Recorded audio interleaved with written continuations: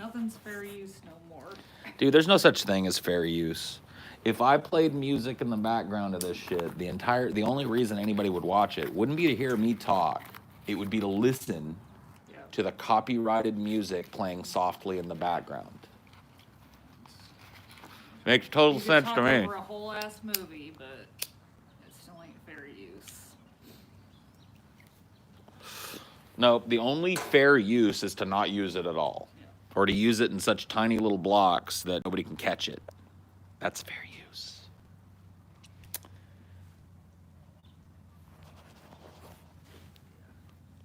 It would be pretty cool to get an editor, kind of like how Hugo and Jake used to edit. Wow.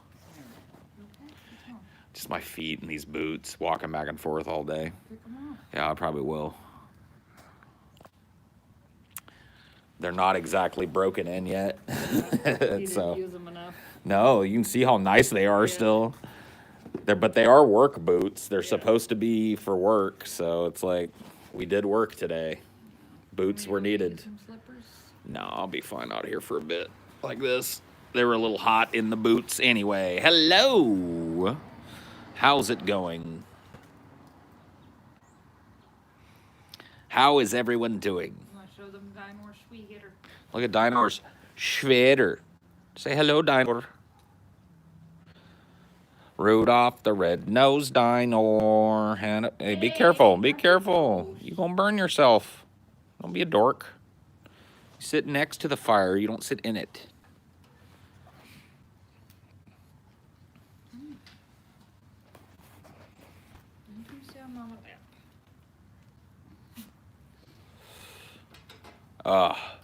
So today I took a chainsaw and I sawed up a bunch of fucking logs on the property. There's a bunch of like wood laying around the property too big to use in my burn barrel. So I took a chainsaw to it. You can brag about the wood pile too. Yeah, I don't really have shoes on anymore, but look at this. The fruits of a man's labor. Are you ready? Dun, dun, dun, dun, dun, dun, dun, dun, dun, dun, dun. You think it stops there? Nope. Dun, dun. There you go. All today. I had some help, but I mean, what are you gonna do? I sawed them logs. Whoa, whoa, whoa, whoa. Yeah, we're fine. I stepped on my boot. Dirt off the shoe. Okay, we're good.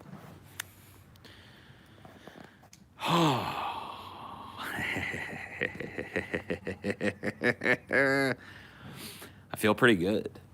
Chopping logs feels pretty good. Wielding a chainsaw predictably feels pretty good. I've done it only one other time in my life, and I remember it feeling pretty good then too.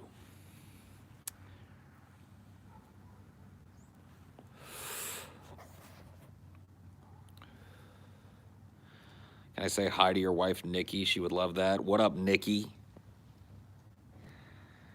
What's going on, Nikki? What kind of name is Nikki? It's like a 90s name, isn't it? I haven't met somebody named Nikki in a hot minute. Nikki. It's a cool name. I'm not trying to shit on your wife's name, but Nikki. Now you gotta do something real crazy for her, so.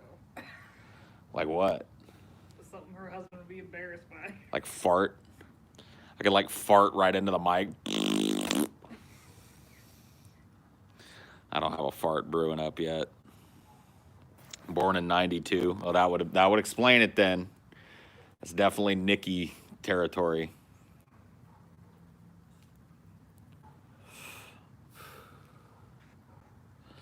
Dude, my earrings are pretty cool. What are they made out of? Bone? Like bison bone or something? Yeah. I had to get hypoallergenic ones. But yeah, they're pretty cool. I need to get new ones. I fucking lost all my backs again. Yeah. Just need to get some comfy, like, flanged plugs like I've got. Yeah. Or I just need to stretch them more. You can do that too. I got the kit. Yeah. I packed it. I just don't remember where I put it. It's somewhere.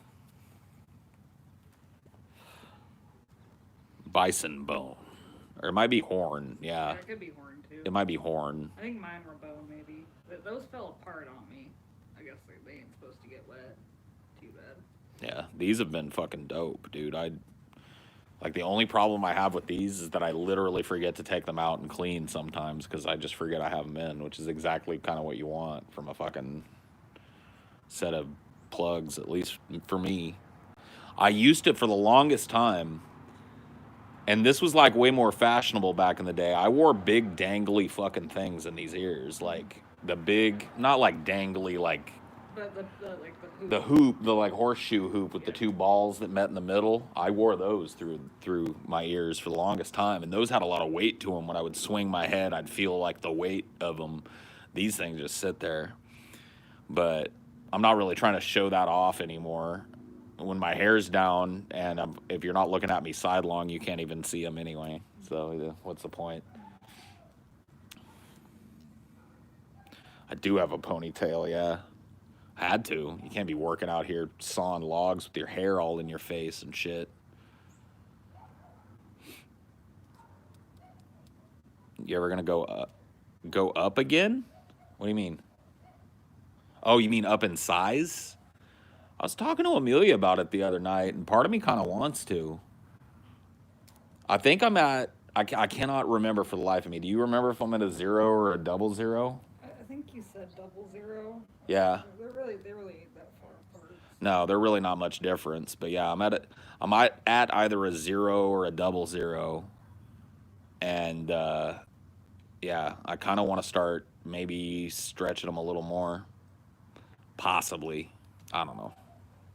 Happy solstice. Oh yeah, it tis the solstice. Tis the solstice. Tis the season to be solstice. Feel sad when the sun's going down sometimes. Why? I like it when the sun's going down. I like when it's coming up. You'll stretch me a little more, you sick puppy, you. Headed back to the Masters, huh? You were there. You were headed there the last time I did one of these, and now you're headed back? Didn't do your job. Must not have did his job, yeah. Peyton, I require you to come back. If Paul or if TJ asked him to get a different thing, he should have anticipated it. Yes, you should have anticipated my needs, Peyton. No, maybe Peyton was just running an errand. That might be. Still should have anticipated. Yeah, he's it. running errands. Still should have anticipated it. Yeah, you should have run the errands on the way in, and then TJ sits you down. Peyton, I have a list of errands for you. You will go out and grab these 3 things from these 3 stores, and then you've already got them. Oh, you mean these 3 things from those 3 stores? And he's like, Peyton, I commend you for anticipating my needs. I will forego the flogging today, Peyton. Unless that's your thing. Unless you would like me to continue the flogging, Peyton. Maybe an extra flogging. Yeah. No, dude, those type of people exist though. Like, I remember watching a little mini documentary one time on YouTube, I think, of this butler school in Great Britain. It's like the most respected place if you want a butler to get your butler trained at. And they're like, that's what they're trained in. It's need anticipation. It's not even like doing a list of tasks or fulfilling a need. It's like learning what that person's needs are and anticipating them so that the person, as soon as they need something, it's there. That's what they explained is like what the butler training is about. It's more of like a psychological observation. Yeah. You, for the first week or whatever that you're working for your new employer, you learn their schedule inside and out. Yeah. Any quirks in that schedule, you learn as time goes on. Like the first month. Well, yeah, that's what I'm saying. As time goes on, you learn the quirks. You learn how things hitch. You learn how that person works. How much food they need for parties or whatever. When do they eat? Yeah. On what days? What kind of stuff do they eat less of? So you don't bring that again. You know what I mean? All that shit. It's pretty crazy actually to think about. It's got to be a really, really hard job to do, but I bet it's a fulfilling job in a way. It probably, yeah, depends. Like, I think a lot of nannies end up doing that too. Yeah. Yeah, you better have all the bells and whistles for TJ's birthday a month ahead of time, Peyton. Oh, Peyton, my birthday celebration must be top notch. Joffrey from Jeffrey, yeah, from Prince of Bel Air, yeah, he was a good butler. Well, actually, he was kind of like a sassy butler. I remember. You don't want a sassy fucking butler, dude. I don't want no sass from the help. Get from my sight. No. You bought them Christmas presents. Good for you, Peyton. How much are butlers paid? In that documentary, I can't remember exactly what the thing was, but they're really highly paid. And a lot of them have like plus lodging too. Right. It's like they live on site, and so they don't have rent, and they're really well paid to do what they do, because it's like an on-call profession. They probably eat what they cook for them and all that. Exactly. Well, they eat from the household stores or whatever that are kept by them. Yeah. They're the ones that make sure that all the things that are needed to be cooked are in the house. If it's because some of the positions require them to also be the chef. So I remember learning about that too. Some of them go through a whole culinary thing as an additional thing so that they can be a personal chef butler, which means that they will, in addition to taking care of the person throughout the day, make all their meals. But a lot of the butlers just serve the meals, because if you can afford to have a butler, you can probably afford to have a personal chef as well. That's what a lot of those Hell's Kitchen contestants are. They're personal chefs. But oftentimes it depends on the size of the place too. Like if it's a smaller getaway type of place that you've been hired to butler at, then you're going to be cooking, because the servants' quarters are probably one-person quarters, you know. Seen that Lovecraft doc on Amazon Prime? I have not, I don't think. Bagley is a good butler name, yeah, Bagley. I like Mr. Belvedere. He was a butler in an 80s TV show about a wacky butler that helps keep the family together. What was the dude in not Changeling, but fucking the others? What was that butler? Oh, Mr. Oh, what was his name? Because he was like the gardener too. It's Mr. McCready or something like that. Something like that. Mr. McCready, I believe I've reached the end of my rope. Oh, yes, quite.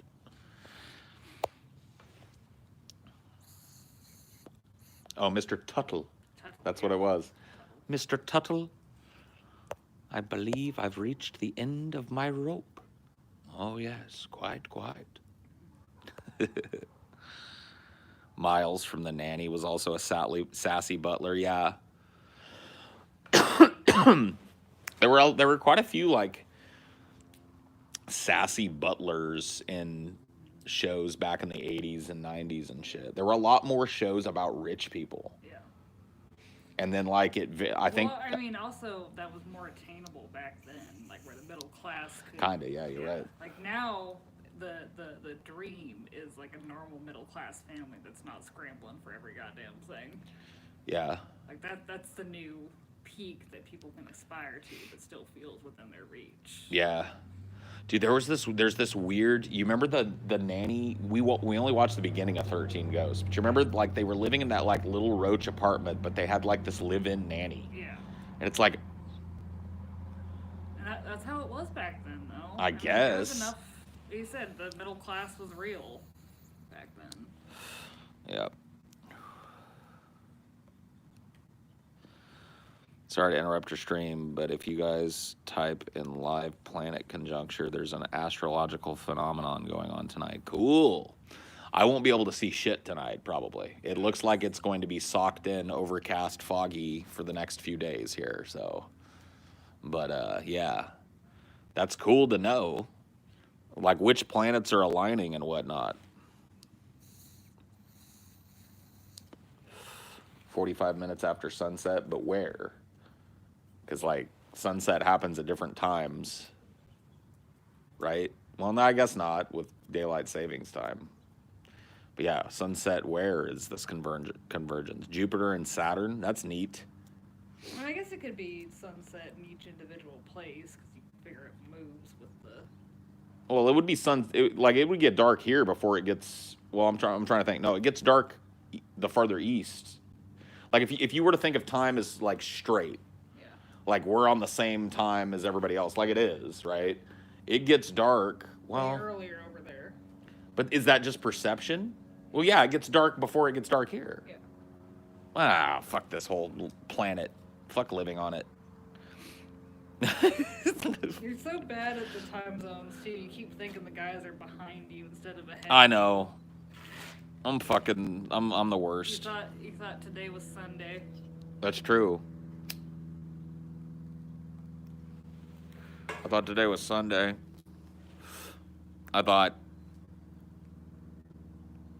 don't know. I thought the sun went down at the same time everywhere else on the planet, which makes no sense. For a second there, my mind was like, yeah, sun goes down everywhere at the same time. And I was like, wait a minute, no.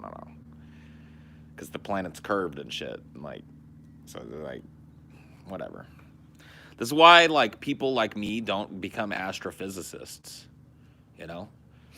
You need people like me to be the crazy guy that lives in the garden that tells weird stories about nature and shit. And then, you know, you be the astrophysicist that makes a bunch of money and you come enjoy me. You know? Come knock on my hut door and we'll make a fire together and I'll sit by the fire and philosophize at you. That's really when I think people like me had a job that like it's the only other time in history other than now that I think people like me had a job doing this. Yeah, I'm sure there's been like probably like ebbs and flows of that throughout time. Yeah, maybe, but the medicine man's basically the storyteller. So. And that's true. And people supplement the medicine man from their own stores and shit. That's how he's paid. Yeah. So yeah, you're probably right about that. The medicine man. I like it.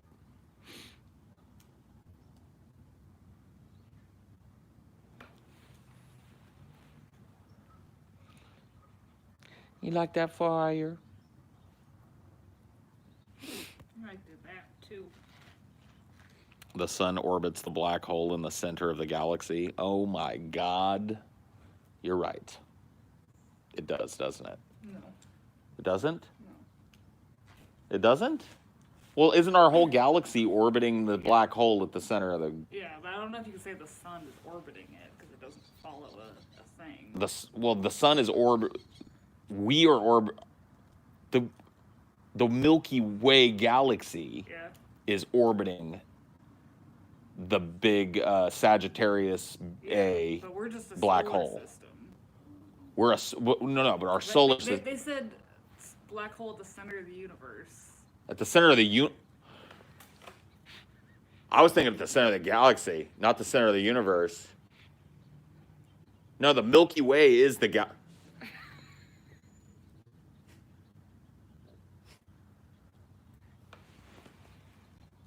You said galaxy. Okay. The black hole in the center of the Milky Way is Sagittarius A, right? Sure. Or Sagittarius B. Is it Sagittarius A or B? Some dork will know. I know it's Sagittarius something. So you're saying that since our solar system orbits within this galaxy, that the sun is orbiting the black hole? Yes. Okay. Well, yeah, because we're in the Milky Way. Yeah. We're in a spiral arm of the Milky Way, which is being sucked around the black hole. Yeah. So it is orbiting the black hole, but not the sun itself isn't just orbiting the black hole. It's our entire spiral arm that our part of the little universe is going around the black hole named Sagittarius at the center of the Milky Way, which is a galaxy. And then there are all these there's like, I don't know, billions of other galaxies, right? Mm-hmm.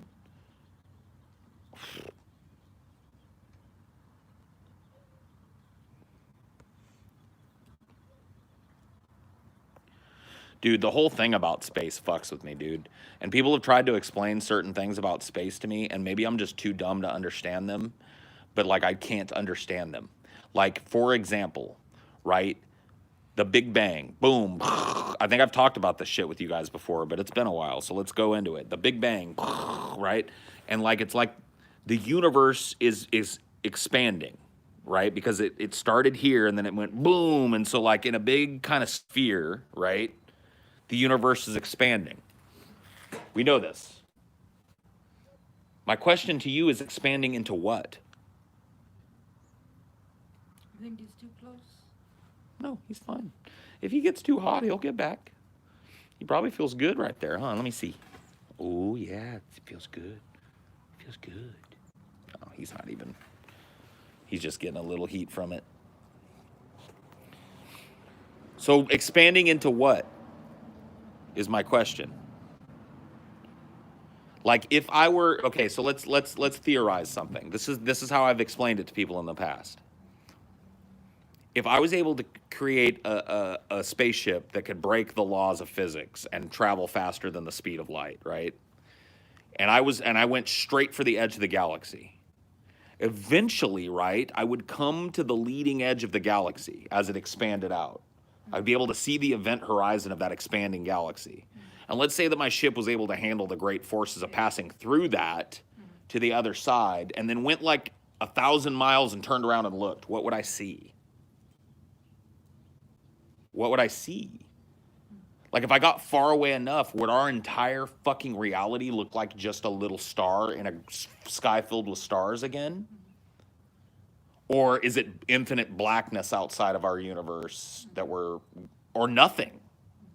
Not even the vacuum, just like emptiness, nothing. Or just a wall of, that's the limits of it. Right, that's being slowly pushed back by our exploding universe. But then you hit it and it's like there's some reason you can't, like I don't get it. Nobody's been able to tell me like what's on the other side of that. What is nothing? That's a great question. Nobody, as far as I can tell, has ever, what was it? Who used to say that? I can't remember. It was some like old atheist guy. As far as I can tell, nobody's ever examined any nothing. And then you have antimatter, but that was created with matter. So antimatter isn't even nothing. Well, isn't antimatter just theorized anyway? Yeah. Like, can't they even not even prove antimatter? They theorize like, well, it has to exist in order for this law to work and for things to work this way. I don't even fucking know, bro. I don't even know. I don't pretend to have the answers.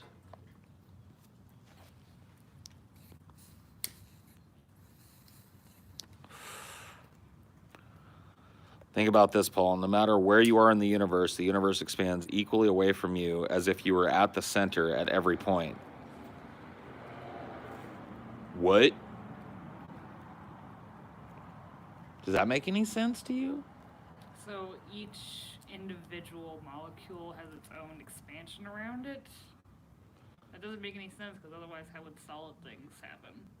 I'm not even at that point yet. You're raising a question I didn't even think about.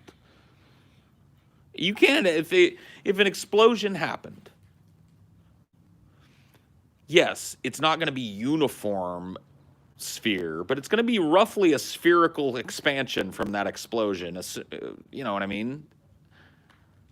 So you can't be at the center of it, no matter where you are. He said, as if you were at the center.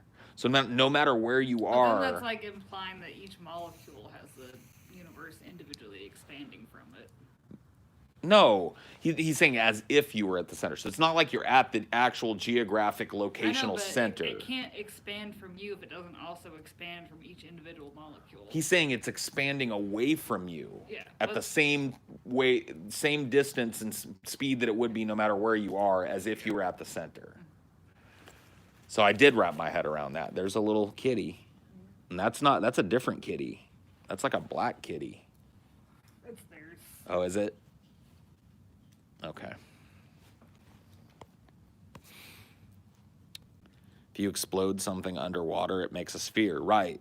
Well, that's just like showing you the principle that I'm talking about. In a vacuum, of nothingness, if a giant explosion happens and all this matter is ejected, it's going to expand in a roughly spherical shape. If you get far away enough from it, it's going to look like a sphere. And see, that's the question that I have is our universe, right, which is everything. So I'm using the right word, not galaxy, not solar system, but universe. Is our universe the only universe? Or if you could get past that barrier where it's expanding and get way out ahead of it and turned around and looked, would you just see a sky filled with other universes also doing their expansion and contraction and exploding and, you know what I mean, and starting anew? And would you see that going on? Or is the limits of reality right there where the universe is expanding, meaning that as the universe expands, it's creating more reality? Does that even make sense? This cooks my noodle.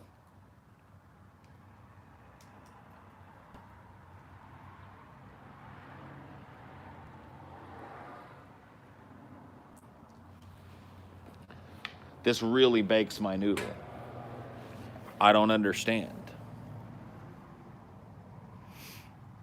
Perhaps it expands beyond a certain elastic point and the bubble bursts, contracting. Yeah, the big crunch thing, I understand that. It's like eventually the initial energy of the Big Bang is finally fully expended. And then gravity goes to work on all of the matter in the universe, pulling it back together towards that central point again. That makes total fucking sense to me. That I can get. What I can't get is what's going on outside of all this. What's beyond the fringe?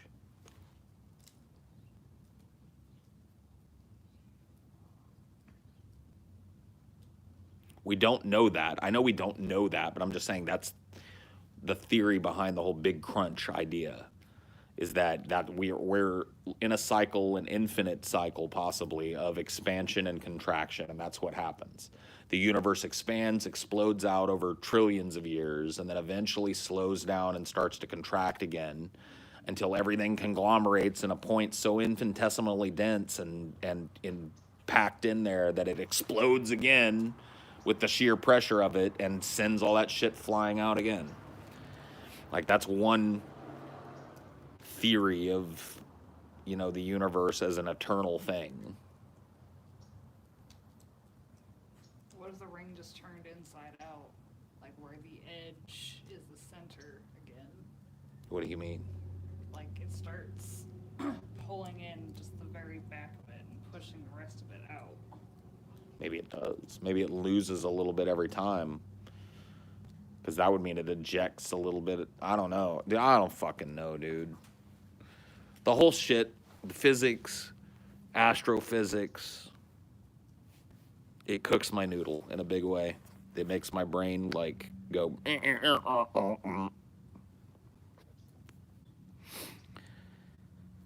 Theoretically, there are an infinite number of Pauls streaming this exact stream in this exact moment of time. Cool, man. I wish I could high-five those guys. And I wish I could smoke their weed so I don't have to pay for mine.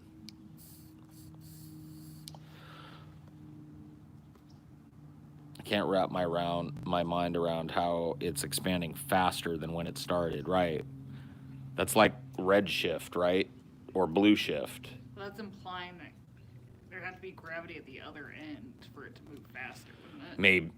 Well, that's one of the positive things. Like, they're looking at it, and scientists say that they expect to see things slowing, but in the time that they've been observing it, they've noticed that it's actually gaining momentum still, which may mean that maybe that initial explosive energy is still expending itself.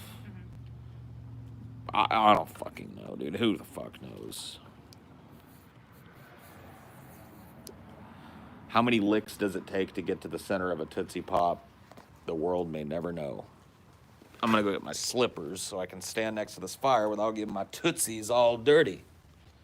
I'll leave you guys right here to stare at the nothingness of the ceiling.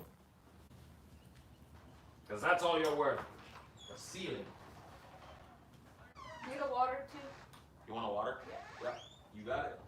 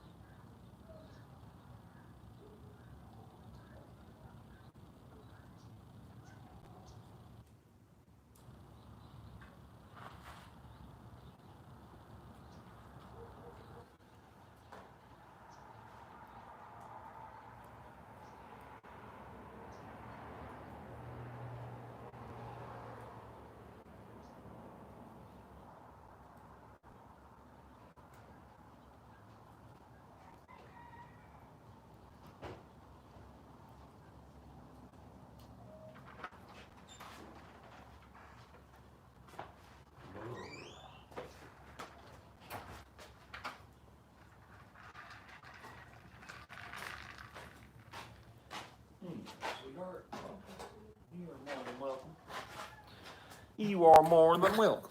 Okay, let me see. Brought myself one too, because that sounded like a good idea. Now I got my shoes on so I can warm my buns.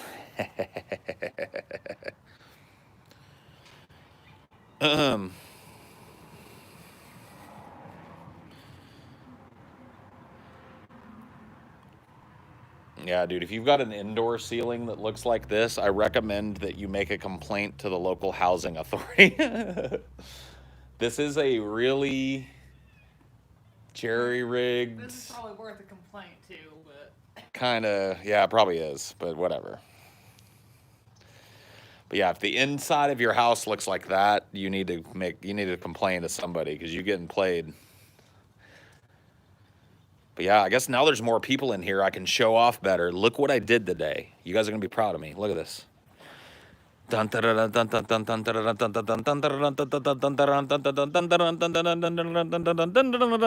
you go. I took a chainsaw to all that shit. Ooh. Yeah. And I'm burning it now.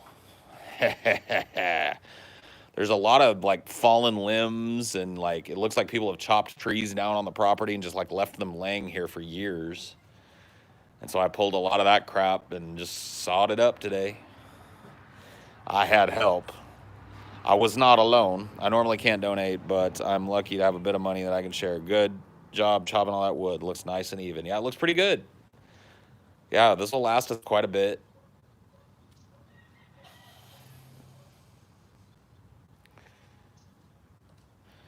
There's quite a bit of wood there.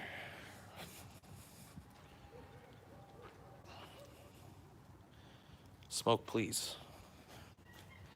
If I come over here. Is that better? Those roosters, dude. The fog has them all fucking messed up. They're like, sun's coming up still. They've been going all day.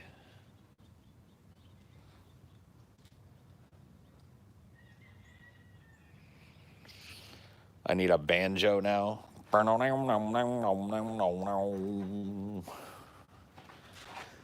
Ooh, oh man. Hold up. He needs to go in? He's probably fine with this fire out here. But if you want to put him in, put him in. If you think, yeah, if you think he's looking cold or whatever, let him in. But he probably would rather be out here by the fire with us, I would guess. It's hard to, we can't really ask his little butt. Well, he just flew by closer, so... Well, let Dad stoke it.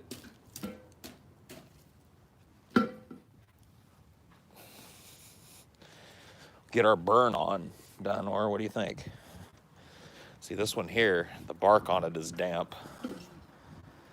But those coals are so hot now that it does not matter. Whew. Bald old rail splitter's ego, dude. Yeah. Felt good though. Like I used to like doing outdoorsy kind of stuff every once in a while, and it's been a long time since I've done anything like that. Chopped up some wood or whatever. My parents used to do it for extra money back in the day. I remember as kids, they would go to an orchard, like an almond orchard or something, where the farmer was going to swap it over to something else. And they would buy a whole row of trees. My mom was talking to us about it the other day. They'd buy a whole roll of trees. And then it was on you to bring all the shit and chop them down and cord it up. And so I remember going on trips when I was a kid and helping them load the trucks and stuff. But I don't know, it was a lot of fun. And the fruits of the labor right here, crackling away. Feels nice. Got a special live grease trap coming up tomorrow. We do? A live grease trap? On Tuesday. For what? You're going to do a live grease trap for the $10 patrons. Are we? Yes. Said who? Said you guys that you agreed to together. Did we? Oh, that's right. trying to help you pimp your shit. I just didn't remember what you were talking about. I was like, oh. That's right.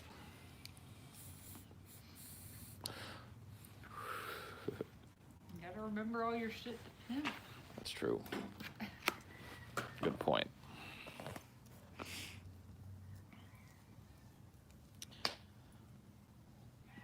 Yo, Paul, you missed 2 of my super chats. Well, I'm very sorry, my friend. There's one. Hey, Paul, today's my birthday. Love the stream. Happy birthday, my friend. Thank you for the fine compliment. And then your other one, same thing. All right, well, I'm sorry you had to donate twice, my friend. I was not trying to miss you, but I'm not always looking at my phone.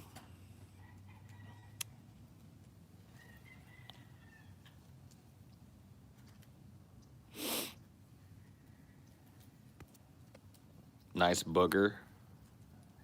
I don't see any boogers.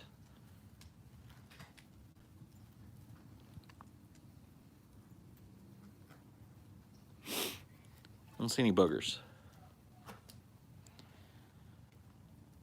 I have not made mead before. You see the fire? Sure. Here you go. Crackling away. Isn't that nice? I'll let you guys watch the fire for a while instead of my stupid face. Paul kind of looks like a biker with that jacket. I look like a biker now?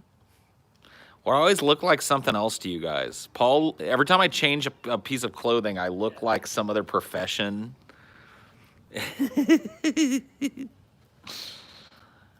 Paul looks like a fucking crab fisherman now with that beanie on. Paul looks like a fucking longshoreman with that shirty butt.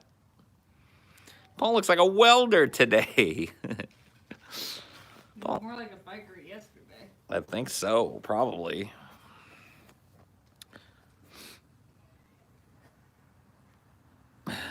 I'm on my way to becoming a Mad Max character, I guess so. Have any advice for a young man trying to move around a lot and still wants to be financially successful? I mean, I don't know if those 2 things are attainable for you. Like, it depends on what kind of work you can do, you know? And how frugal you're willing to live. Like, it's all about sacrifice. It's like, if you want to move around, have everything. Right? If you're a young man who wants to move around a lot, then I would say that like your best bet is to not get entangled romantically with anybody, number one, so that you can live in a very Spartan kind of studio apartment type of arrangement, or kind of maybe like little room above a business type of arrangement, pay very low rent, keep your costs super low, and then save most of your money, and you can pretty much do that at your leisure and still save money, you know?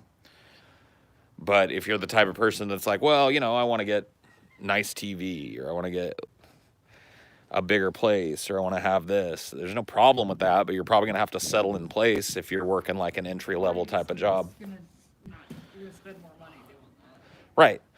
That's what he was asking. He wants to be financially successful, but he still wants to move around. I was like, that for me, in my mind, that's really the only way I could see that working. It was like, if you're willing to sacrifice your creature comforts and whatnot, then you could stay mobile and save money while you do it. If you're not, then, well, you better find a place. Ever want to be a carny? No. I'm kind of afraid of carnival folk. Not really, but kind of. Kind of slightly afraid of carnival folk. Your butt got so cold yesterday. Dude, I had the coldest ass, I told you. It was like fucking 2 little flabby ice cubes back there. It's sad. Probably be cold again today. Like mochi ice cream. That's Yeah. what it was like. Yeah, it was like mochi ice cream back there.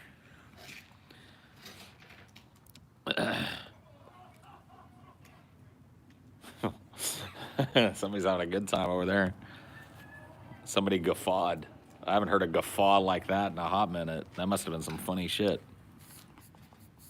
Have you ever tried to quit alcohol? I don't. What do you mean quit alcohol? Like never, like go like I shall never drink a beer again. No, no, it's really unnecessary. Like I have a beer once a week probably. If I were to like extrapolate out what I drink, it's probably a beer a week. And maybe a lot of weeks go by and I don't have a beer. So like I don't like quitting alcohol to me, that would be like quitting like drinking Kool-Aid or some shit.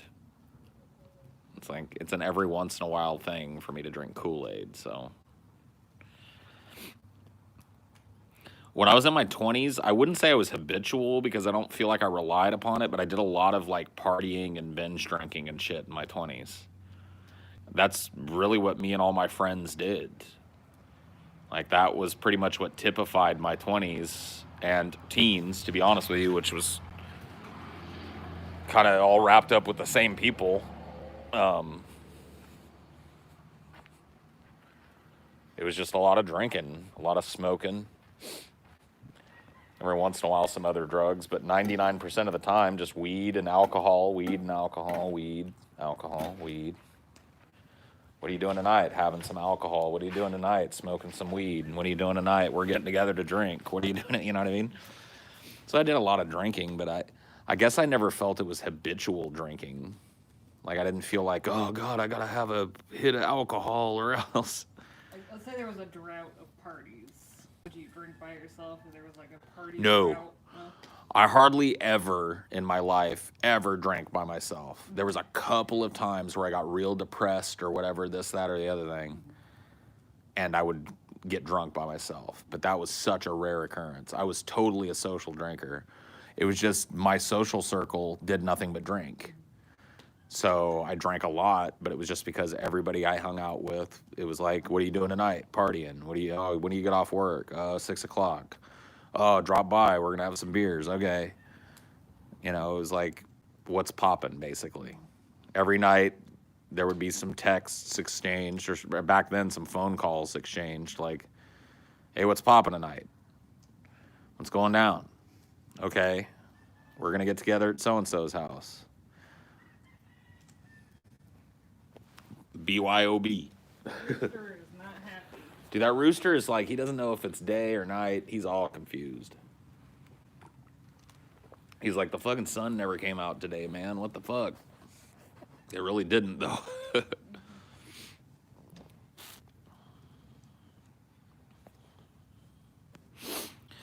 my advice to people begins and ends at this. If you are worried that you might have a problem with something, you probably do, and you should probably get help with it.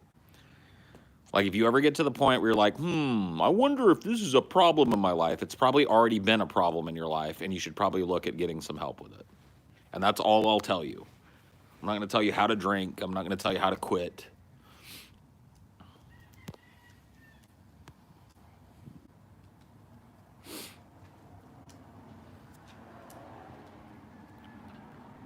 You're done with weed, hey, more power to you. I mean, nobody's forcing you I just don't understand, especially now with weed being so fucking like normalized. It's like nobody's fucking force feeding you joints, so be done with weed, dude.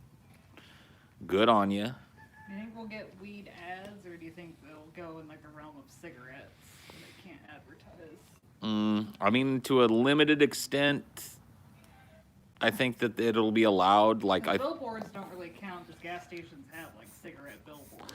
Billboards are like boomer advertisement anyway at this point.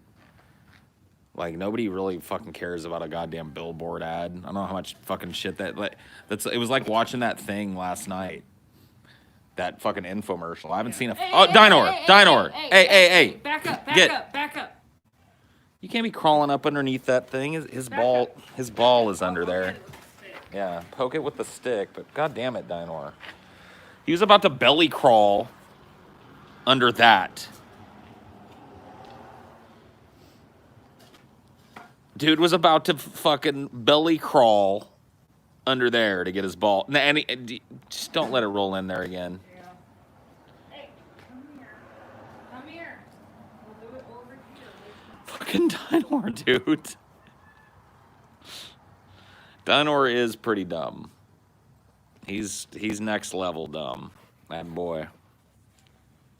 Oh, you don't want to do it now? He just wanted the ball out. He wanted to save it. He heard it screaming like, it's hot under here. Don't you go that close to the fire again. Yeah, that's enough. You lay down by the fire, that's fine, but you can't be crawling up underneath there. There ain't nothing underneath there for you. The D is for desire to die. I don't know what that was, dude. He tried to commando crawl underneath the fire pit. Like, whose dumbass idea is that? I'm gonna singe your little butt. And then what? Death wish Dinor. That boy ain't right, no, he ain't. I do declare, I think there's something wrong with that boy.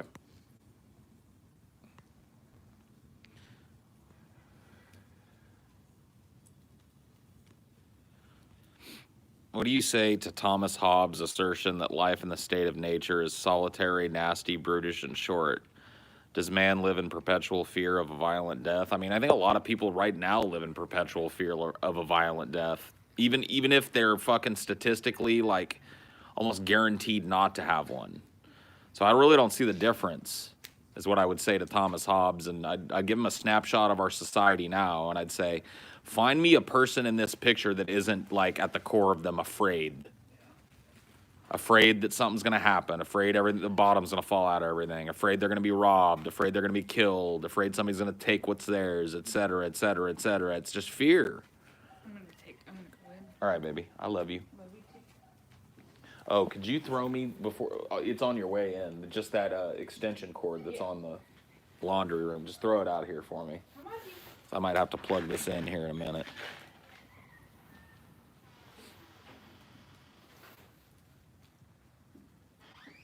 Thank you, baby. You don't have to plug it in or anything. I'll just put it right here. Oh, yeah, that's perfect. Thank you so much, baby. I love you. Love you too. Yeah. I don't know. I was having a conversation about this on the phone with my mama just a few days ago. She was talking about her grandkids and how she's always afraid this is going to happen or that's going to happen. And I said, Mom, like, what happened? She's like, what do you mean? I said, what happened? What happened to, like, when we were kids? Like, when me and my sisters were kids? She didn't understand still. And I was like, well, like, you didn't give a fuck. I mean, it's not like you didn't give a fuck, but it's like we were allowed to run around the neighborhood, do stuff that was pretty dangerous, come home all bruised up and scraped up, and you'd put like mercurochrome on it and send us to bed. You know what I mean? Like it's different right now. And she was like, oh, well, things just changed. You know, and I said, well, yeah, like if you want to look at the statistics of it, like violent crime went down since the 1980s in a big way. Like, if anything, you should have been real scared in the 90s for me to be running the streets because, man, violent crime was super high then compared to now.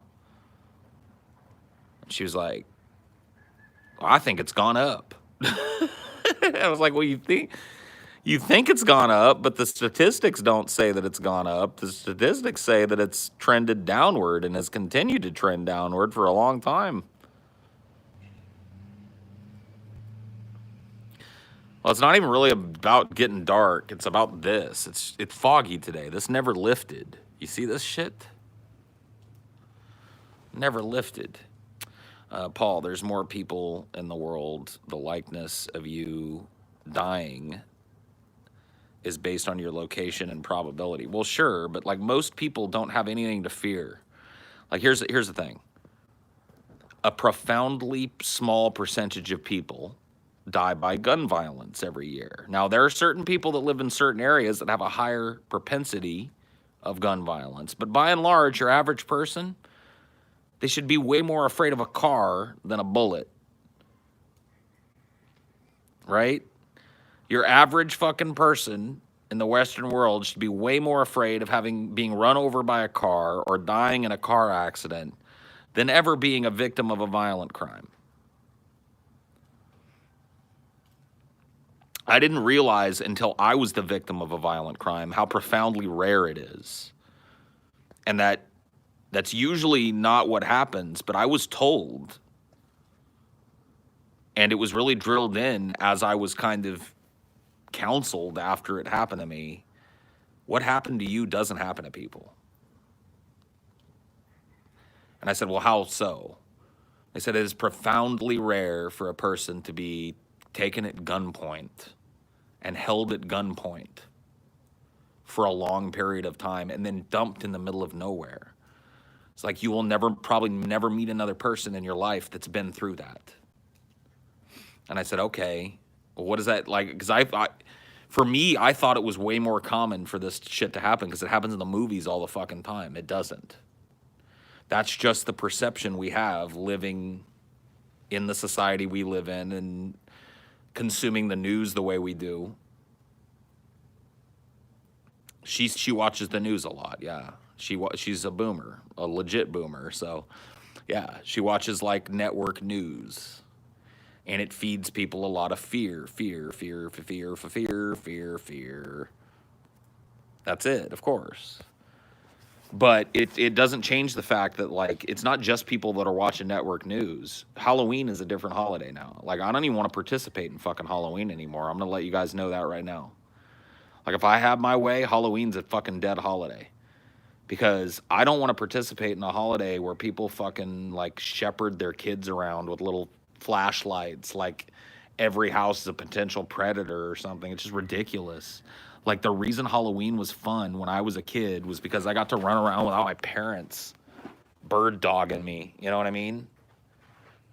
And it's like, if that's what it's going to be, just some fucking night of like, well, I'm going to keep my kids safe from the lowering crime rate. It's like, man, fuck this holiday. Yeah, the vest moms, the fucking like LED lights and the fucking big bright flashlights and the like, it's like, what is this? When did Halloween become a chaperoned event? Like, what night, like, is there any night of the year where kids are allowed to go out and be fucking kids for a little while? I guess not. That kind of fucking sucks, in my opinion. Maybe it doesn't. Maybe you liked, you know. I don't know if any of you are young enough to have been chaperoned by your fucking parents on fucking Halloween. But let me just say, I'm glad I wasn't. I talked to my mom about it, too. I brought Halloween up with her in that same conversation, and I was like, Mom, Halloween, I used to run the fucking neighborhood. And she said, she tried to give me this shit. She was like, we went on hay rides. And I was like, Mom, there was one, maybe 2 years when we lived out in the country where there was some hayride shit. And she was like, see? And I was like, that's 2 years, number one. And I said, Mom, what did we do after the hayride was done? Well, then y'all went out and ran around. And I said, see? It's like, this is what I'm fucking talking about. It's absurd.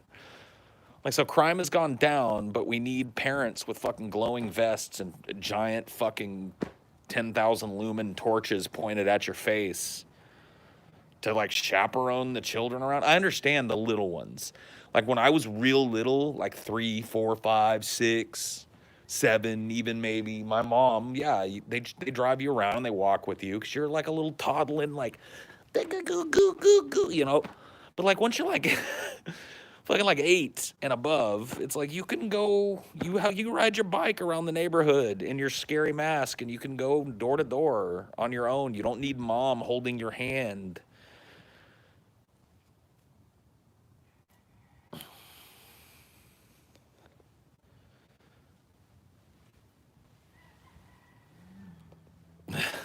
You know what I mean? I don't get it.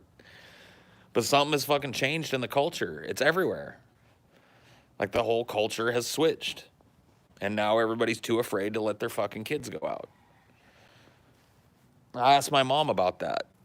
I was like, what are you afraid, like, what do you think people are afraid of?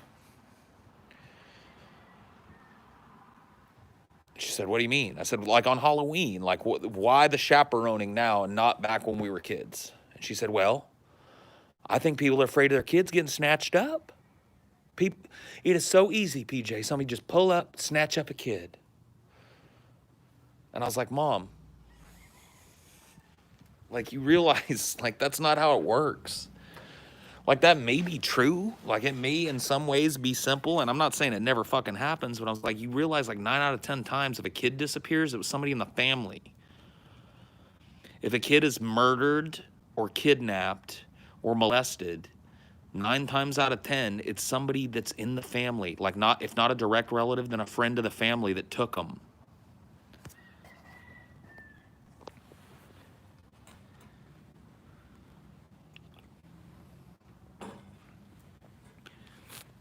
And that's all there is to it. It's like, why do you think when a husband dies, the first person that gets interviewed and investigated is a wife, and vice versa? Because typically in murder cases, you look at the people that are closer to the person because that's what happens.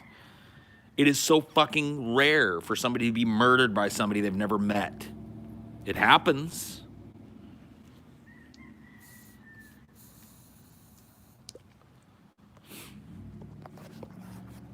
But I'm just saying, like, to like change your whole society to like this thing where you just presume your child is going to get abducted unless they're out of your eyesight. It's fucking absurd. It's like the level of anxiety that is underneath this society is really concerning to me. It belies the people that just aren't fucking comfortable with themselves.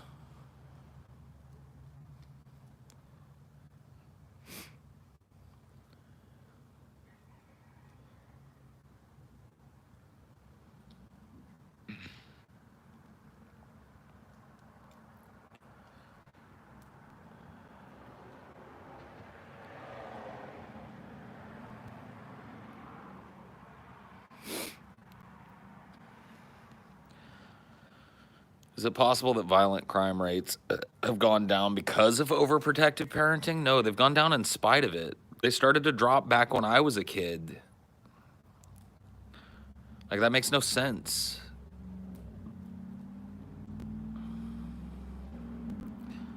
Glad you're talking about this, Paul. So many people around you don't even see this societal terror that's driven into us. Dude, I think it was 9/11, honestly. Like, I'm not even joking either. Like, I'm not trying to meme. I think it was 9/11. Like, I think that event broke the psyches of people, and now the people that were my age when 9/11 happened, they're all parents now, and they're all fucking terrified of their own shadows because of what happened.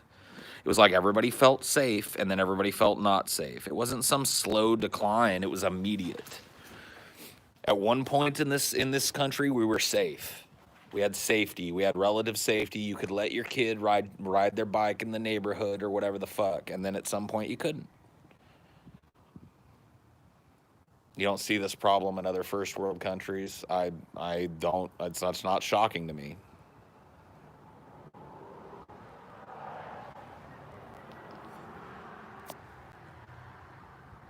It's a mix of media and the New World Order, huh? Oh yeah, it's got to be. That's got to be what it is. It's got to be the goddamn fucking New World Order. It's always them. It's always the New World Order, isn't it?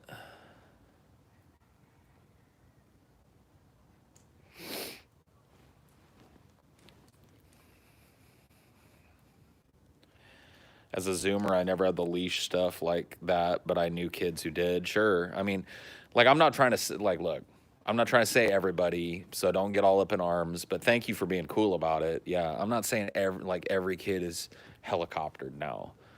But I'm just telling you, man, that type of shit was way less prevalent when I was a kid and is way more prevalent now, in different doses too. Like some kids are just hovered over every second of every day. Some kids, it's like events that it used to be cool for kids to go and do on their own. Now they got to have parents. You know, it's just different levels of this shit. And it's gotten to a point where it's hard for me to tell, like, like what caused it, you know? when it started, and why it's seemingly necessary to people.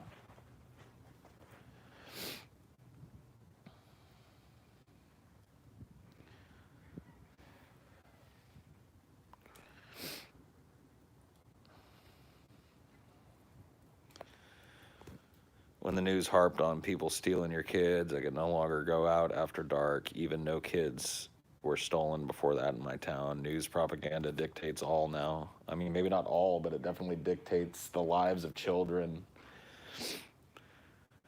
And it's just like, man, I think about that as an older dude now, or at least a grown up now, officially.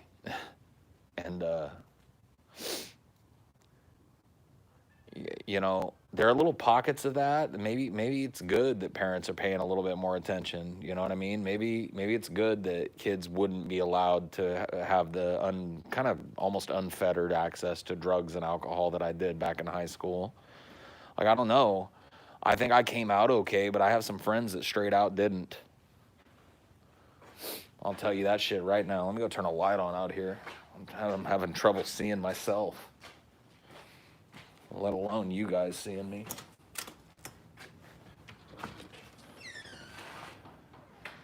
There we go. I'll grab these too. I think these are mine. No, these are not mine. I think mine are on the thing still. You know what? I need to preempt this problem by solving it before it starts. Let me get this extension cord shit handled up.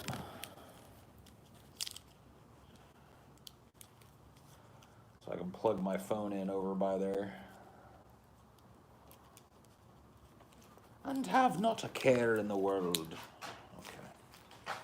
Boom.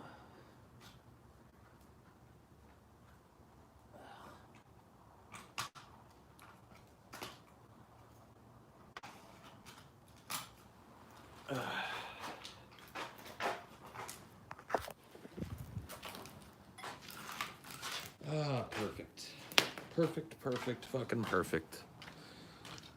Life is good, y'all. Life is good. Solved a major Highdeology problem. I can now plug my phone in by the fire. Isn't that great? I think I can do it. Yes, I can do it. I don't know. There we go. Boom.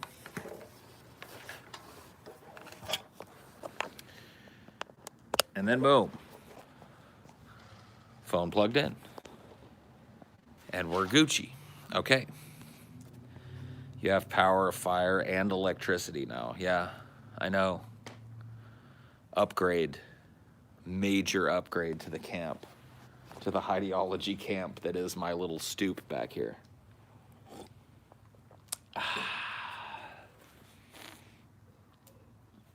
All right, hold on 1 second, guys. I will be right back.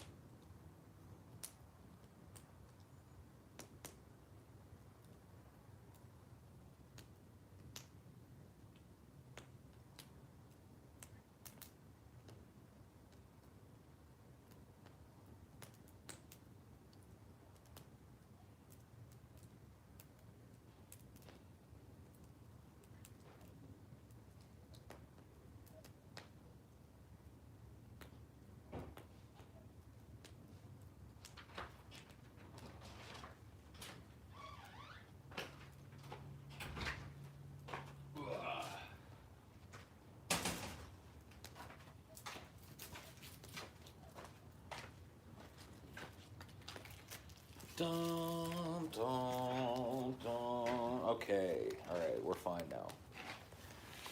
We're on a gravy train with biscuit wheels now, friends. tell you that much.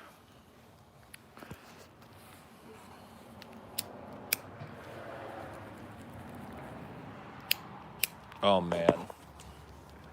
Lighter plays. Oh, you know work. I know it's cold out here, but work with me, lighter.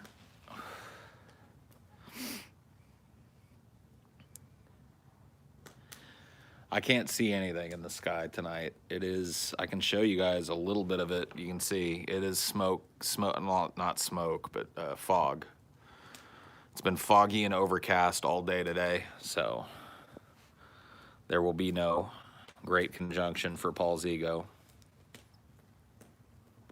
Smog, yeah. A starless sky. You like to dance close to the fire? I do. I'm a bit of a firebug, is what my mom calls it. Not exactly a pyromaniac, but someone that's always been a little fascinated by fire. I like to build them. I like to be near them.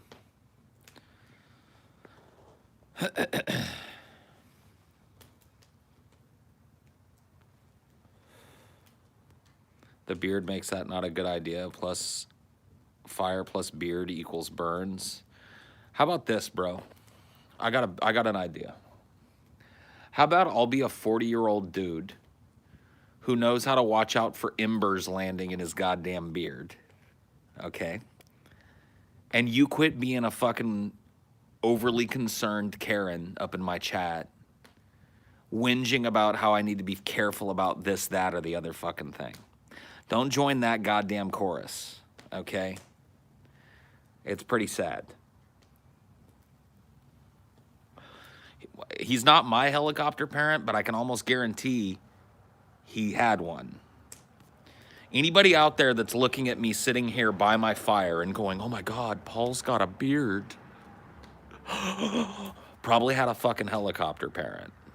And that's what I'm talking about, dude. It's just like...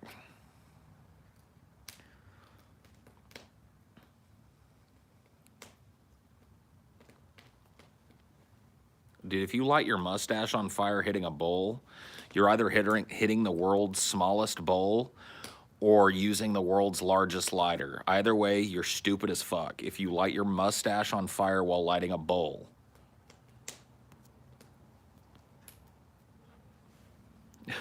You deserve no mustache. Helicopter parent? A parent that never let you do anything without their supervisory eye on you. A parent that, like a helicopter, followed you everywhere you went and made sure you didn't get into anything. Because they were afraid you were going to trip and fall and get a boo-boo on your knee. Paul, be careful. A giant gout of flame might jump implausibly out of your fire pit and set your whole face alight.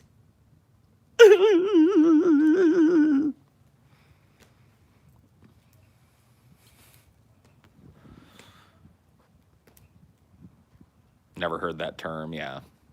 Helicopter parent, yeah. They're the type of people that put their children on a leash. Have you ever seen that in public? That's a helicopter parent. They've got a toddler. Now, there are some times where that is, I will say this. There are some times where that is actually helpful. If you have an autistic child or a child that's developmentally disabled, it can be a good way to make sure that they don't, like, dash out into fucking traffic or go hurt themselves or whatever the fuck, and still allow them a measure of, like, walking around with you and shit. It's not, like, I'm not trying to down talk people that do that, but, like, there are people that just put their whole ass, like, able-bodied kids on a leash and walk them around like they're dogs.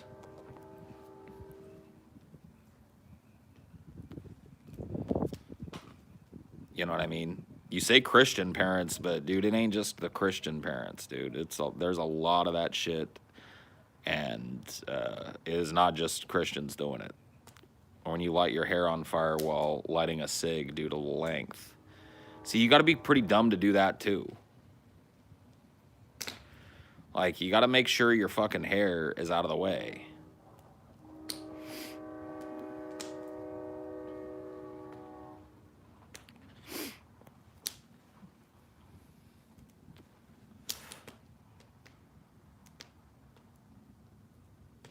The train agrees. Yeah, it seems like it does. Toot toot. Wonder how many of those leash kids became mass shooters. I don't know. They should do a correlation study on mass shooters and see how many of them were helicopter parented and shit.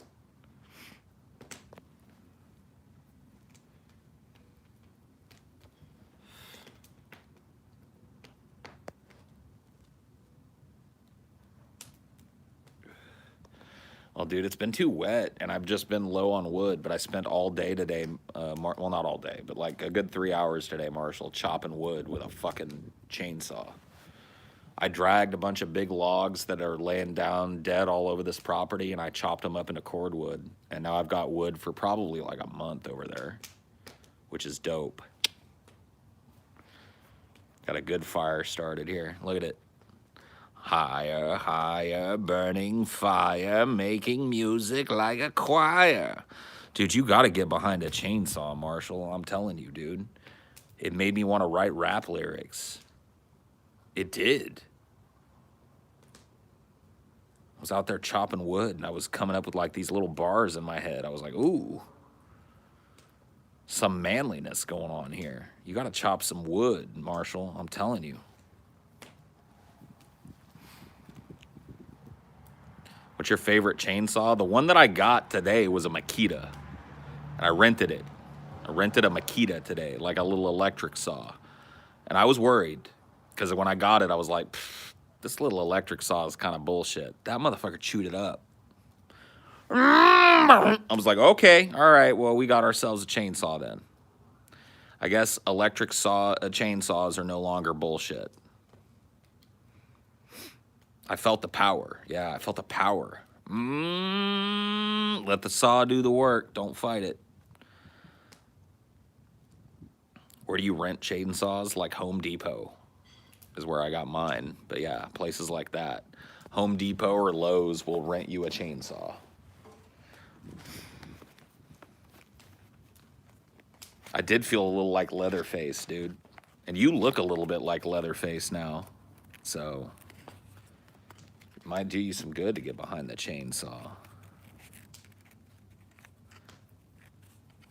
Wow, rent a chainsaw? Dude, just buy one. Get TJ to get you it. What? Why would I do that? Why would I buy like hundreds of dollars worth of chainsaw that I only need for a day? And I can rent it for like 45 bucks for 4 hours. Like, why would I do that?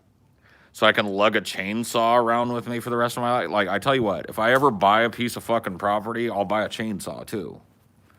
How's that? I promise you that. For the zombies? Yeah.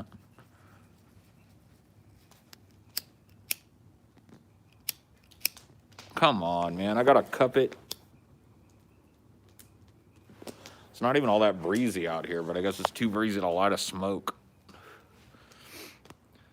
I had to fucking cup it, dude. In case the house has the Necronomicon in the cellar. There's no cellar that I know of.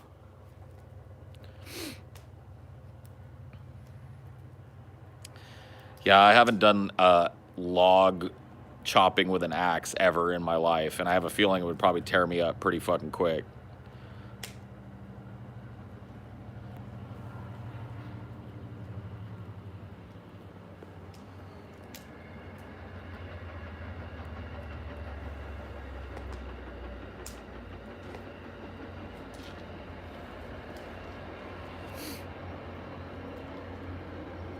Chopping wood, chopping wood, yeah. Yeah, I might like it if I could get into the swing of it and shit, but there's just not enough. Like I said, I had some downed tree limbs and some old fucking half chopped up trees from past tenants and shit laying all over the property, and I dragged them all to one place today and chopped them up. I don't really have much more work to do with a chainsaw beyond that, so.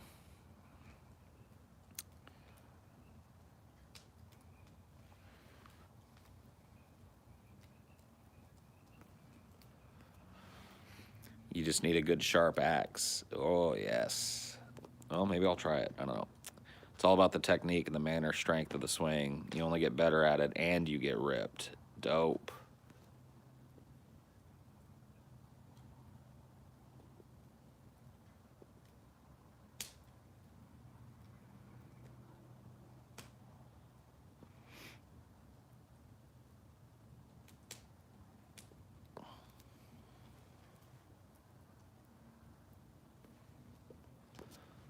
It's all in the hips. It's all in the hips. What are you doing, Stubbs? Just easing the tension, baby. Well, ease it on someone else. I love that line. Dude, that movie is fucking funny, dude.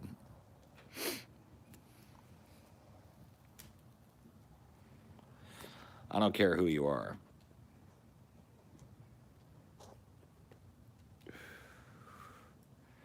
I played the first Dead Space and really liked it. I don't think I fucked with any Dead Space after that. Not as funny as Jack and Jill. Well, no movie rises to that level of hilarity. I mean, come on. It's like Jack and Jill, everything else.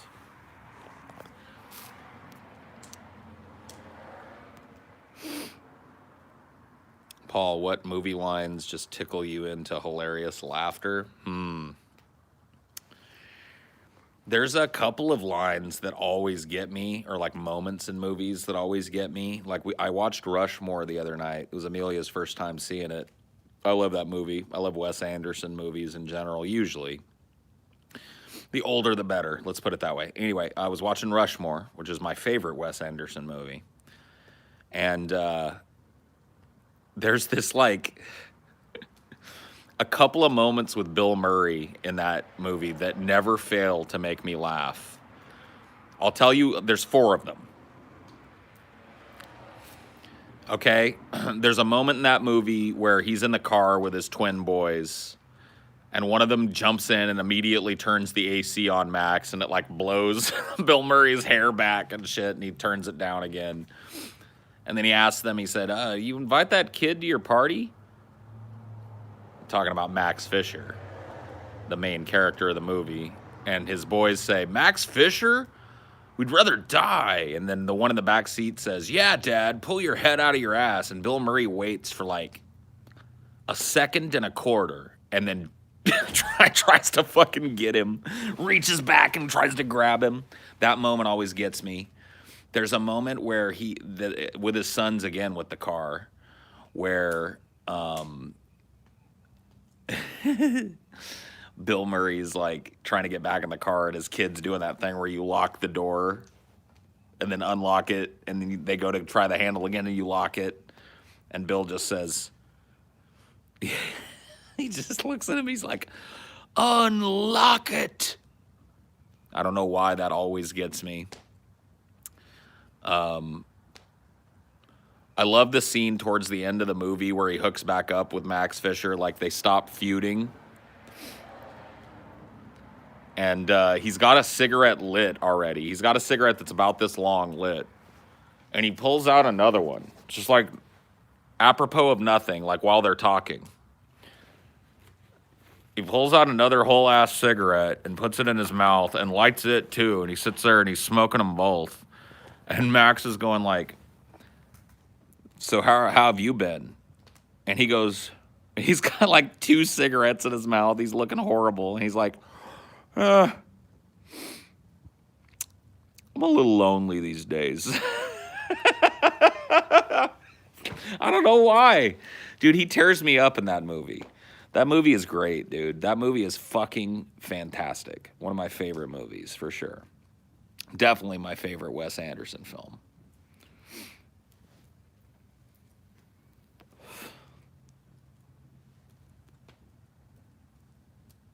He has, oh, dude, Bill Murray has comedic timing. Like, that's something you can't teach.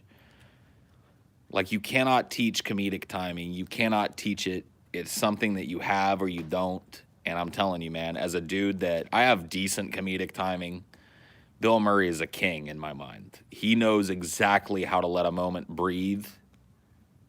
Like, that's part of timing, is like ignoring your impulse to try and fill the funny with more words.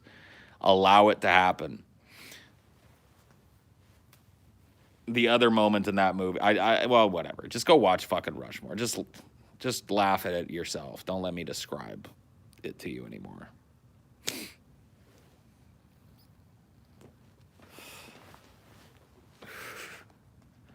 There's no need.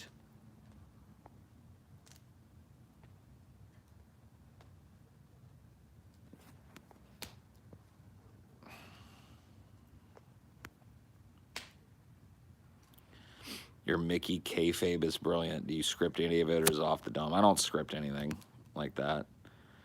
I come off the dome with 99% of what you guys see me do. Probably more than that, honestly.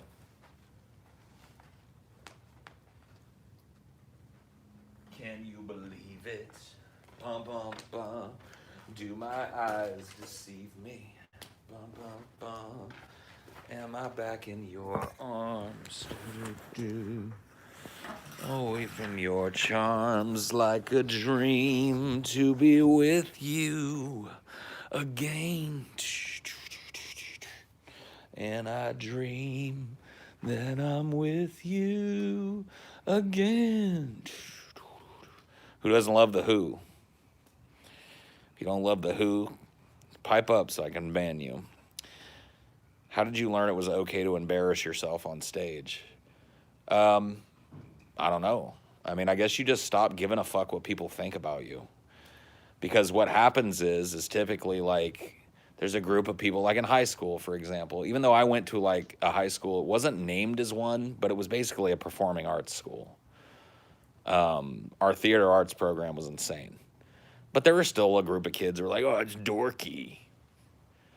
And it's just like those same kids are laughing their ass off at you. Like not at you, but with you on stage when they're watching you do a really good show. So fuck them. Who cares? I don't give a shit. Like, I don't know, man. I really, it took me a while, but not that long in my life to really stop giving a fuck what people thought. About how I conduct myself, at least. Would you consider including more moments of dead silence in your videos so I can skip forward to compensate for when I pause to get up to use the bathroom? No. Thanks for asking, but no. Your shit schedule is of no concern to me. Well, why don't you just why don't you get watch on your phone, too? Take your phone in the bathroom and take a shit. Set it up on the counter and you can listen to me and I'll talk you through your poop. Like, what's the point? I can't see you, so you ain't got to worry about that, you know. What kind of request is that? Would you consider completely changing your format so that I have time to poop and don't miss anything live? It's like, huh? No? Thanks for asking, though, I guess. It's like a dream to be with you again. And I dream I'll be with you again.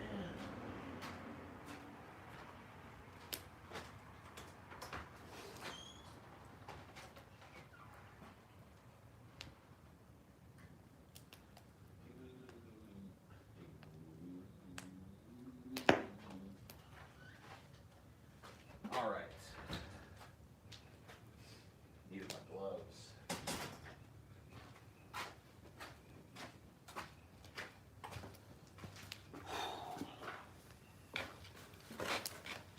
Even with the fire,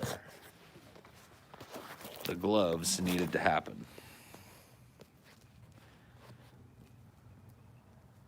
It's like a dream to be with you again. And it seems like I'm with you.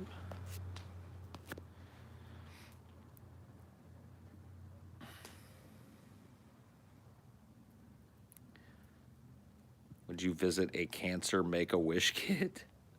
What kind of cancer Make-A-Wish kid is like, I want to meet Paul's ego? Sure, why not? There was some cancer Make-A-Wish kid that was like, I want to meet Paul's ego before I die. I'd go. It would be horrible, but I'd go.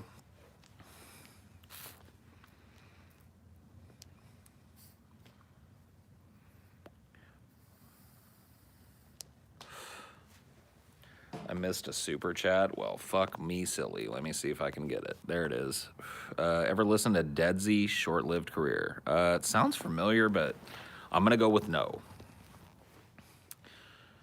Because I can't think of any tracks. Would you eat pizza and play Minecraft with him? Sure, that's what he wanted to do. Why not? The fuck's it cost me? I like pizza, and Minecraft is tolerable in small doses, I guess. I really hate not having my own place at this point in my life. Yeah, I mean, I got to tell you that it took me a long time to get that. And then when I did get it, it took me a long time to actually treat it as my own place. I had a lot of roommates and a lot of this, that.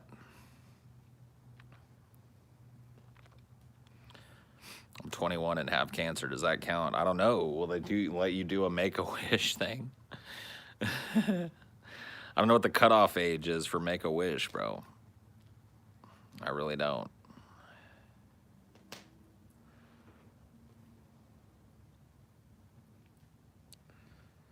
Doom doom doom doom doom doom doom doom doom doom. Make-A-Wish adults. Yeah. Make-A-Wish adults.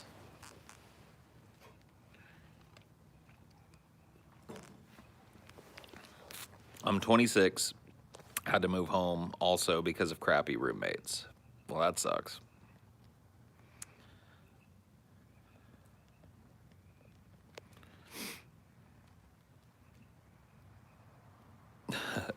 Pay my bills for me, fam. You can do it. Your family's the worst roommates. You think that now. And then one of these days you'll get some actual roommates and you'll be like, holy fuck. Living with my shitty family wasn't so bad.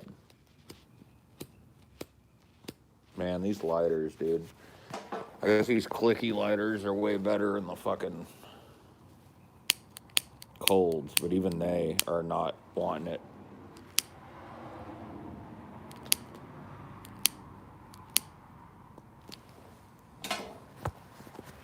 There we go. Nothing beats Flint.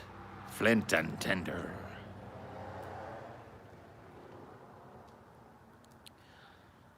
Ever had a roommate steal from you? I don't think so. If they did, they got away with it. I guess. I don't think I've ever been stolen from by a roommate.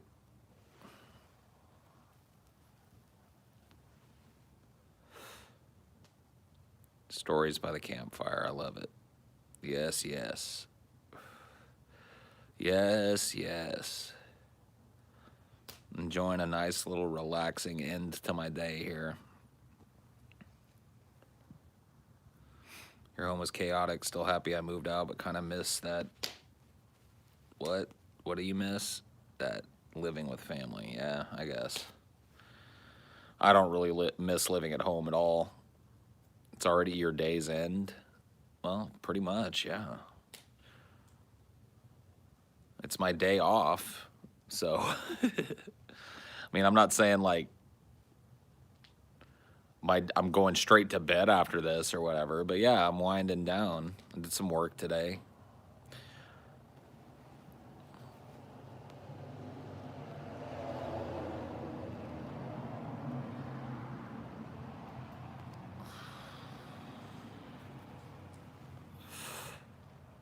Paul, is Leonard Nimoy still alive? No, he's dead, unfortunately.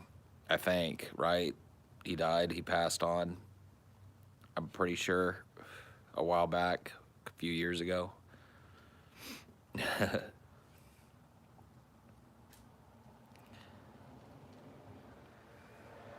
Nah, baby, he just went home. Yeah, he's dead.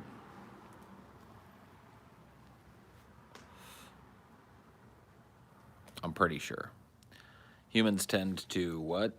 They tend to transform the environments they occupy into something that suits them better. Is this acceptable, or is it necessarily a bad action where the environment is concerned? I mean, I don't know. Like when it comes to like, it depends on the scale of it, right?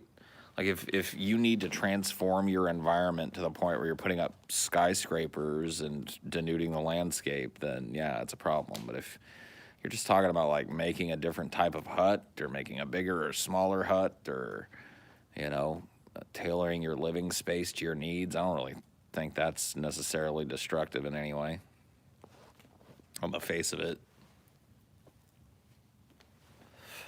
And there's really nothing you can do like sustainably here in this culture anyway. So like take your living space and make it someplace that makes you feel good to be.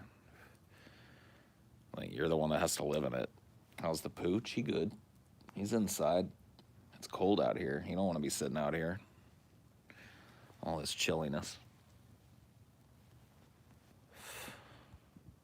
What you gonna cook for Christmas? Dude, I don't even know. I don't think we need to cook anything for Christmas. We got a bunch of stuff. I have chili, leftover chili to eat. I have enchiladas from yesterday's early Christmas festivities. I have some tamales. I think I'm good. I think I'm stocked up for the Christmas season. I think I've got everything I need. I just need to order some eggnog, like a big old thing of eggnog, so I can drink like a whole gallon of eggnog and feel sick. And then that's it, basically. Dude, enchiladas for Christmas has been my tradition for the longest fucking time. My mom always made enchiladas around Christmas, and this year I made enchiladas around Christmas. Bada bing, bada bang, bada boom. I think she still does make enchiladas. I'm going to miss her enchiladas. Ooh. So they're not quite as good as mine, but best eggnog has ice cream and whiskey. Ooh, that actually sounds pretty good, and I'm not even really a whiskey type dude. You're making crab legs? Oh my. Crab legs. Oh yes. You want to try her enchiladas? Oh man, dude, they're legends. My mom's enchiladas are legendary. Legendary pieces of food.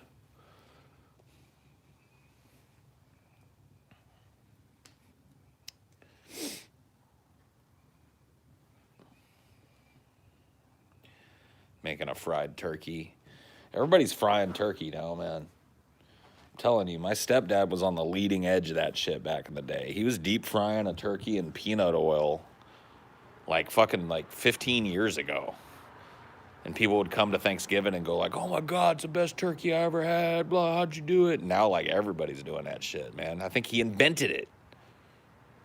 No. It's just become a really popular thing to do on Thanksgiving for a lot of people. Woo! This fire's going now, man. Feels good. Slow cook a leg of lamb, vegetables, gravy, Yorkshire puddings. Yeah, well, hey, that sounds pretty fucking good to me. Everything except everything that you said sounds great. So, hey, happy Christmas, or whatever the fuck you guys say to each other over there.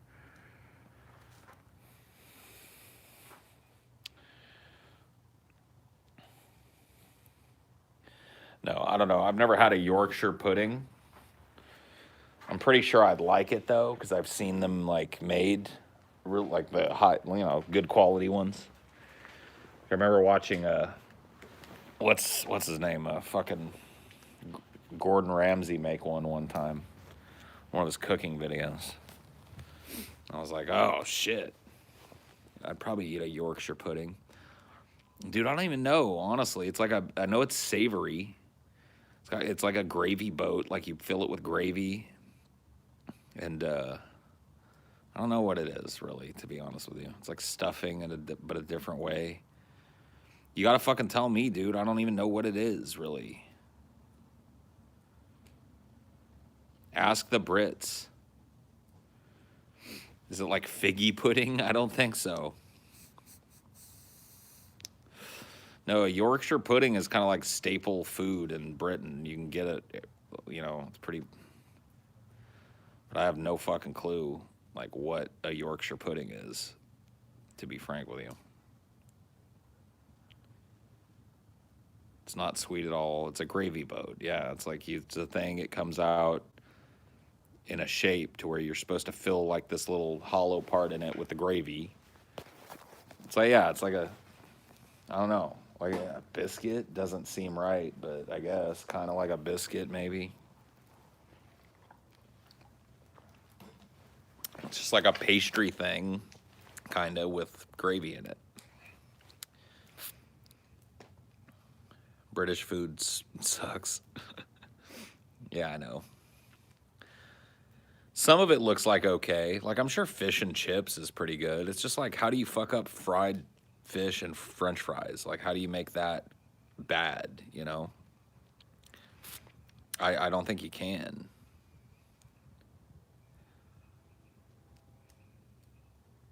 Sister makes sticky toffee pudding. It's a British recipe she got when she went to London.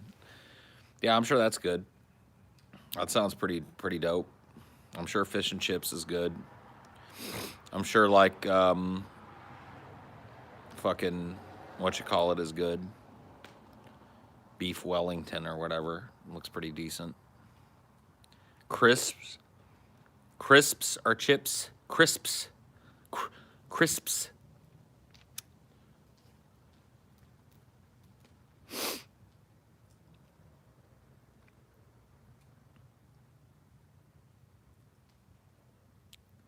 Yeah, that's stupid, don't you?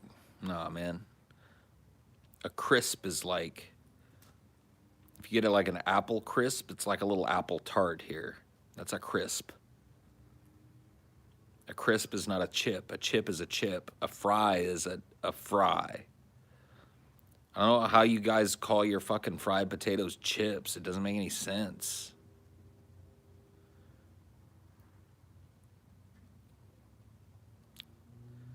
They're fries. I don't even know. I don't really like fish, so you'd have to ask a Brit what the best. I know they use a lot of cod, probably. I would imagine.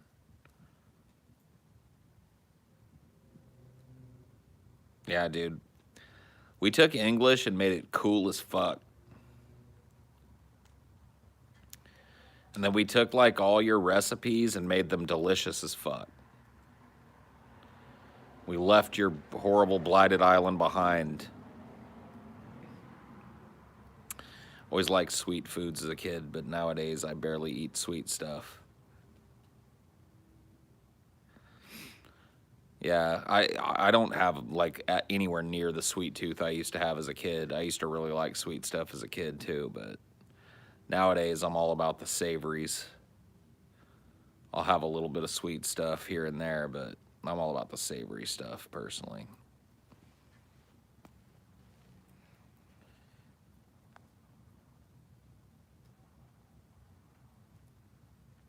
British people are different, not in a bad way.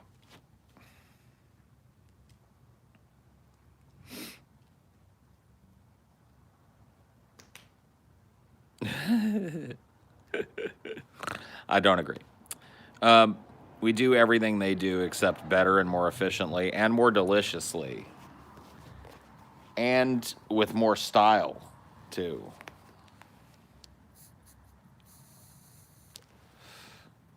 With way more fucking style and pizzazz than they have. Like, that's really the biggest difference between an American and a Brit is just the fucking overarching sense of American style is better. Our language is better. You know what I mean? We're just fucking cooler, man. Are you calling them lazy? No, I'm just saying, like, you know, we took Britain and then we figured out how to do it better and we came here and we did it better. That's all I'm saying. Aluminium. Get out of here. Like, you know, the early American colonists and stuff, we figured out we took Britain stuff and we brought it over here and we were like, you know, this works, but this doesn't. We made it way better, and we figured out how to become like the Uber Brits. And then America was born. We had a whole war with the Brits over it, and they couldn't even hang because we were already too cool. Like, already we had George Washington, who, like, for his day was probably the coolest motherfucker that ever walked the planet. And they couldn't hang. They had, like, Duke Chesterfield Esquire, you know, leading their army, and we had fucking George Washington. You know what I mean? It was over from the start. They didn't have a chance.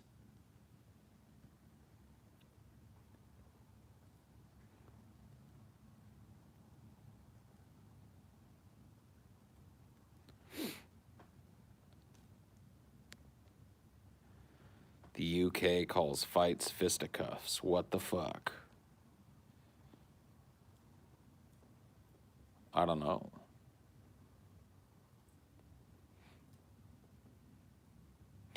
In it,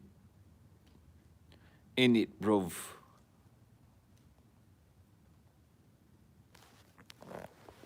Yeah, get your shit together, UK. What the fuck? How hard can it be?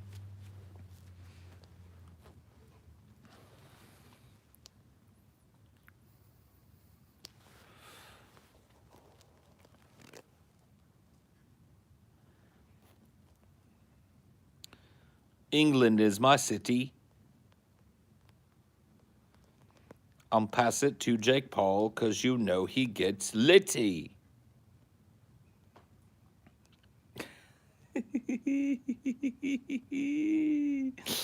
England is my city. Oh my God, bro. Yeah, I know, dude.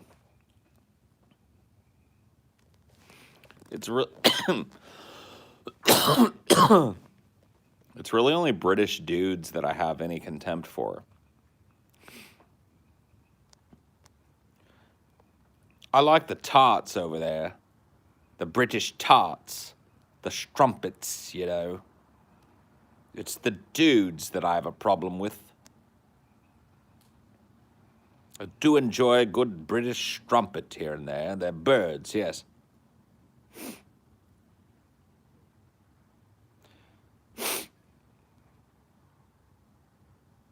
Birds, yes. Birds. British accents are so hot. I only find them attractive in women. I don't like dudes with British accents. Dudes with British accents just sound like kind of like posh or stupid. It's one or the other. But chicks with British accents, it's hot to me. I like it. It's quirky and cute. But I don't like a dude with a British accent. I can't hang with that shit. Jude Law is the exception that supersedes all rules.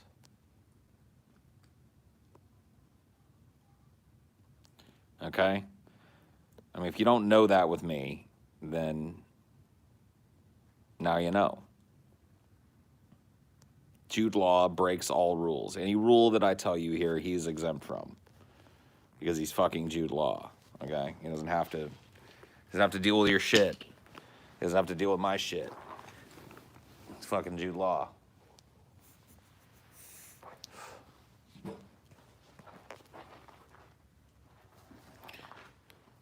You still like balding Law? Yeah, I do. I'll like toothless in a wheelchair Jude Law. I'll be following right behind him. You know what I mean? Matt Damon busted his head on that boat, though. Did he? I don't know what happened. I didn't hear about that. Oh, Matt Damon got in a fight with him and won or some shit. Like, I'm supposed to care? Like, oh, well, never mind. Jude Law is no longer attractive because Matt Damon whooped his ass. Never understood the attraction to Jude. Really? I don't know. I don't know. What do you want me to explain about it to you? How can I help you with it?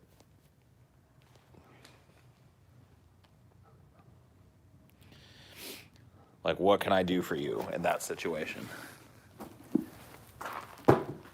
I'm gonna try something here, and I may regret this, but I don't think I will.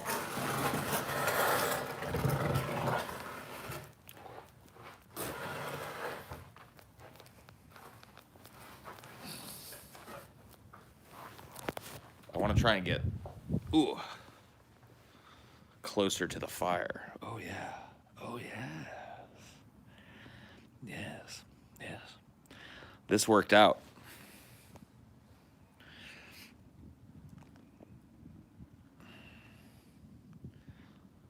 If only the wind was blowing the other way.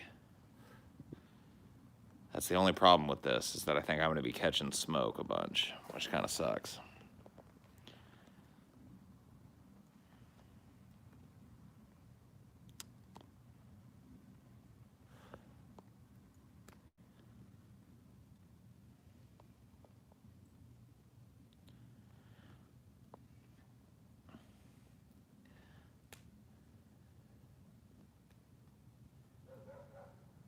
This fire's going good now. Looks nice. It's got that, like, nice glowing coal. I'll give you guys the top down, dude. That'll be cool. Look at this shit. Top down of the fire. Can I do it? There we go. Oh, God damn it. Yep. This idea was okay, but not great, because I'm going to be catching too much smoke. But look at this. I'll show you this before. Look at that. Whoa. Maybe I'll drop you guys in this. I am getting a new phone. But I think I have to send this one back. I think that's the way it works. Okay, let's see if this will work. Don't put us in that. If I get a new phone, I'll do one final stream from this phone, and then I'll get really salty at you guys, and I'll just throw you in the fire. I know the battery will explode, and it'll probably chuck off a bunch of horrible chemicals and gases. It would be fun, though. Maybe I'll boil you guys. Maybe I'll put you in like a Ziploc baggie, and I'll just boil you to death until the phone explodes. Yeah, boil you in a stew.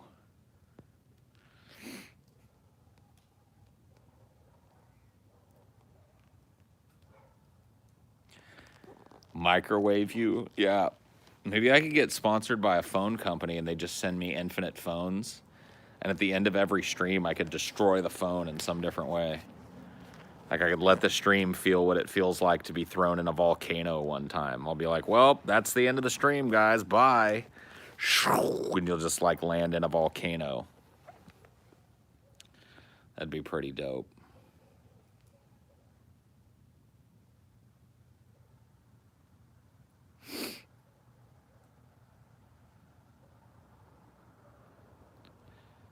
Launch you into space and shit. Like, do a stream on a phone from the space station and be like, well, that's a Highdeology, guys, and then just vent you out the airlock. That'd be pretty dope.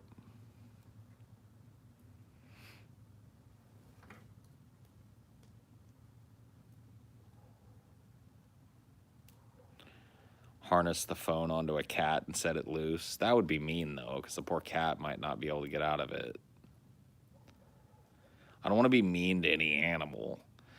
Ooh, I could tie the phone to a bunch of balloons. And then just let it go and be like, bye, idiots. See you in the stratosphere. Hope you have a nice fall. That would work. Tie it to a hawk. See, that, once again, that would be mean. Because then the hawk would have to deal with this phone strapped to it. Oh, yeah, I could make coffee on top of you guys one time. That'd be fun. Put you in a bag and then throw you in some simmering spaghetti sauce. Just stir you in.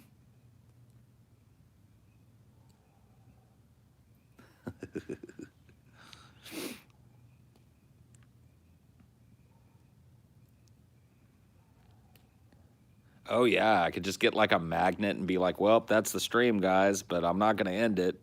Have fun. And just stick you to the back of somebody's truck that's driving by.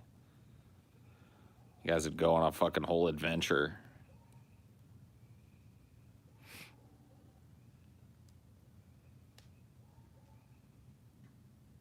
Put the phone in a time capsule and dig you up in 30 years. Yeah, just keep you powered, bury you under the earth for 30 years, and then dig you up.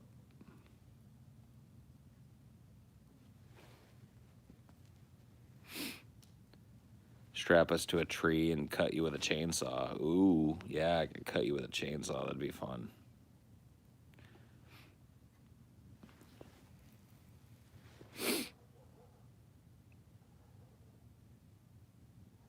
Yeah, I could throw you in like the mail, like a battery pack plugged in. Throw you in the mail and just like mail you to like Nova Scotia or some shit.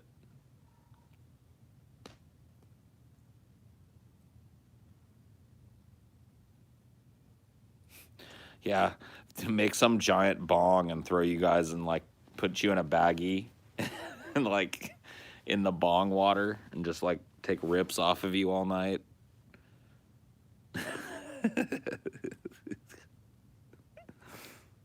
That'd be pretty fun.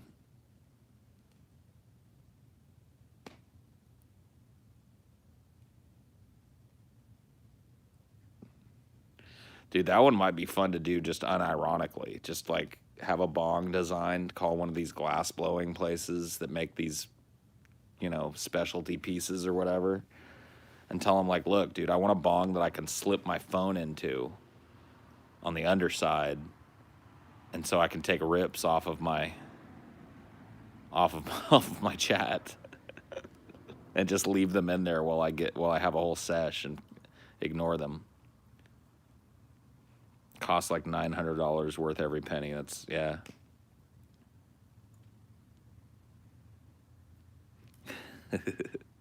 Someone will make that. Well, if someone does make that, I will give them my address to mail it to me. I'll buy it from them. Because that's pretty dope. Maybe I play catch with you guys one of these days. I'll get a couple of like baseball mitts, and me and Amelia will play catch with you. That'd be kind of fun. Play toss the pleb. I could tie you to like a rope and swing you guys around and make you hella dizzy over my head. Just like have you guys on the end of a rope over my head and just swing you around like a, you know, crazy Dothraki screamer.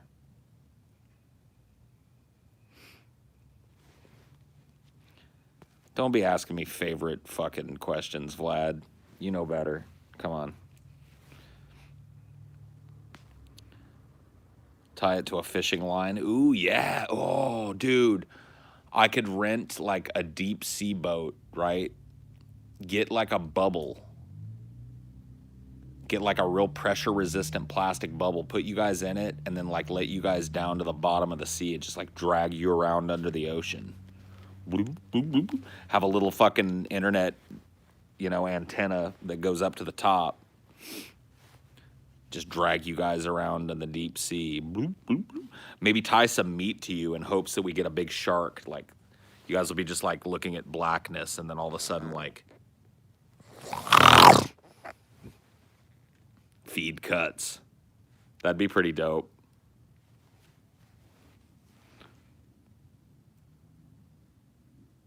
Nightmare fuel, yeah, dude. You guys would just hear like the bloop, bloop, bloop, bloop, bloop, bloop. You just see blackness.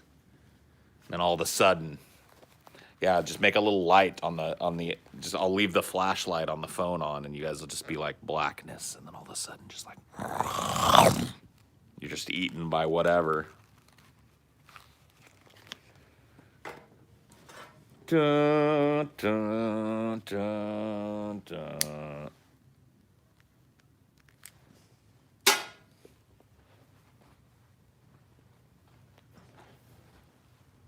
What else could I do with you?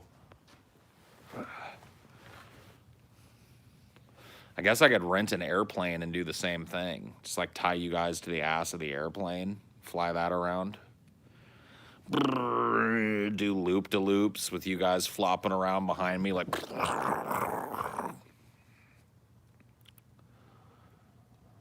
I did say that one time I would take a shit on you, and I could do that. That would be really gross, though. I think it'd probably get me banned from YouTube, so I'd have to really be mad at you guys for that.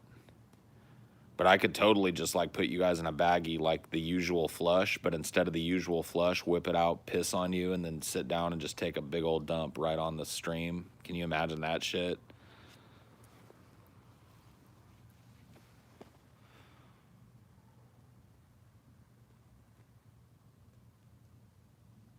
It would satisfy some weirdos in your audience. I guess so, but most of you would be disgusted by it, and that's enough for me. You can't disgust everybody.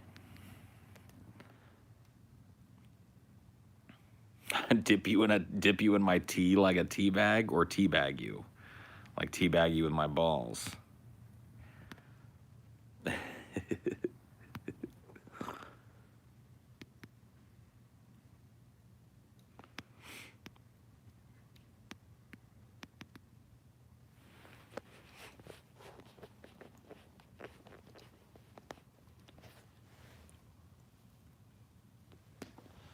Saw you in half with a table saw. Yeah, I could do it.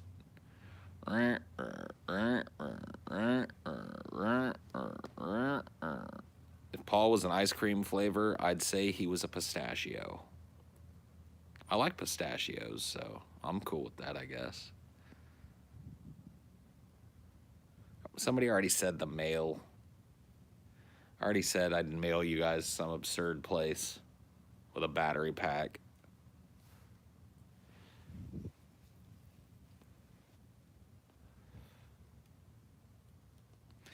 Dude, somebody needs to get this out to some phone companies stat, dude, because I'll do some crazy stunts with you guys. I'll do some crazy, like, just normal Highdeologies and then throw you out of a plane or something. You know what I mean?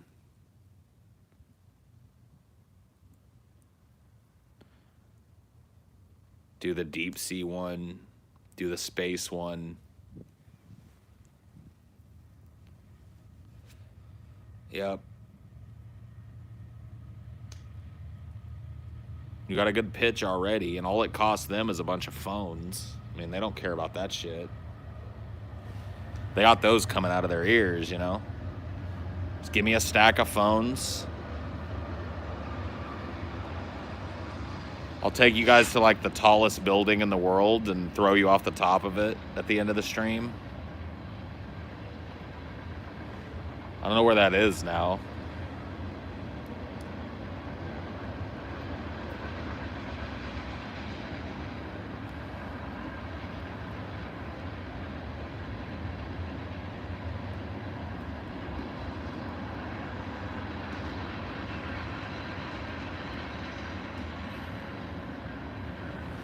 Is it the Burj Khalifa in Dubai still? I thought it was surpassed.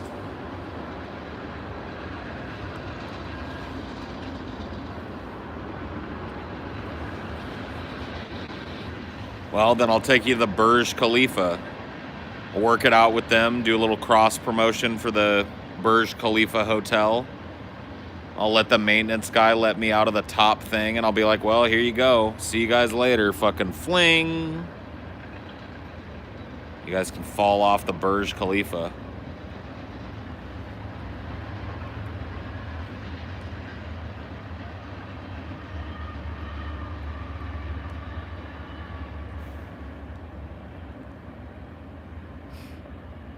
Yeah, I could stick you guys to a train. Just like slap you guys on one of these trains that's going by slow.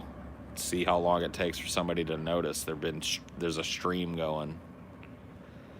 Yeah, I could launch you like, you know, those model rocket kits. Back when I was a kid, they were popular. I don't know if kids still do them, but like these model rocket kits that you can make, where you fire off a rocket, and then a parachute would come out, and you could reload the engine, which was basically just a big firework into it, and fire it off again. I'd get one of those. Fire you guys way up into the fucking air. and then let you float down and on a parachute. And then you think, woo, we're safe, but then you land in like shark-infested waters and get eaten. Yeah, I could launch you with a trebuchet, load you up in a trebuchet and launch you at the walls of an ancient city. Oh, that would be good. I could sneak over to TJ's house and I'd be like, well, that's it for Highdeology. See you guys next time. And then just like lift up one of TJ's segments really slowly and then like tuck the phone in there and see how long till he notices.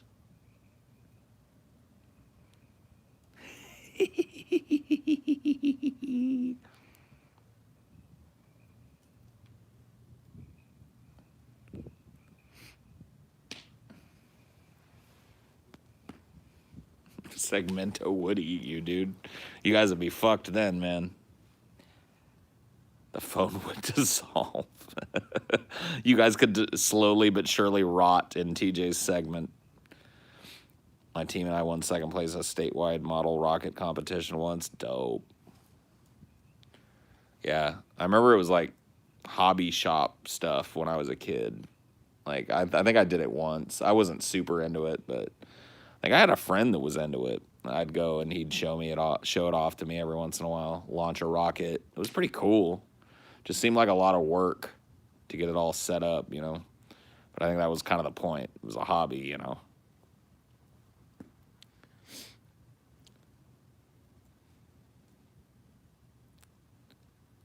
That might be grosser than if you pooed on us. Oh, dude, I could put you guys up at Cow's ass. Like, I could just be like, you know, because they'd like reach all the way up in a cow's ass. So I could just like lodge you like halfway in a cow's rectum so like you're in there until the next poop the cow takes. You know what I mean? Be like, well, guys, that's Highdeology. Sorry, Bessie. And then you guys are just like. I don't think the cow would notice, dude. A cow ass, that's like, you know what I mean? They reach all the way up in those asses with like your whole like arm deep in the ass. What else could I do? God. I could get like a volunteer and like insert you into somebody else's ass too. I could like find somebody that likes that whole thing. I could put you guys up and be like, well, that's the end of the stream, guys. Sorry, time for you to go up this guy's asshole. I'll see you later. You ready, bro? Yeah. Stick it in. Oh, yeah.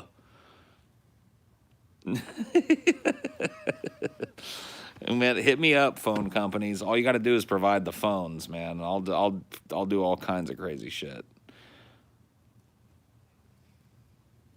I'll come up with dude, I've got a crazy pitch going already.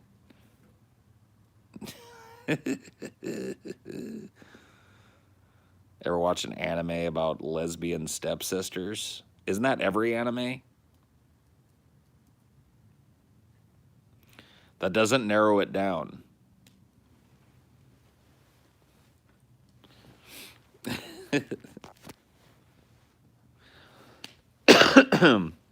Fuck the phone companies. Find a case company who wants to show how reliant their cases are. Yeah, that too. They'd have to buy the phones, though, too. This is something that's highly monetizable. I know. At the end of every stream, I destroy my phone. I can't afford to do it. Like, you guys would have to donate enough for a phone every stream. And then as soon as I hit the donation goal for a new phone, I'd be like, well, that's it. And then I'd stuff you up a cow's ass or throw you off a building or some shit. Or I'd have to have a sponsor that just gave me infinity phones. You know, they'd just send me like 5 phones for the week and be like, all right, have fun. Be like, cool.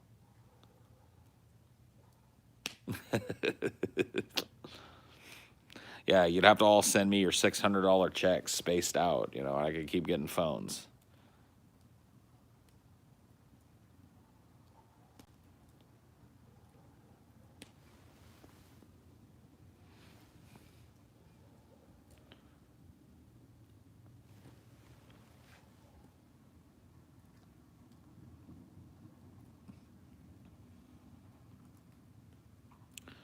assuming we even get 600. I thought today they decided they were going to go ahead and give us all 600.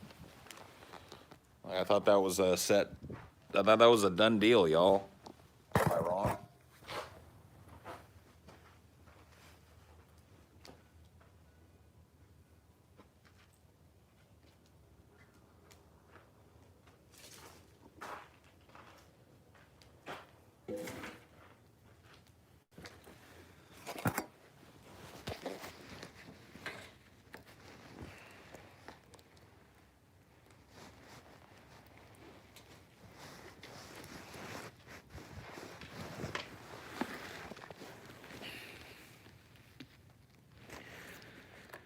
I got 2 phones, one for the plug, and one. Dude, I could get Kevin Gates to like sign on with me. I could go on tour with him and destroy phones on tour with Kevin Gates. When he comes out to do 2 phones, I could be doing a bunch of simul streams and be like, all right, time to throw you guys out into the Kevin Gates concert. I walk out on stage with him. He's like, I got 2 phones, one for the plug. And everybody starts screaming because they know they're about to get some phones. And I just start flinging phones out. And then whoever gets the phone gets to take over the stream. That'd be pretty dope.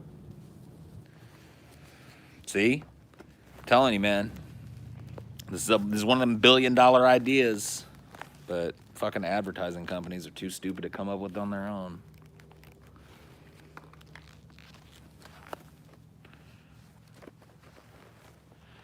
I got 2 phones. Each one of them ringing.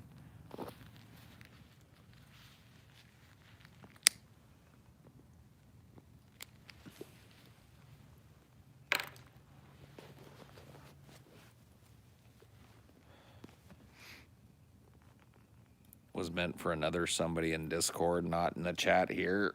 Really? You accidentally asked me a favorite question? So you were what? I don't know. Anyway, whatever. Whatever you say, boss.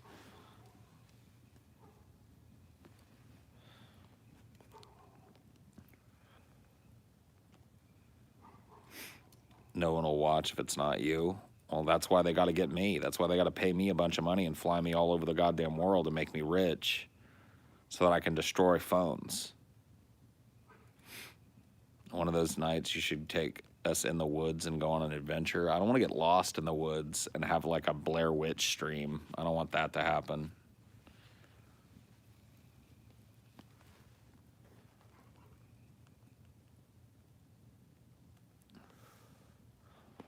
Like, I'm at 2%. The stream's gonna die soon. I don't know how long it's gonna be till the sun comes up, but I'm really cold. I'm so sorry to my mom and to Amelia that I did this stupid stream.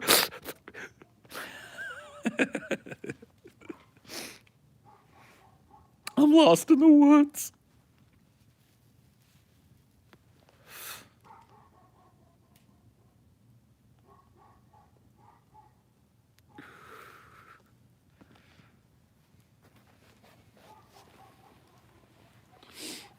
Whatever.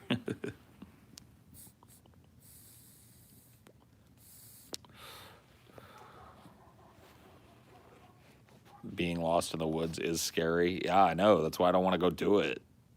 Like, I'd rather not. I'd rather stay in the woods area that I know here. Need a budget for arts and crafts in the backdrop. Yeah, probably. What? Wait a minute. What? What are you talking about? Name it Lost in the Woods. No, thank you. Pass. That is not Dynor. That is somebody else's ill-behaved dog. Boof, boof, boofing away. See, he heard me. He heard me call him ill-behaved.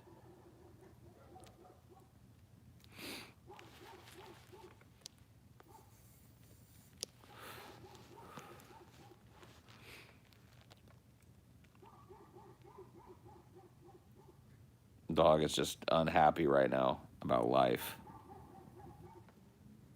He's bowing and he's wowing. Glad that dog's not like really my neighbor. He's a ways away. I can tell. It ain't no stray dog. It's somebody's dog that lives out here. I'm not the only person that lives where I live.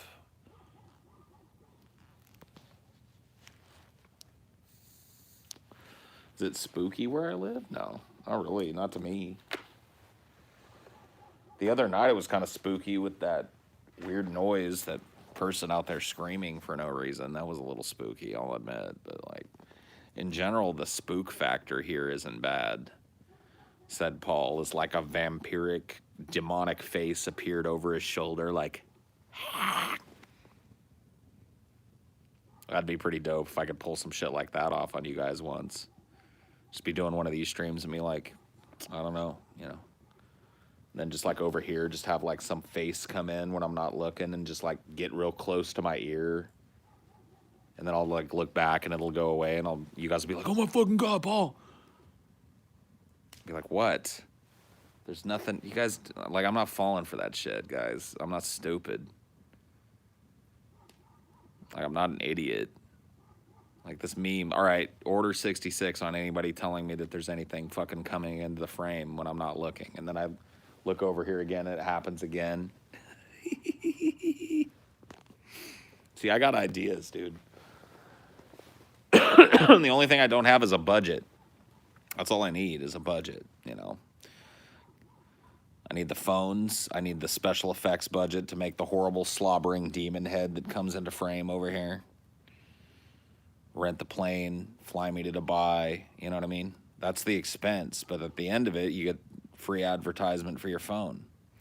And I get tons of viewers. Seems like a win-win.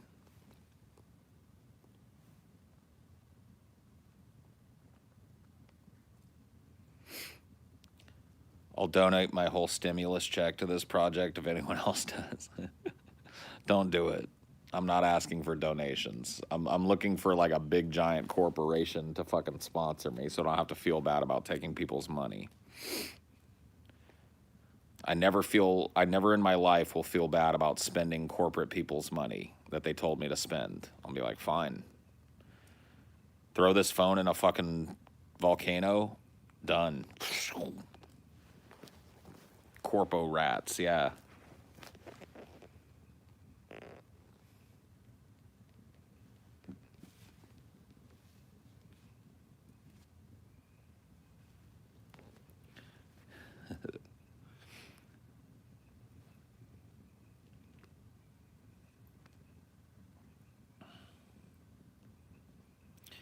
How does that shit go?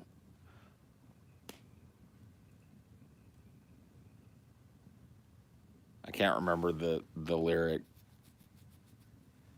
It's in a hooker with a penis. Something about I sold out before you ever even knew my name. I sold my soul to make a record, dipshit. And then you bought one.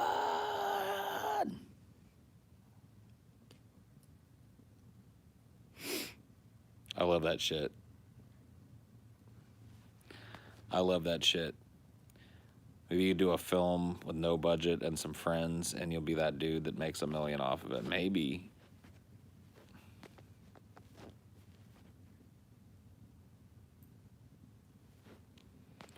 That is hooker with a penis.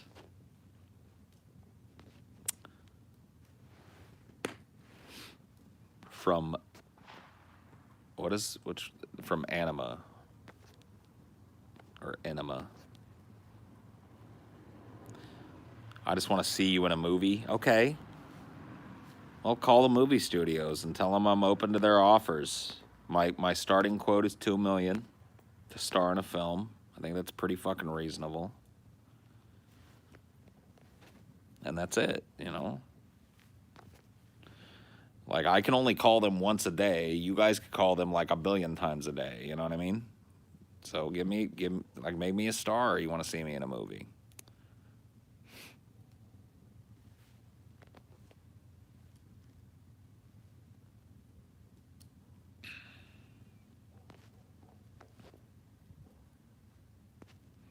Yeah. I'm the singer of the Deftones. Yeah, I'm Chino Moreno in real life.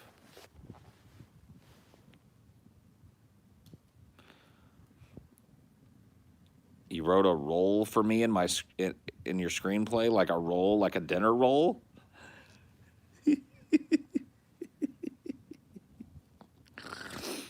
So I get to eat a dinner roll in your screenplay. That's cool. I like that. I like dinner rolls.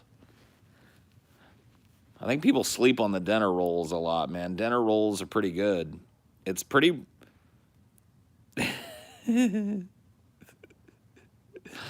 Is it a pork roll, egg, and cheese? My favorite kind of roll.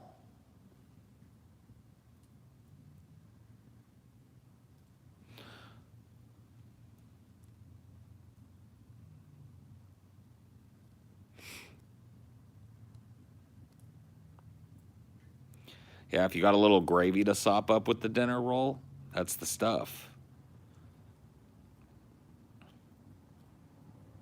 You got to know your roll, yeah. Just keep rolling, rolling, rolling, rolling. I play a buttered roll. Cool. I like buttered rolls.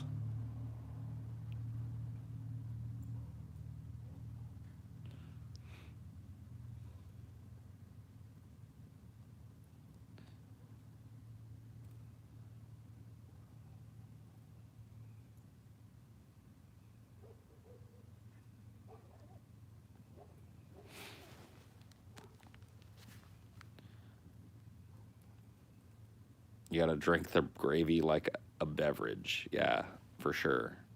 Just right out of the gravy boat. Just like, anybody else want a sip? No?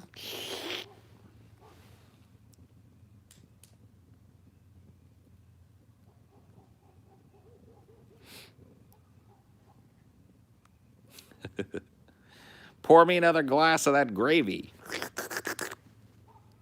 Why not, dude? Gravy's fucking delicious, bro.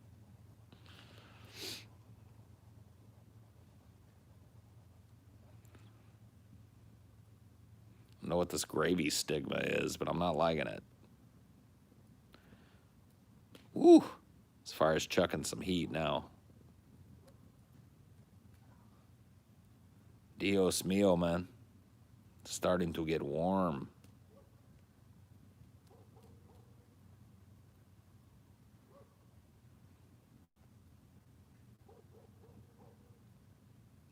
I'm the greatest?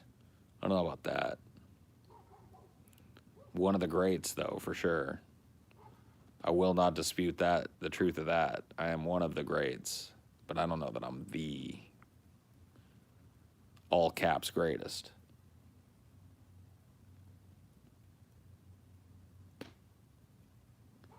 Ooh. The graviest for sure. I'm definitely the graviest. No joke.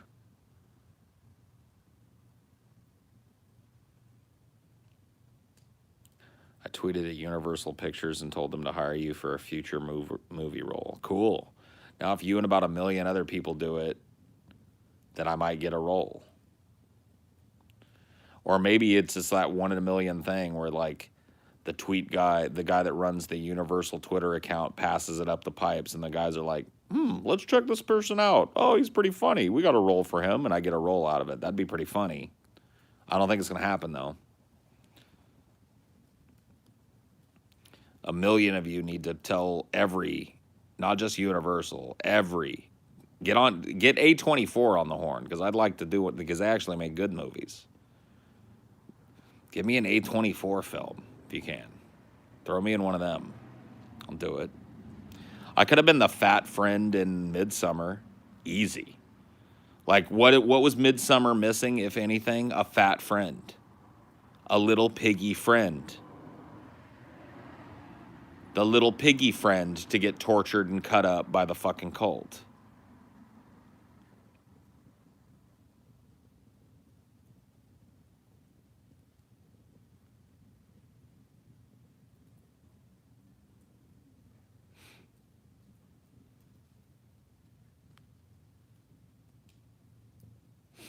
I could have done that. I could have been a good fatty friend.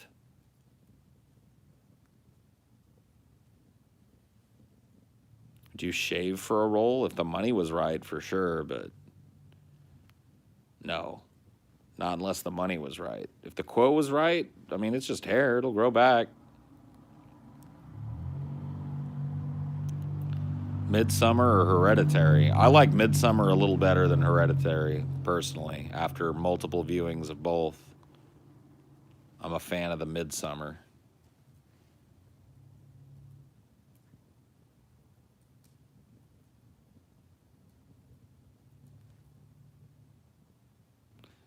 Took me a couple of watch-throughs of Midsummer to really start appreciating it, but that's a really great film.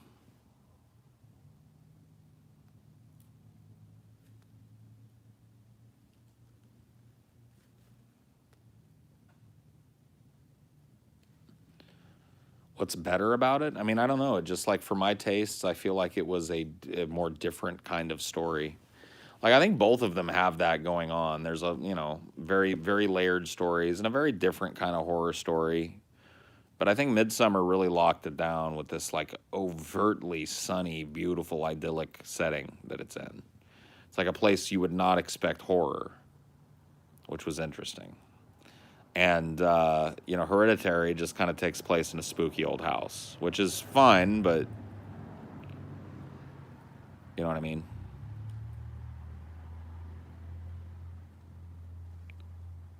Well, both of those movies have a scene that's like that. There's the jumping scene in Midsummer, and then the beheading scene in Hereditary that are both just like shocking, brutal, like, whoa. Seems to be a calling card.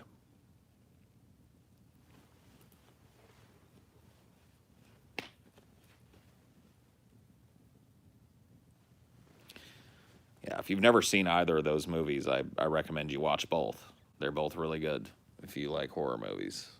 If you're one of these people that goes like, "Oh, they don't make good movies anymore," like there's two good movies that have been made in the last 2 years. Go watch them.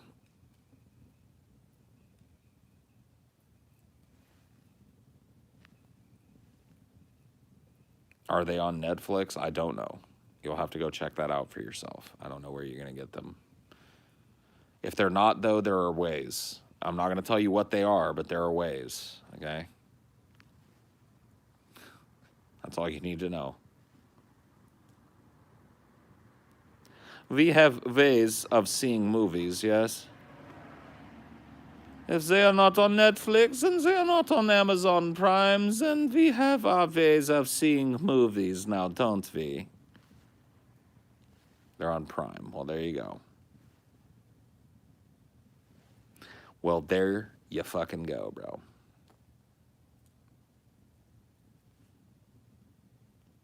Is Shudder worth it? Depends.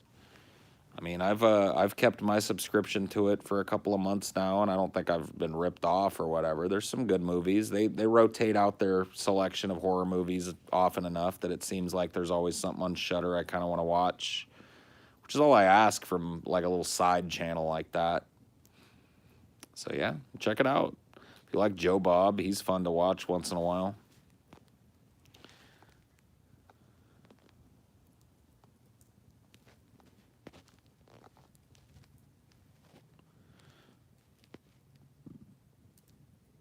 Yeah, I've seen Shutter Island. Paul, did you barely stream before every so often and now you stream multiple times per day? What changed? Did you get more motivation? I don't know. This has happened before.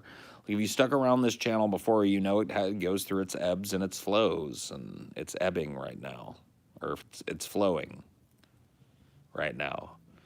And it'll ebb eventually. I'll probably get, it'll normalize a little bit, and I'll be doing less of these, and then there might be like a point where I don't do these at all for a couple of months, and then boom, I'll be doing them again. It's just the way it works. I do these when I feel like doing them. Like, that's all there is to it. And to be quite frank with you, one of the things that I enjoy doing now, rather than just plopping myself down in front of a fucking computer, which I do for my job a lot, is coming out here and sitting and having conversations and stuff, and that's what we do. So Paul likes to be frank a lot. Yeah, I do. I'm a frank guy.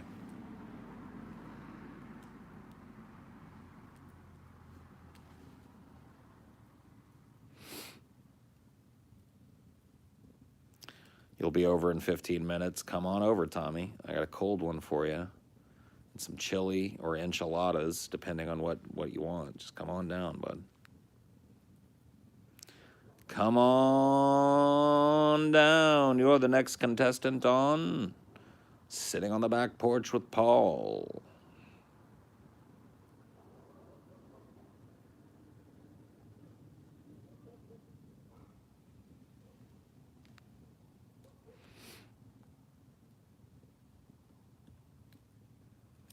Don't know if you've covered it, but what do you think about the legislative push to make it a felony to stream copywritten material? Is that really a thing? No, I haven't heard about a legislative push to make it a felony to stream. I mean, there's going to be a lot of fucking felons in the world immediately.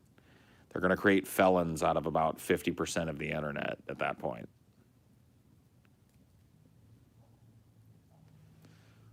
Like, that's just the stupidest shit. I mean, are they talking about people that just out and out take a movie and stream it? Even so, it's ridiculous. Or are they talking about anybody that infringes any kind of copyright? It's a felony now. Because that's fucking absurd.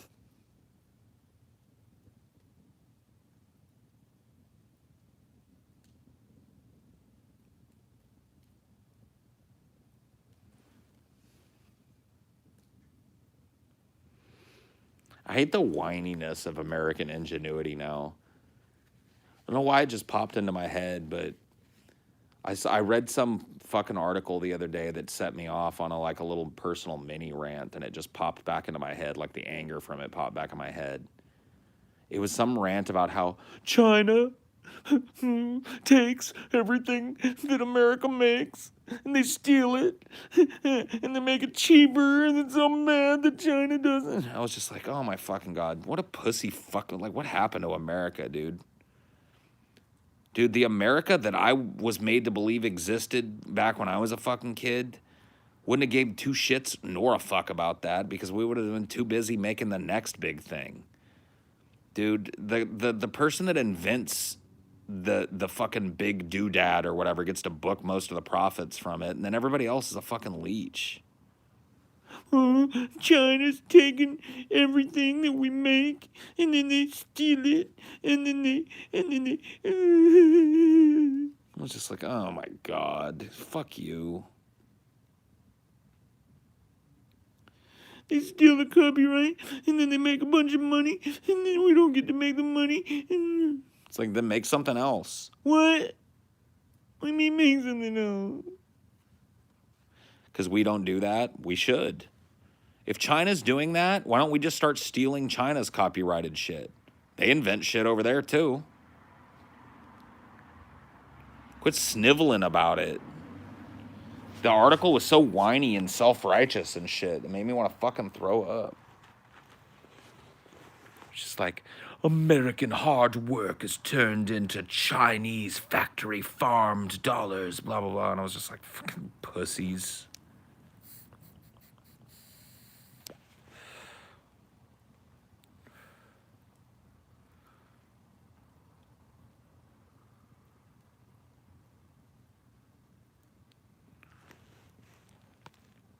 I don't remember who it was that wrote the article or what periodical it appeared in or website or news agency or whatever. I just remember reading it and being like, man, what a sniveling, sad fucking country we become. Let China steal our old shit. By the time they figure it out and retro engineer it and market it over there to make like whatever on it, we'll have invented the new shit.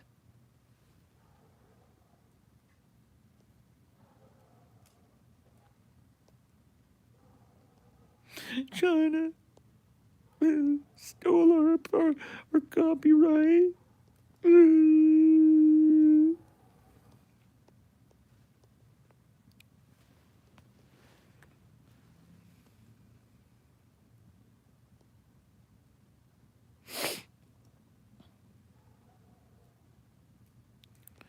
China is evil though, Paul. You know that, right? Oh yeah, dude.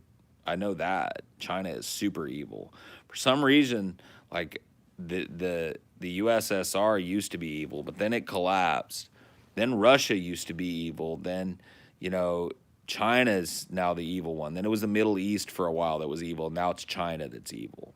It's always somebody that's evil. This evil, that evil. Afghanistan, Taliban, evil. Iraq, evil. Mullahs in Iran, evil. Libya, evil. Syria, evil. Russia, evil. China, evil. Evil, evil. Everywhere that we want some excuse to go on a little fucking military excursion for money. Everybody's evil. I hate that fucking word. I don't believe it exists. And I've never seen a scientist study evil. So it just sounds to me like woo-woo from religious-minded people who aren't willing to understand other cultures. Evil. They're evil over there. They're evil over here. This person is evil. That person is evil. Makes it so easy. So easy to dismiss. Evil is an excuse to extract resources at the national level, for fucking sure it is, dude. At the national level, 100%.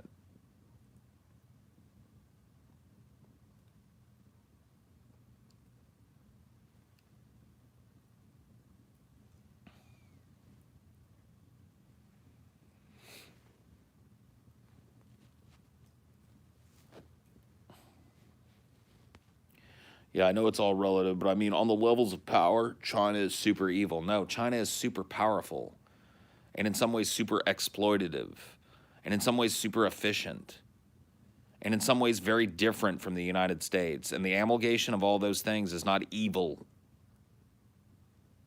It's different. Different from the United States.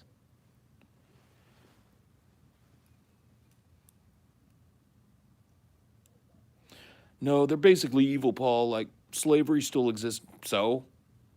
I don't think I don't think the people that perpetrated slavery were evil. I don't believe in evil. I believe they were human beings who did unconscionable things.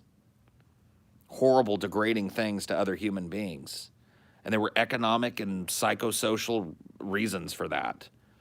It wasn't the devil down there pulling the heartstrings and was like, and I will make this one a slave owner by sprinkling my evil dust upon him. Every last one of those people that you want to say are evil came screaming out of a vagina at some point, just like you did. So what do you mean they're evil?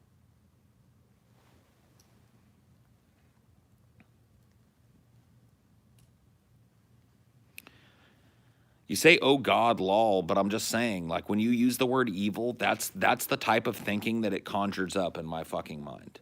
When people are like, no, China's basically evil because they did this to the Uyghurs and, like, slavery's there and blah, blah, blah, blah, blah, blah. And I'm just like, what does that fucking mean? Like, what have I now gained that I didn't know about China? Because I knew they abused the Uyghurs. I knew that slavery was still fucking happening in parts of China. I knew that the government was very abusive to people. I knew that the government was very, very draconian and fucking Orwellian, especially in comparison to our own, although we're trying to catch up very quickly. I know all those things about China. So now that you've appended this other woo-woo word, evil, onto it, what more do I know about China? Is it the people in China? So people in China have like fangs and pointy ears, and if you shine the flashlight in their eyes, they have that feline shine. They're part demon over there, right? Is that what you mean? Like, what are you telling me when you say that they're evil? That some infernal force that lives below the earth is pulling the string? Evil equals immoral? Well, then everybody's fucking evil. So something deep within the bowels of the earth is pulling the strings of the Chinese people as a whole and making them evil. Oh, I see. Isn't that convenient? Isn't that fucking convenient? Isn't it convenient that the evil that we do in the world, when we export that type of shit to the world, so we don't have slavery here in the United States, we just profit from de facto slavery in the third world. We just allow our companies to have factories that force families to work in them for a pittance so that they can get past the anti-slavery laws. Yeah. We just get our the coltan that is necessary for our phones from an African mine where a little teenager is working right now to dig it all out. But our evil is excusable. They're basically evil over there in China, though, because they do slavery right there on their own. Fuck you. Tiny mind. Tiny brains need words like evil, my friend. Tiny brains. Little bitty brains that don't want to understand what's going on in the world need words like evil. So they can go, that's different evil. Yeah, period brains, yeah. You've got a brain the size of a full stop. If you're in here defending the use of a word like evil and saying it adds anything to the fucking discourse, other than making it easy for you to dismiss an entire continent of people. Evil. The fuck out of here.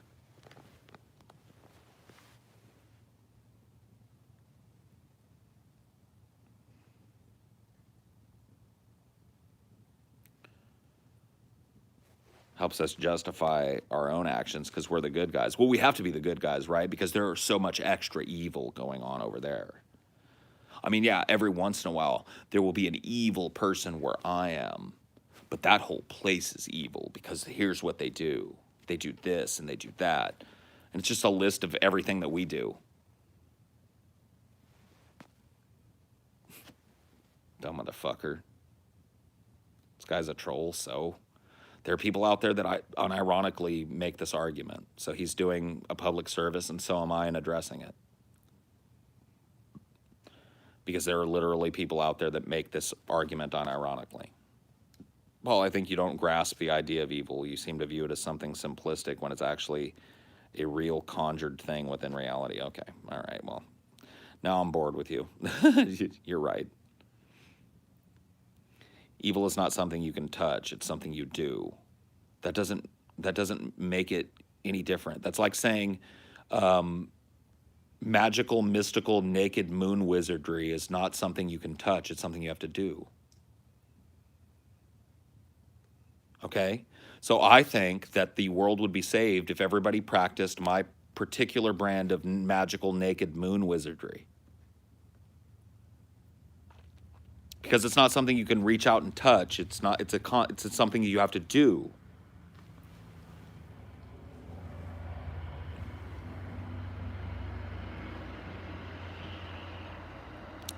Check and mate.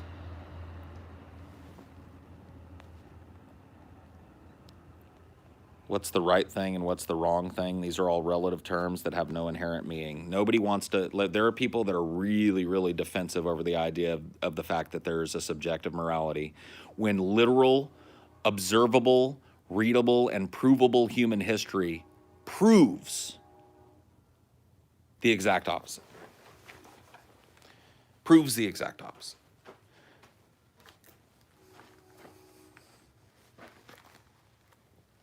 Magical, naked moon wizards unite.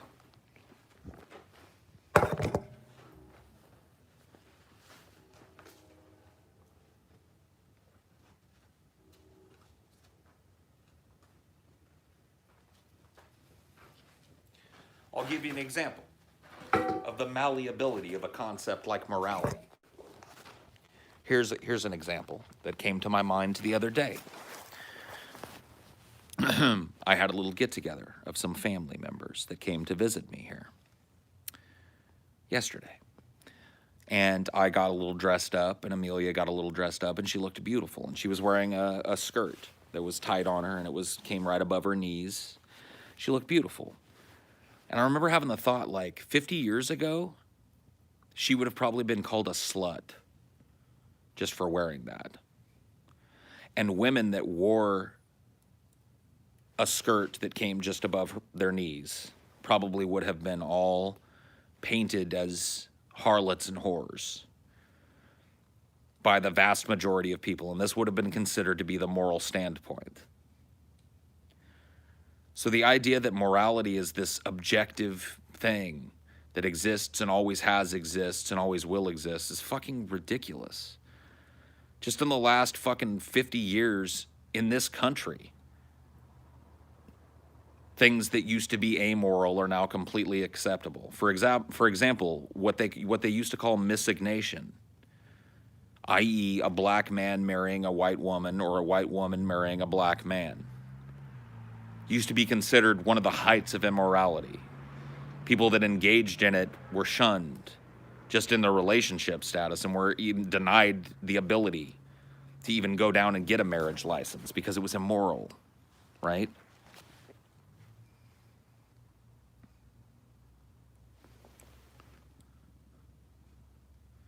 That's what I'm talking about. And yet there are people out that'll staunchly defend the idea of an objective morality.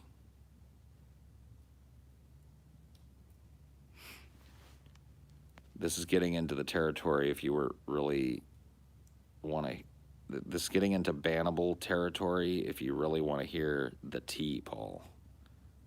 The tea? What's the fucking tea, bro? Why are you talking to me like a fucking makeup blogger? Do I look like Jeffree Star to you? You don't spill the tea to me, bro. I don't deal with that shit.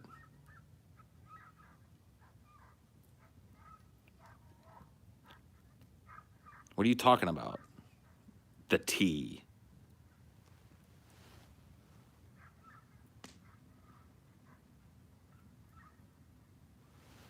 Yeah, dude, don't spill the tea in here. We got a lot of Brits.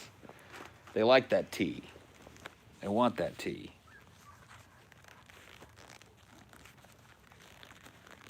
Yeah, the tea does go good with a dinner roll. That's right.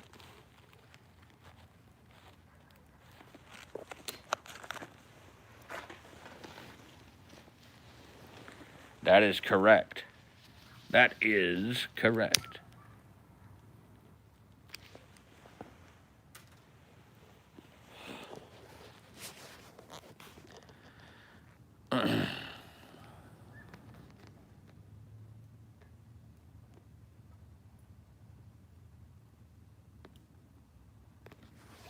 It's odd how bent out of shape even atheists get when the subject of morality comes up. I guess it's remnants of religious thought. Well, I mean, it's this idea that, you know, human beings are supposed to do anything.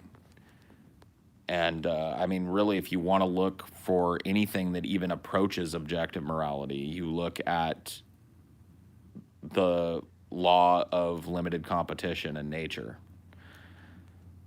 Like, if you want to try and find what I think is closest to objective morality, the law of limited competition, which every other species, by the way, on the fucking planet engages in nature, that keeps things in equilibrium and harmony. I.e., a lion doesn't kill every fucking zebra on the savannah. They take down one kill, and they leave the rest of the herd.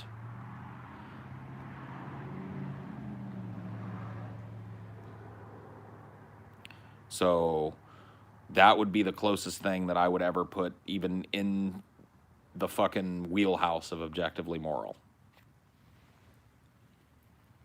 What about invasive species? Those are usually brought by human beings purposefully or through fucking happenstance or whatever the fuck.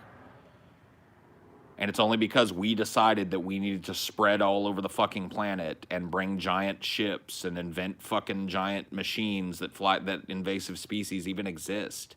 There's no way for a fucking South African mole rat to get to the North American continent and tear up all the fucking natural vegetation and shit unless a human being grabs one and brings it. They can't just float on a fucking log.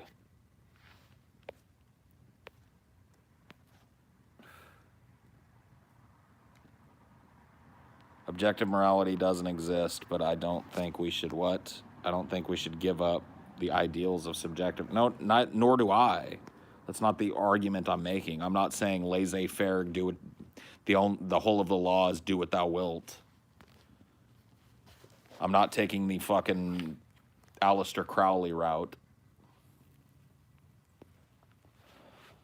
I'm just saying this idea that there's some fucking stone tablet somewhere that this is how a human being is supposed to conduct theirself, and that's written in stone forever is just fucking ridiculously wrong on the face of it, just looking at history.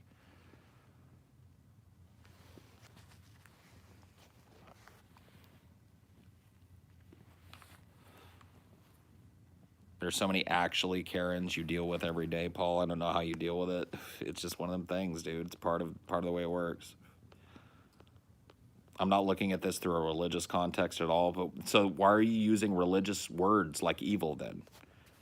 You know, evil is a religious word used to describe someone that has absolutely no psychology other than to kill, destroy, rape, rend, maim. There's no human psychology. There's no traceable decision making behind it. There's no cultural narrative that can be traced back to some other fucking event. No. That person, when they came out of the womb, had fangs. You're using religious talk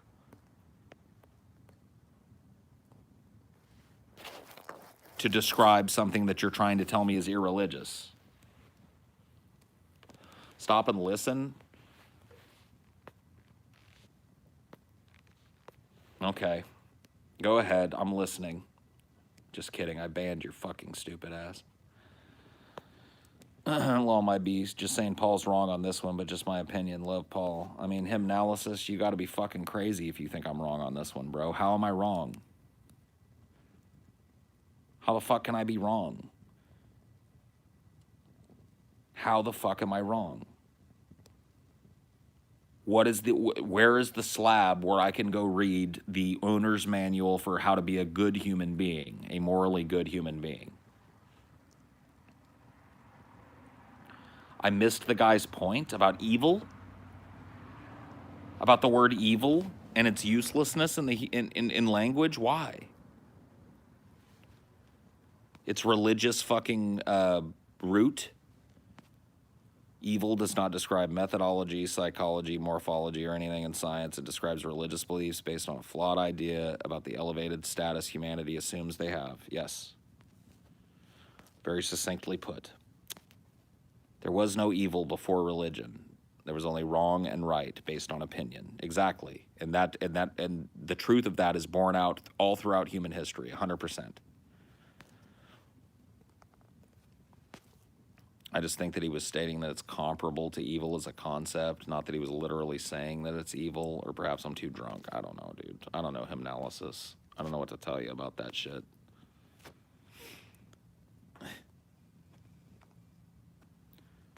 I don't know what, maybe you are too drunk. Maybe I'm too high. I don't know. Good and evil never sounded religious. Good is not a thing. Evil is not a thing. There's just psychology. When you're talking about human deeds and the moral implications of those deeds, you're talking about psychology.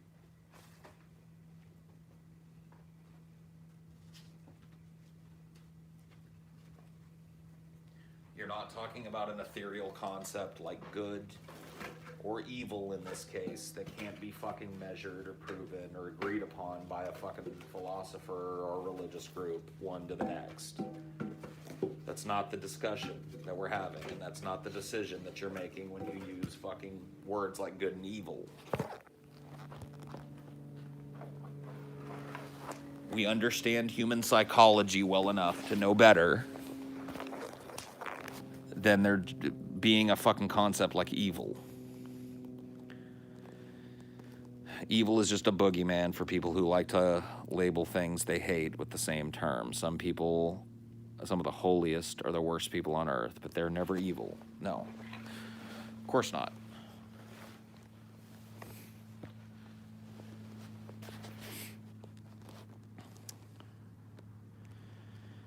Can good and bad not exist subjectively and with wide consensus? A lot of people believe something is bad, organization, does bad things a lot and leaders don't care. What do you call them?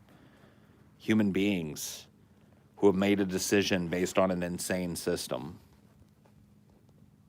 that they had really no hand in building, that they were born into. You can't believe in things like evil and believe in a deterministic universe. It just doesn't work that way.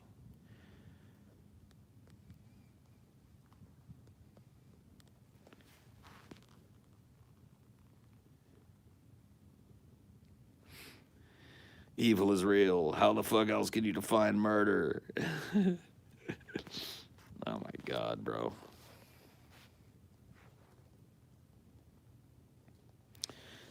I smell a troll. I blame New Age philosophers like the intellectual dark web, Jordan Peterson, Brett Weinstein, Sam Harris to an extent for making the online philosophical discussion stupid again. I don't know that if it ever stopped being stupid on the whole, my friend. I don't know if there was ever this like, oh yes, pipe smoking gentlemanly time where we all were very philosophical on the internet. Like it's always been mostly puke and shit and pus and cum here on the internet, and I think you know that. Let's not pretend.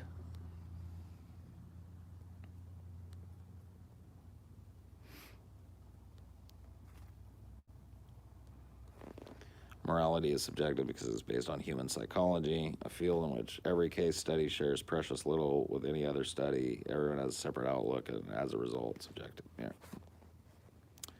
Yep. It takes people a lot of grinding gear brain power to wrap their heads around that concept that seems pretty fucking simple. People are different. People have different things happen to them at different times in their life. People have different genetics, and this makes each person a unique mix of human traits. Some people have a very extreme mix of those human traits and do things that are very bad.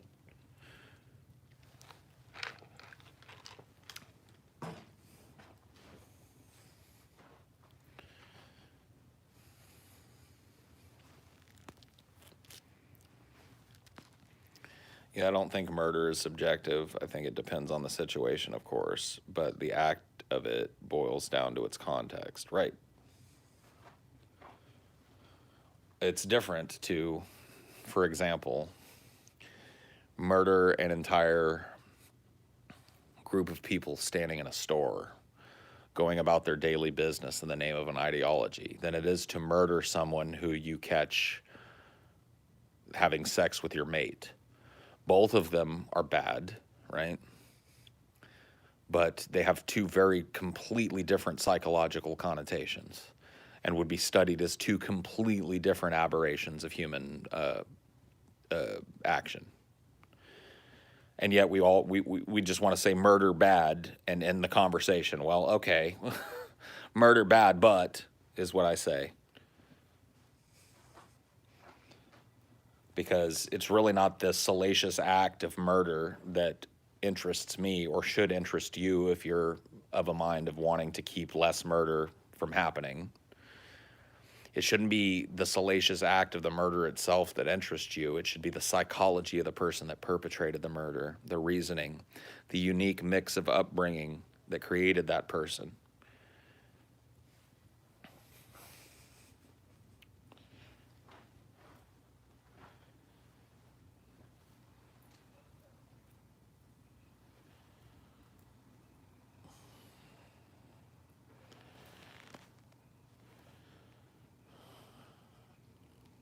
Do you mind if I go over this Highdeology on my stream Wednesday? Do what thou wilt.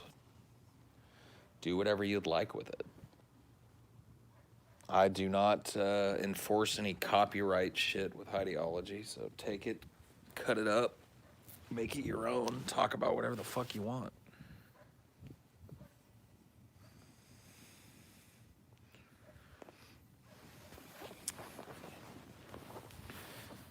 Look at this fire, man. I got a stick in the fire that's like the bottom part of the stick is down and it's sizzling. You hear it? All the moisture And the sap in that log is like sizzling.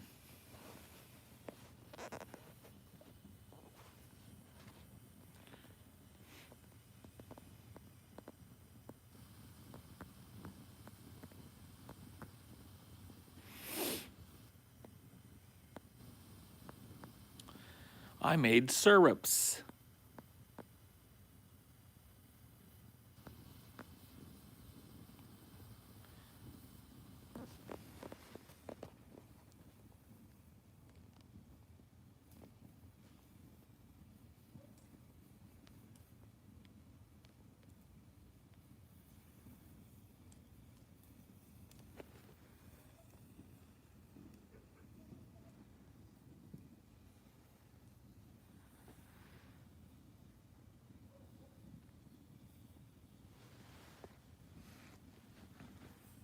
If you were a gynecologist, you'd do magic tricks for laughs.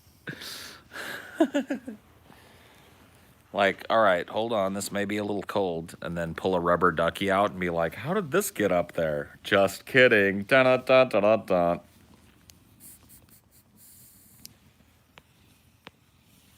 Like, what kind of magic tricks would you do with the pussy? Got marshmallows. I do. I do. I could toast a mallow. I think I'm gonna. You wait right here. I said, wait right there.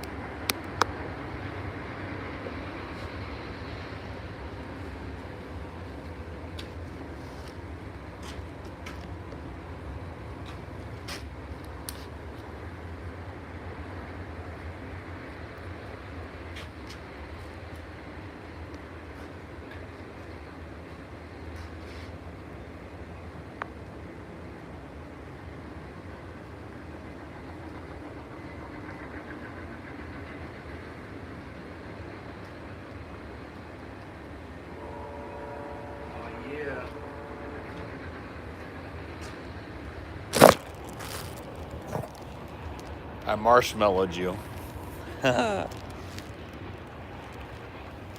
Get wrecked. Get marshmallowed. All right, let me set this up, and then we'll do a little toast. Have a little mallow toast. Oh yeah, that's gonna work just fine. Oh yeah, sure. All right, let me flip this camera here. Take off this other glove. Throw it down here. Here you go. Oh! Did you see that? I lost my mallow. Dude. All right, I'm gonna have to fix this next mallow better. Dude, that mallow totally, like, man, that was messed up. That didn't need to happen. That didn't need to go down that way. Okay, this one won't. I'm pretty sure. He dove in there, man. All right. This is how you toast a mallow. You don't put it off in the fire like a fucking barbarian, okay? You hold it above the flames and you pass it through the flames briefly. You let the flames lick the mallow, but never let the mallow catch on fire. You can do the fire thing if you want, if you're doing s'mores, because it adds a little toast to it, but really what you want to do is let the mallow get licked by the flames. But never, yeah, oh man, we're starting to get toasty now. Never catch on fire. You want it to be bubbly and gooey. Oh, yeah. This other side now. See, no flame ups. You want it to be bubbly and gooey, but not like fucking on fire, dude. Oh, this mallow.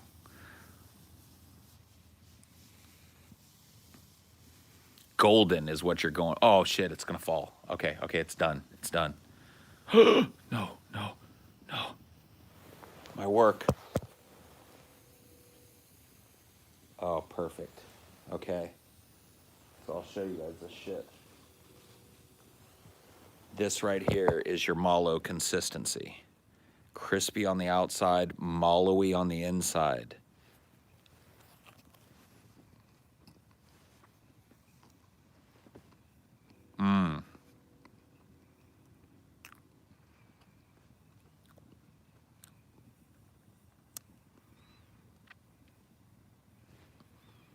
Time to do another one. Holy shit, that was good. Man, it's been a hot minute since I toasted a mallow. Out of 10, that was an 8 out of 10. It got a little too toasted. It got a little bit too much color on it, and it got a little too toasty. But it was an 8 out of 10. We're going to make this one a 9 out of 10 or better. You got to toast your mallow. You can't roast your mallow.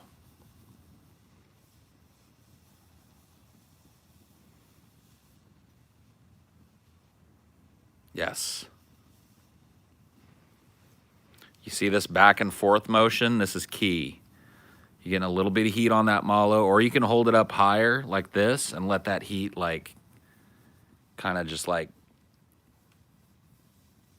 by proxy get on there, but you cannot let that thing burst into flames, man. You gotta like use that proxy heat. Pass it down through the flames if you want. You can do a jet fighter. All right, see? You gotta keep it toasting. You gotta keep it roasting.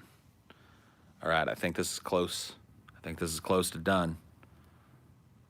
Let me pull it off and see. Let me give it a touch. Ooh, not quite. Needs a little more. Needs a little more on this side right here. Oh, yeah. Oh, yeah. This is the one. All right. Let me see. Is it toasty? Yes. Is it roasty? Yes. Oh.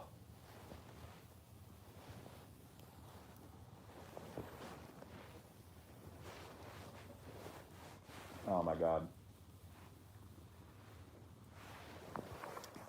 Oh. Guys, it's too good.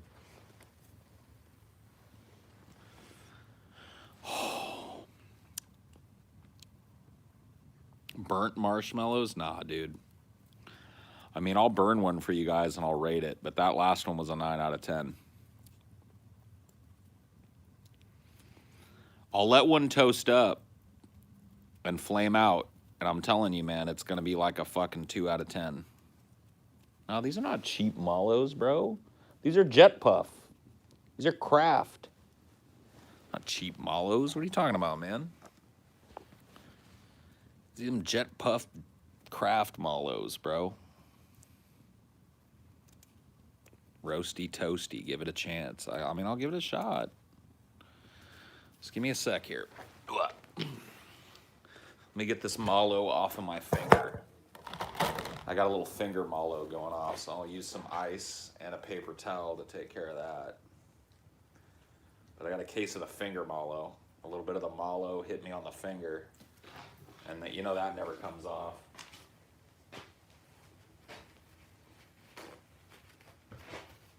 All right, I'll bring this over here to clean off the end of my stick too, because it might have gotten a little dirty. We can't have that. And then I'll roast one. I'll do the full-blown roast. We'll see. We'll see we'll see what works best. There we go. Okay, we got it. Now, Oh, this is a big one too. I don't know why these are inconsistent in size, but this is a big bad boy. Okay. It's on there. I got it stuck on there. I'm wasting a marshmallow. Well, people keep saying they're better this way. And I'm telling you, I've been roasting my marshmallows the right way for the longest time. Here we go. Here it is. Here's the sacrificial lamb of the marshmallow. We're going to go ahead and just put it right there in the flames. It's already lit up. There it is. Let's get it on the other side, too. Oh, shit. Okay, there we go. There's our charcoal briquette. There it is. Way too long? What do you mean way too long? That was perfect. All right, here we go. There it is. There it is indeed. All right, here she is. This is Running on Empty Food Review. And today I've got, well, I don't know exactly what I do have here. This is, I suppose, is a Kraft jet puffed marshmallow. I was told to burn it. As you can see, I'll get it in close for you so you can have a look at what's going on here. It's very burnt, very toasted and caramelized, I believe is the word that I would use for it. Anyway, here's the burnt marshmallow challenge going in.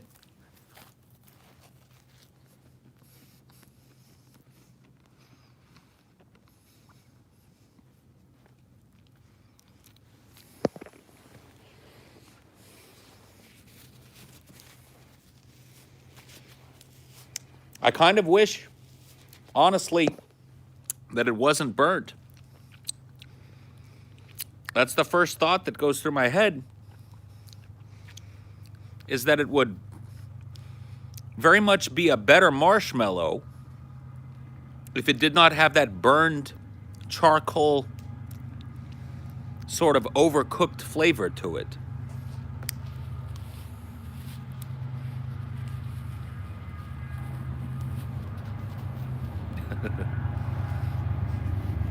Any Review Raw fans in the house?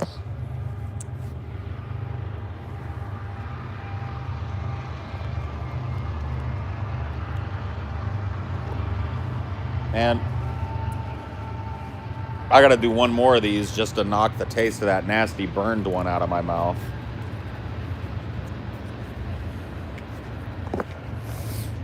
Running on Empty Food Review. Out here in my backyard, toasting marshmallows tonight. I don't know how you learned how to do it, but I learned to get a golden brown on the outside of the marshmallow, but never to allow the marshmallow to burn.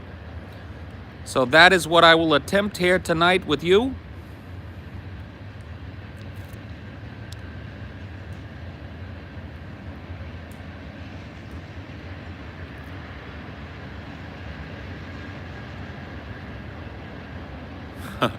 Welcome to Paul's Hobo Style Cooking, where I teach you how to cook everything from a skinned cat to a dirty rat. Tonight we're toasting marshmallows. A hobo favorite, if you can get some.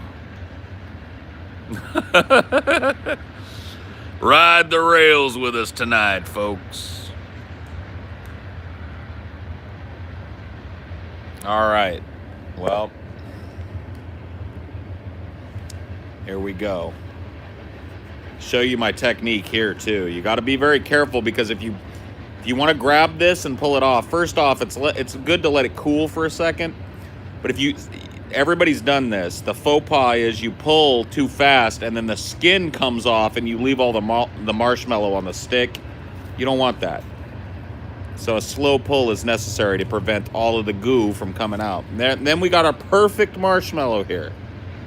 Perfect.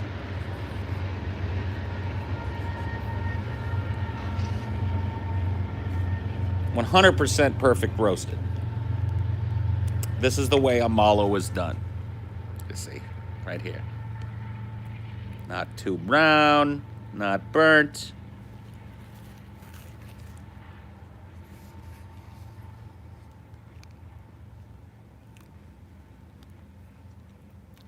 That's a...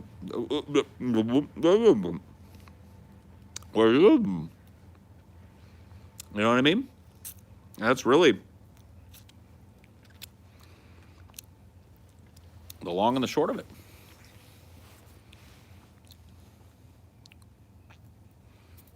Where are them graham crackers? I don't have any graham crackers, unfortunately. Hold on 1 second. I gotta go tell Amelia I'm roasting marshmallows and see if she wants one or two, because I can roast them.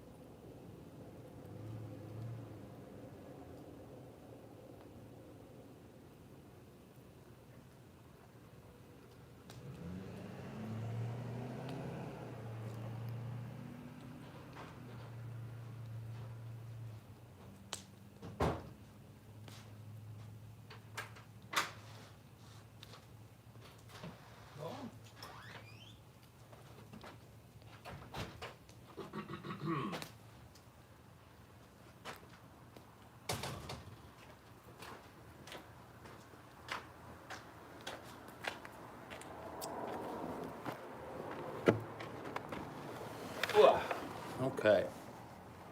So I got to show you guys this. I have here the ingredients for a traditional s'more. We're about to s'more it up.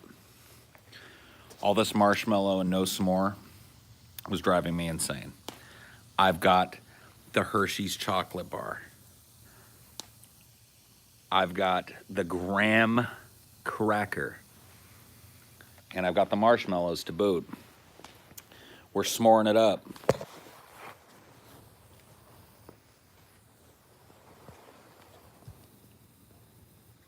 It's time for a s'more. Time to roast a s'more. Now this here is a classic right here. I really feel bad for any culture that doesn't have s'mores, man. Because a s'more is one of life's little pleasures.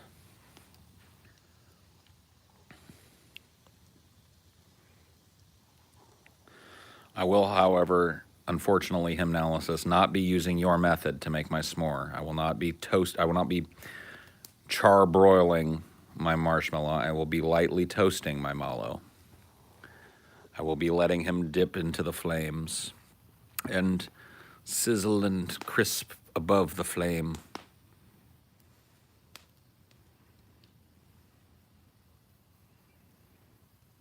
I've only brought stuff for one s'more because I don't want to go crazy out here with the s'mores. And if Amelia gets, I went in there and she's taking a nap. So if she wakes up and she wants a s'more, I will make her a s'more. But I've already had like 3 marshmallows. It's enough. Enough is enough at some point. You know what I mean? This is probably, it's already enough. But how to do a s'more? All right, we're getting close. Excuse me. We're getting close to perfect s'moritude here. All right, we're at s'moritude, I think. A little bit more. All right, we're good. We have now reached maximum s'moritude. You got your mallow. If you want to put it right onto the graham cracker here.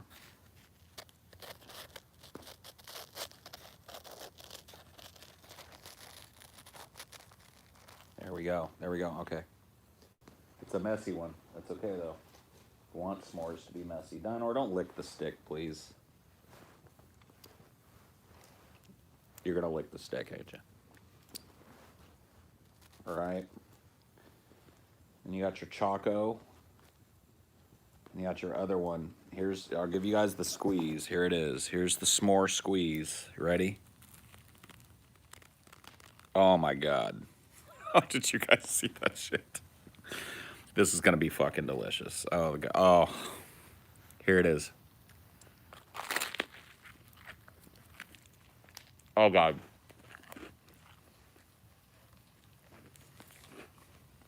I done did it now. Oh, baby. I've s'mored my beard. I've done a horrible thing. You guys are just going to have to deal with it.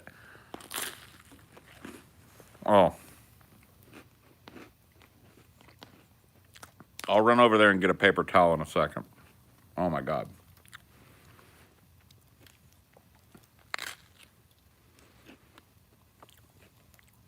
the OnlyFans content. Paul eats s'mores. Too hot for YouTube.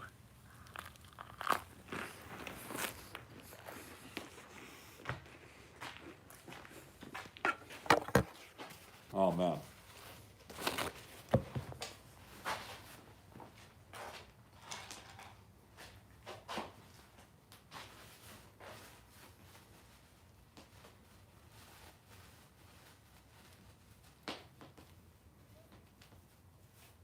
That right there was the realness. The realness. It's going to require some rather extensive beard cleanup, but it was worth it. Holy shit. My goodness gracious. Dinor. Oh, you're right there.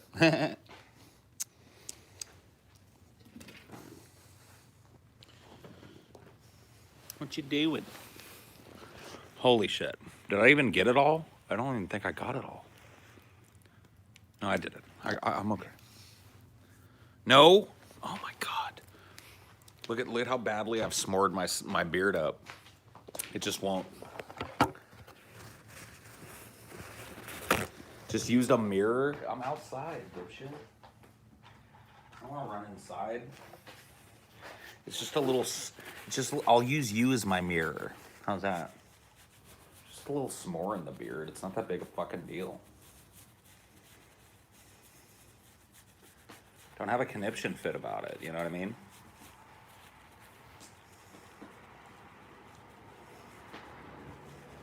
Well, what's gonna happen? You got a beard, you got a s'more. S'more in the beard. It's gonna happen. Not the end of the world.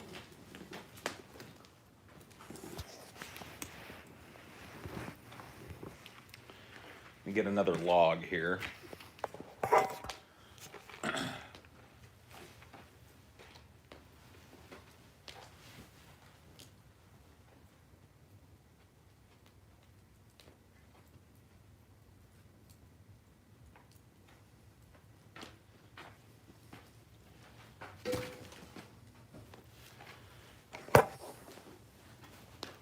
Oh, yeah. And how do you finish off nice little s'more.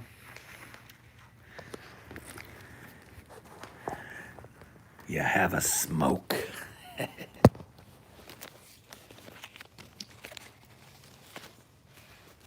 And then a Bolski, yeah.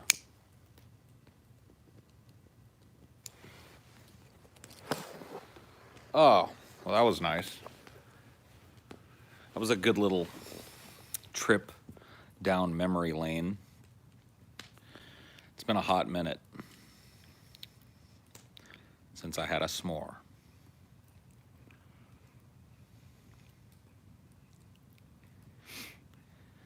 Yeah, if there is evil on this planet, it is telling people to burn a s'more. Oh shit. Amelia is up. Baby. Yeah. If you grab me one whole graham cracker that you can break in half, and no, I want to make you a s'more because I made myself one. That's what I was coming in to see if you wanted. Do you want a s'more? Not right now. I just woke up. Okay. She doesn't want a s'more yet. She just woke up. I was gonna make you a s'more. Well, it's very sweet. I felt guilty as fuck sitting out here enjoying a s'more without you. You can't have a s'more without the one you adore. It wasn't you that woke me up. Neither it was Cricket. Oh, Cricket. Yeah. Ugh. He gave me the gentlest bite right under my eye. Why? Just wake me up because he was hungry. Cricket, please. Cricket, don't do it. Is there still s'more in the beard? Could that even be possible? A little bit. There's s'more in the beard. I can't believe it. I can't believe that there's still s'more in the beard. All right. You know what? There's just going to have to be s'more in the beard for the rest of the show. I don't even know what to say to you. I'll try one more time to get the s'more out of the beard. I know one trick that I didn't try last time. I'm going to grab a piece of ice out of my drink. And I'm going to use that to moisten the beard. Here we go. Ice cube in the beard.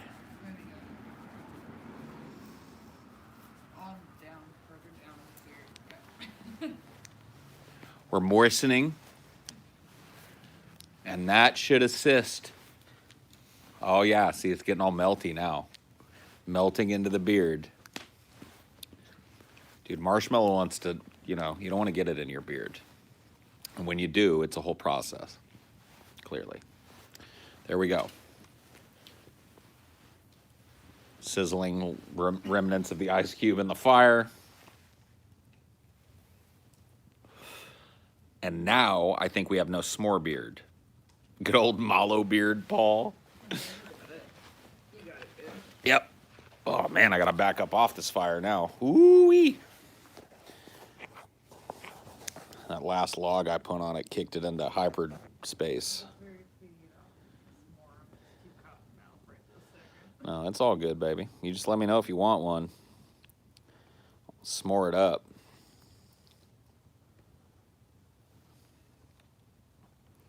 Because, man, it was good. What'd you use? Huh? What'd you use? That stick right there. Oh. I cleaned it off, and then I put the mallow on the stick, and I roasted the mallow. And then I made a s'more out here, for sure.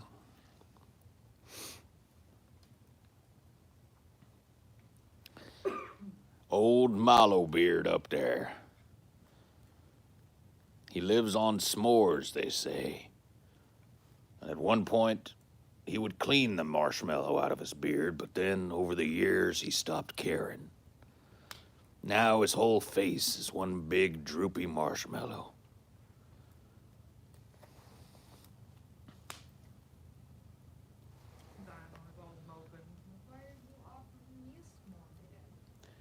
You don't get no s'mores. That ain't dog food. Roast a mallow while humming lovely, lovely Ludwig van.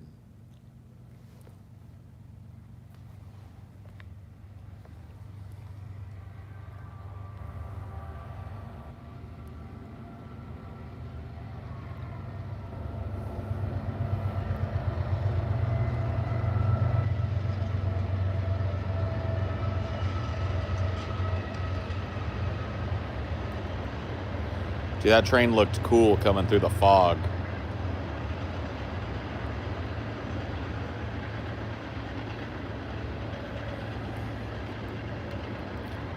That looked like a movie shot to me.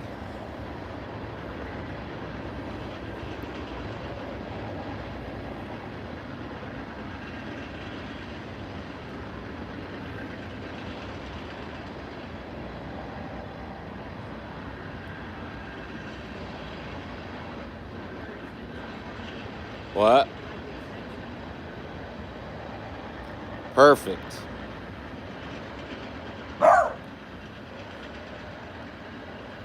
What was that even at? Who you boofing? What was that even about? Just like wanted to bork. Wanted to let one bork loose. He laid down. The least threatening thing ever. Yeah. He wants a s'more. He can't have a s'more. No. The only thing he could have out of that is graham cracker. No one wants plain graham cracker. I mean, a plain graham cracker is pretty tasty too, but he wants a s'more. He can't have it.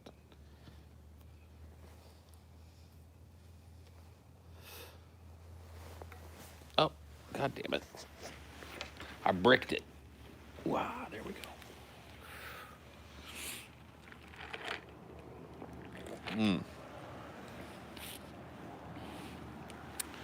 Well, it was nice out here by this fire so far.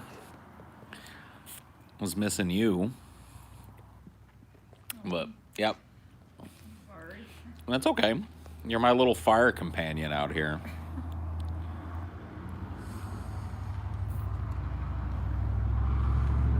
That guy's got some good fog lights. That was Johnny Bumpins. Yeah. But he wasn't. He's driving safe in the fog. You gotta Yeah. give him that. But he wasn't bumping tonight. Yeah. He must be paying very close attention because of the fog. Yep. See? Johnny Bumpins. He's a responsible driver. Johnny Bumpins is a responsible driver, yes.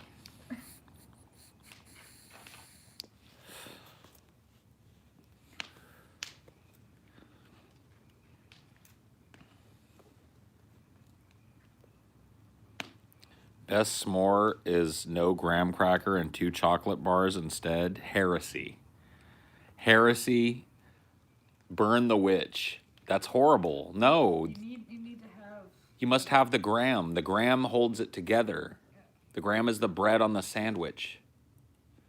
Yeah, it's like some freak that just eats like 2 slices of ham with a piece of cheese rolled up. Yeah, and he's like, "Oh, I'm eating a sandwich." No, you're not. That's not a s'more.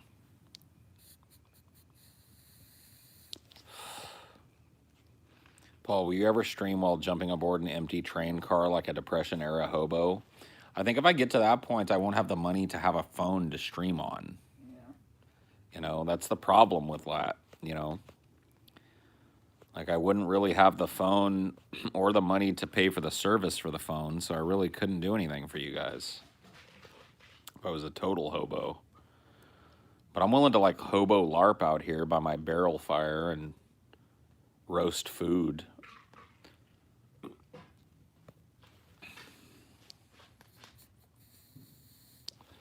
What was it, Dave?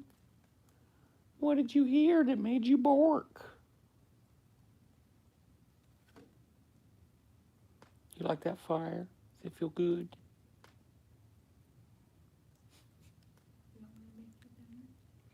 Hmm? Oh, I'm okay for right now, babe. You can do some chili mac later if you're feeling hungry. Sounds good to me. We got so many leftovers to work through. I ain't gonna be ordering for a while. We got enchiladas, we got chili mac, we got tamales. We got it all, dude. Good haul for a 6-hour drive, right? Yep. That's not true at all. A lot of trained kids and street folk in general keep phones and make videos and keep social media presence. It isn't as prohibitive as it once was. Huh. I would imagine. Yeah, and there's definitely a couple homeless people I've known that had phones and stuff, but it probably depends. Yeah, I'd imagine. They can't serve you with bills and take your phone away if you have an address. What will you do with an extra $600? I don't know. Put it in the bank. Let it sit there. I vote bookshelf. Bookshelf. We don't. Yeah, but we don't need a $600 bookshelf. No, we do. Oh, we just get like the most fucking baller bookshelf ever. Yep. Yeah, we could. I hope with $600. Dude, some of them are like $200 that I looked at that were basic. We're gonna need all 600 for that bookshelf. Jesus. All right. Well, there we go. Bookshelf. We could buy 300 s'mores. That's true.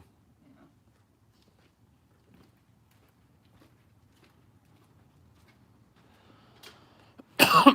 We could buy a lot of s'mores with that $600.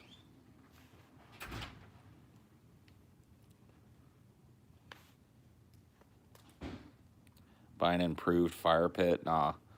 This fire pit that I've got right now, I love it, dude. It's ingenious. It's like, I don't know. I love it. It's repurposed. It's like something that was taken out of an old washing machine, and now it works for me every night. I love it. It's the tub out of an old washing machine, dude. Look, you can see like the holes in it and shit. It's like the stainless steel tub that they put inside of a washing machine that shakes your clothes up and shit.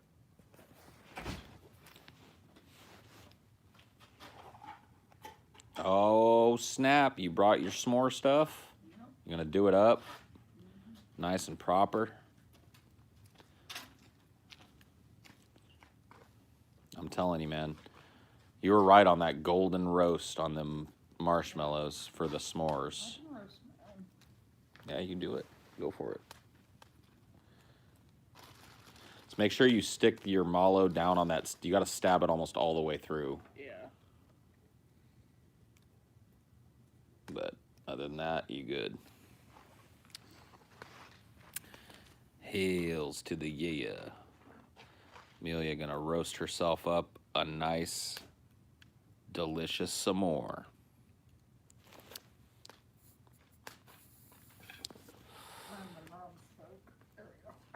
Yeah, that's why I'm sitting here. Because this spot right here seemed to be the no smoke zone, and so far it's been pretty good for me.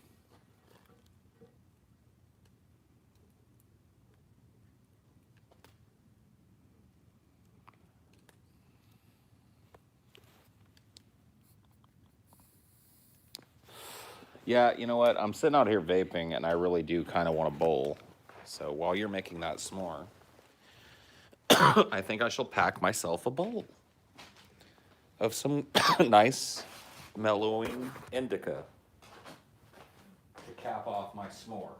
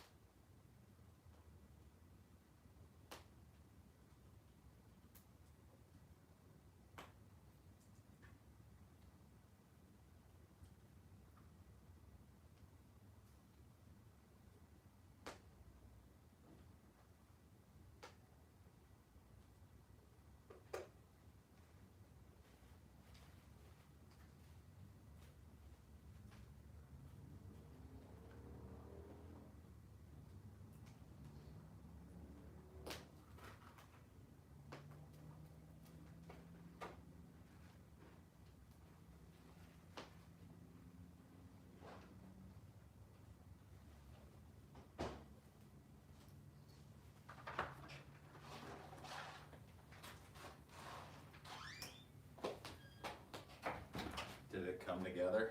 Mm-hmm. Yeah? Was it delicious? Not done yet. Not done yet? Oh man. Savoring the flavor.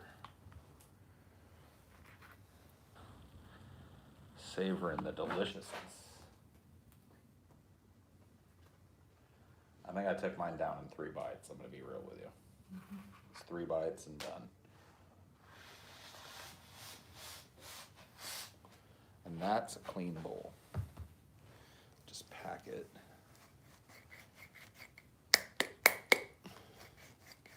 Actually, a strain of wheat that I've never tried before. Oh, yeah? It's pretty rare for me. I think it's a pretty common one too. I've seen it before, I just cannot remember a time where I've tried it. PROG. I'm not a big weed head type of guy that knows all the different strains and their peculiarities, but I do know one thing. Anything with OG in it is usually pretty good.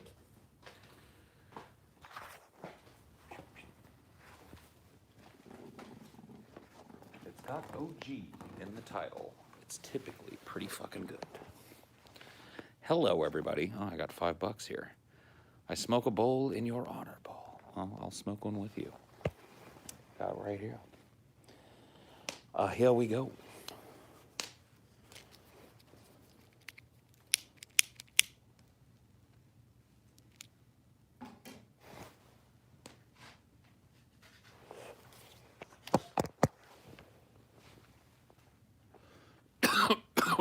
Oh.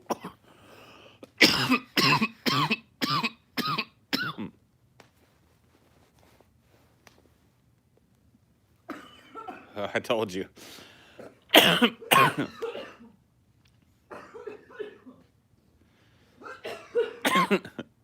You okay?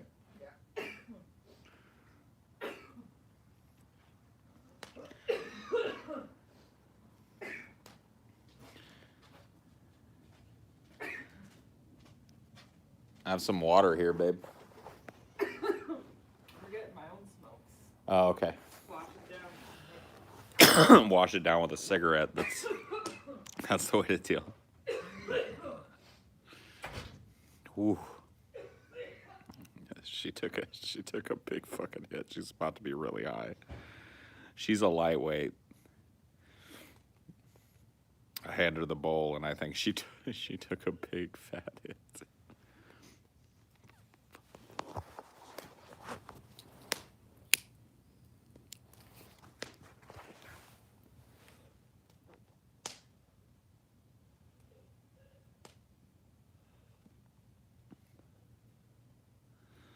What are you sniffing around for, D?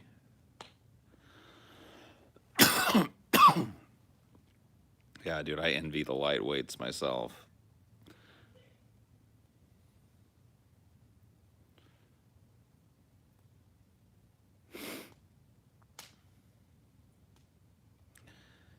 Extra stoned Spectre incoming. Yeah, I know. You better watch your asses. She's still coughing it up. She took a big ol' longer. You okay, baby? You took a big ol'... You went hard on it. Did I? Yeah, I could tell. Dude, when I saw you exhale, it looked like half the bowl came out of your lungs. I was like, whoa. No, it didn't. I know. You did take a bit of a dragon hit, though. That's okay. That's good times. You got to cough to get off. That's what they say. It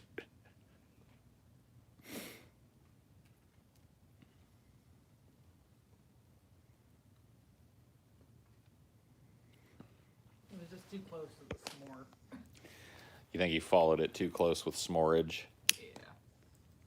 I got no like graham cracker out yet. Yep. Oh. Dude, sometimes I'll take a hit like that, where it's like it gets down into the bottom pocket of my lungs, and I'm just like, oh boy. The worst thing that you can do, I'll tell you this much, is cough on the way when it's coming out. Yeah. Oh my god, dude. Let it out first. try and like resist the cough urge till you get every bit of smoke out of your lungs and then go ahead and cough, because I'm telling you, man, like when you cough a hit out, oh, it's so harsh. It's so horrible. Ugh.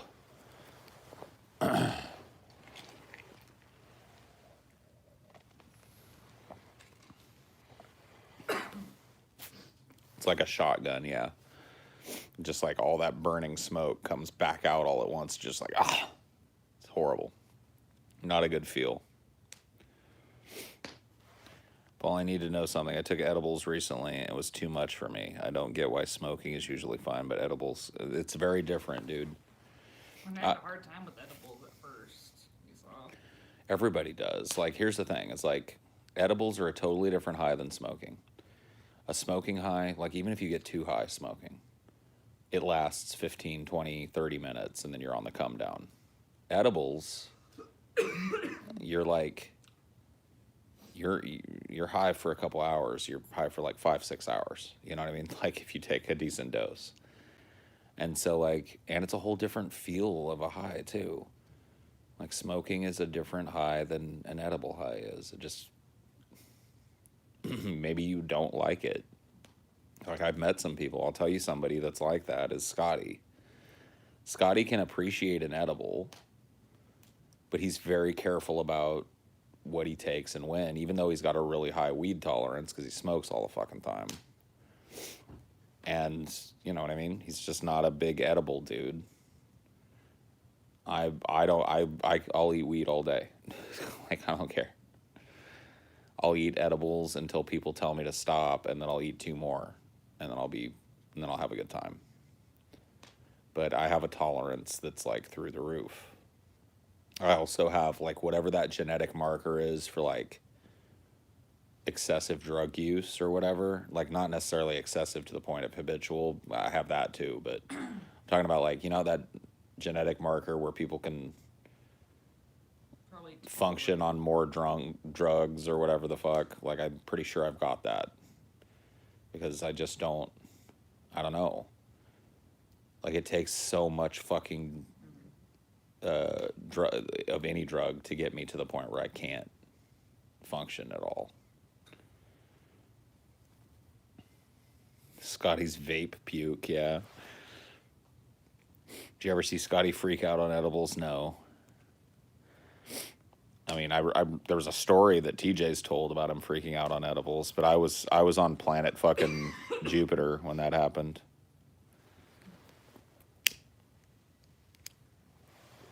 You guys will have to ask TJ for that story because I wasn't there. Like, well, I was there, but I was not present in the room or part of any of it. I was super stoned and I fell asleep, and then after I was asleep, all this shit went down apparently. So you'll have to ask TJ for that story because I don't remember it, having not been there and having only heard it from TJ. I love edibles way more. I ate a piece of pie last time and got ungodly high. It was not fun. Well. Thoughts on force the vote? Medicare for all. Right. So I don't really know. Like I told you guys, I've really kind of divested myself from the political process. So I'm willing to talk through like both sides of the argument as I see them, but I don't really care. I'll let you guys know right here up front. I really don't care if there's a vote or not on Medicare for all. So on one side of the argument, as I can see it, and I don't know if the sides as they're shaping up in the argument. Like I said, I haven't been paying attention to this shit. I've seen TJ tweet a couple of things about it, but I really have not kept up on the general lefty sphere arguments going on about this shit. So on one hand, I could see people saying, look, you wanted to bully Biden. We've got a little power now. It's definitely not enough power to like wield like a hammer, but the squad grew, right? Let's force a vote in the House on a Medicare for all bill. And then let's force the Republicans and the Blue Dog Democrats in the Senate to be on record voting no, so that the people can see that happening in the midst of a pandemic. So what that is an argument for, right, as I see it, is performative politics, which is a big part of politics. I don't like politics, but a lot of politics, as I understand it, is performative. And that would be performative politics. That would be people in the House knowing that they cannot pass a Medicare for all vote in the Senate, but doing it anyway as kind of a fuck you, here are the people that are against you type of move. And then the other side of the argument I could see would be, oh, well, then that's just the Democrats losing something else. And that's all the Democrats do. So let's waste all our political capital on a vote we know we can't pass. Let's lose in front of the American people again, and then take that hit as a group. As far as which one they do, like I told you guys at the top of it, I really don't care. As far as the efficacy of it, I tend to lean towards the performative end of things, I think. Like, whether, like, everybody knows the Democrats fucking lose now. So it's like, let's if you frame it right and force the vote, then you could, like, name and shame in the Senate and really make that a you know. But I think a lot of people are too paranoid about that, because if any of the House or senators up for re-election during midterms are on the record, but they're the better candidate, and they don't want to fuck them and lose their majority. Sure. Yeah, I don't know. That's just where I lean. I think I lean towards, like, force the vote, name and shame, etc. But I really don't care, honestly. I don't think it's going to make a difference or a hill of beans one way or the other. I support the vote because there are tons of people who think these Democrats are on their side and support Medicare for all. Right. It's like a name and shame thing. So it's like, here are the people that are against you in the middle of a pandemic. I like that. Like, I think that's better than nothing, but I really don't care. But, I mean, it came out that they took it off the Democratic platform. Yeah. DNC, and that was still during the pandemic. So. Right. They don't give a fuck. But, you know, this will at least get you the names of the senators that don't give a fuck in the midst of the pandemic. And if the squad and these kind of social democrat aligned folks that are, you know, starting to get some political clout now, do a good ad campaign and just make it like, here it is, like 365 days of name and shame. Each day we're going to name somebody. Each day of 2021, we're going to name somebody who voted against health care for every man, woman, and child in America during the worst pandemic of a fucking generation. Today's spotlight is this fucking Democratic senator from this fucking state. Reading earlier, you know the eviction bans that are going on right now? They're still liable for that rent they can't pay. That debt doesn't go away. Yes, They're allowed I to learned bring that recently all of too. That to small claims court Right. in March. So their landlords are going to come after them a lot. Well, some of the landlords are probably going to waive it. There's probably going to be some landlords who realize you can't go to a person who pays $500 a month in rent and ask them for fucking $7,000. You can't. You're not going to get it. Especially if that person's lost their job and shit. But I guarantee, yeah, you're still liable for that rent. There's nothing in that rent moratorium that says that those landlords can't come and collect that rent from you later. Yeah. So it's totally fucking And bogus. It's almost worse than a moratorium, or as a moratorium, because then you owe more. Right, it's just like a big balloon payment now that's going to come Not due gonna in a accrue month. interest, because of course it is. They're gonna Of course. Small claims court, people take a loan out and It's fucking, so it's like it's fucking sad. pandemic's over, and then people will get this whole wall of debt immediately. Yep. Sounds great. Oh, I hope you guys saw my butt crack there. That would have been cool if you got a little plumber's crack. That'd be a little treat for the stream.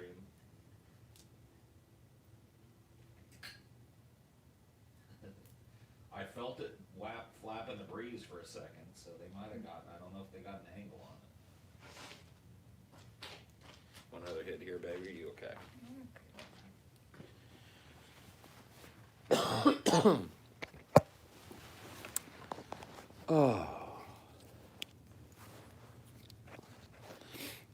Got a little mallow in your crack? Oh shit, dude. Old crack mallow Paul.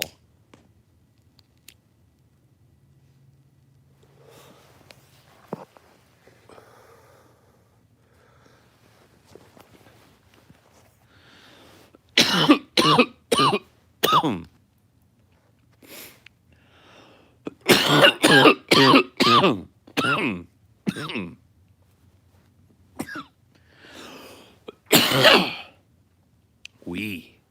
Good shit. Okay. I'm for the vote. I'd still want a nationwide general strike. This is what separates me from Vosh and why I'm more of a Jimmy Dore fan. What, like Vosh is against a general strike? Whatever. I don't even care anymore. I don't want to talk about Vosh. Yeah, you're not gonna sit there and like, oh, you took Bosch out of context. Yeah, no, I don't want to get involved in the whole Bosch back and forth shit. You guys go ahead with that shit. I don't really care, but I don't understand why any leftist would be against a. Like I don't even understand that shit. But whatever.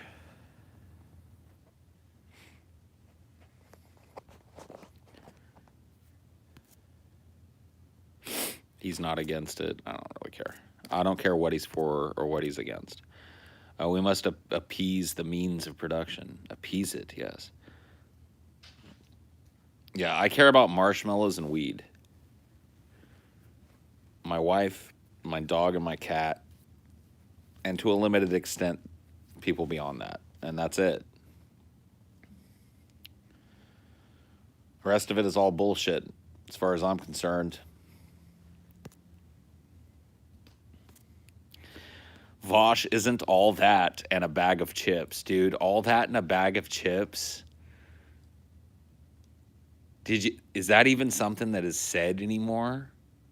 Do people still say all that and a bag of chips? I feel like I've heard it before. I heard it all the time back when I was a kid, like in high school. People used to say that's all that and a bag of chips. Is that some kitty fucking? That's some kitty fucking. That's what that sounds like, dude. Damn it. It's happening right out here. Why couldn't they be open? That's cats going at it out there somewhere. It's more feral cats going on. People still say all that and a bag of chips. All that and a bag of chips. I'm just still thinking about that poor kitty. Well, whatever. It sounds like it's over now. It was quick and brutal, and now it's done.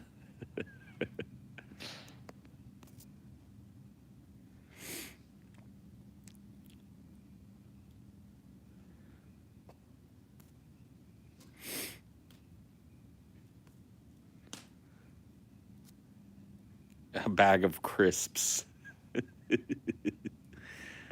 I can't believe you people, dude. I can't believe you Brits calling chips crisps. You believe that shit?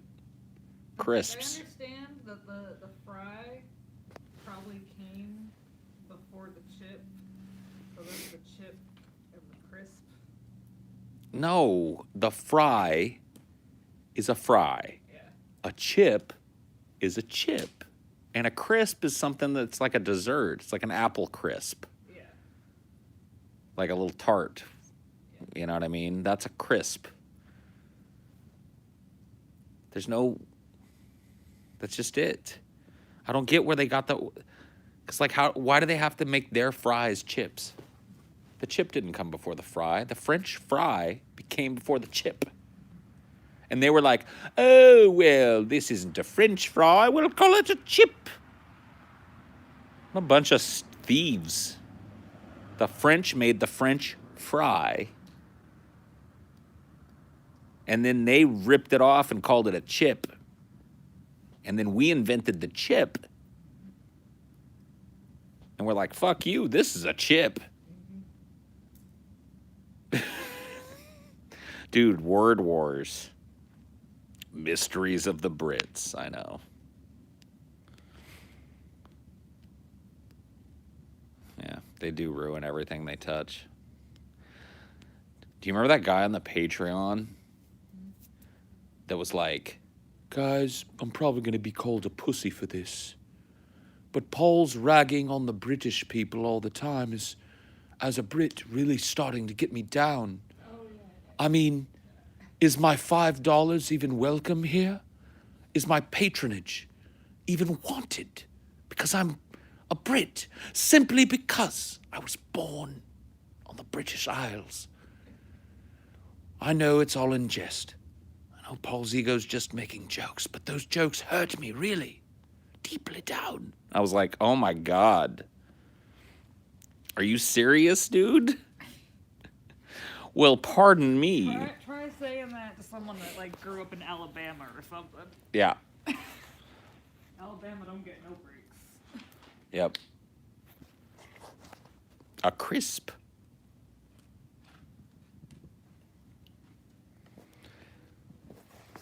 Man, that's just like altogether too sensitive in my opinion. Like, us Americans have to hear every fucking day from outside America how fat and stupid we all are. And you know what we do? We go right on being fat and stupid and we don't cry about it, right? But Brits, you give them a little back, you dish them a little back about their fucking yucky food and their fucked up teeth.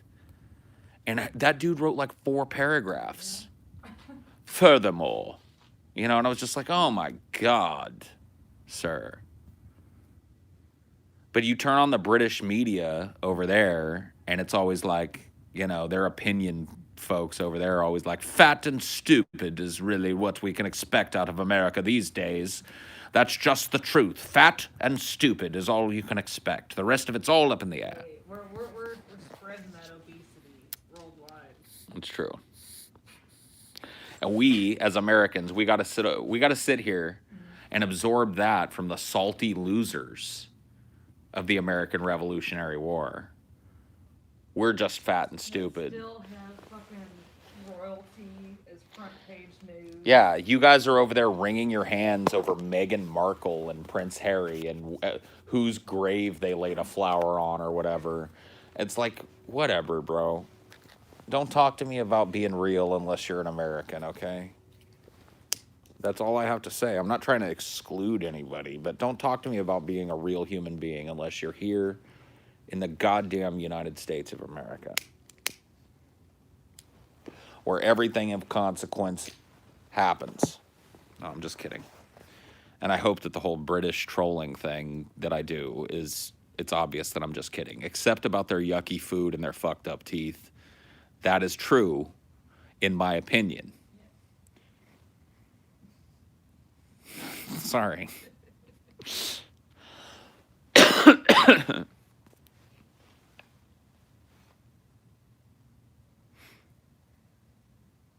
Really, when have the British people ever been shit on besides World War II?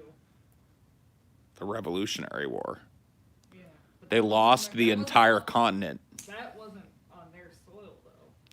Yeah, it was. Yeah? We were British colonies. This was It their wasn't in the Queen's. Well, okay, I wasn't in Queens, Britain or whatever. It wasn't on their little shit stain of an island. But yeah, they got pooped on then. They've lost a few wars. I'm trying to remember who else gave them a fucking good tallywhacking. Well, if you go back far enough, the Vikings gave the early British a right clout about the ears. Gauls. France whacked them, yeah. France gave them a whack in 1066. The Gauls, yeah. North Vietnam, yeah.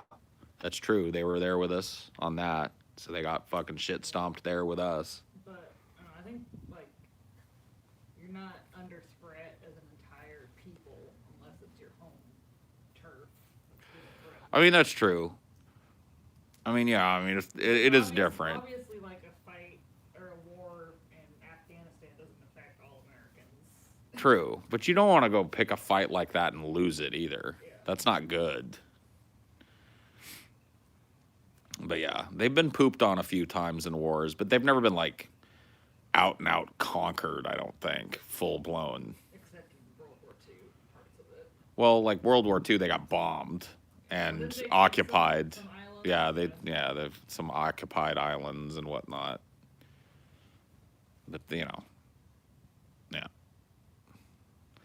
Nah, just forget them. They're of little consequence to the world anymore. Paul, do you agree people don't return their shopping cart are bad people? And do you put your cart back? Be honest if you're lazy bones. No. I do put my cart back. Like, I always take it to whatever the little, like, I won't take it all the way back to the store, but I put it in, like, the stall thing. You know what I do? What? I park in front of a runaway cart so that I have a cart, and then I put it in the corral. Yeah. If I can do that, I'll do it. Like, if I'm on my way into the store and I see a cart that's just, like, sitting there, Yeah. and it's a perfectly good cart and I need one in the store, I'll just grab it. And then I take it and I shop with it, and then when I'm done with it, I put it in the corral. So you do half the work if you grab a stray one. Right. Well, you're doing somebody else's work for them because some poor bastard is going to have to come out there and do that. So, no. I respect the corral, dude. I wouldn't lie to you guys if I was a scumbag, but I'm just not. I do the right thing always when it comes to the carts.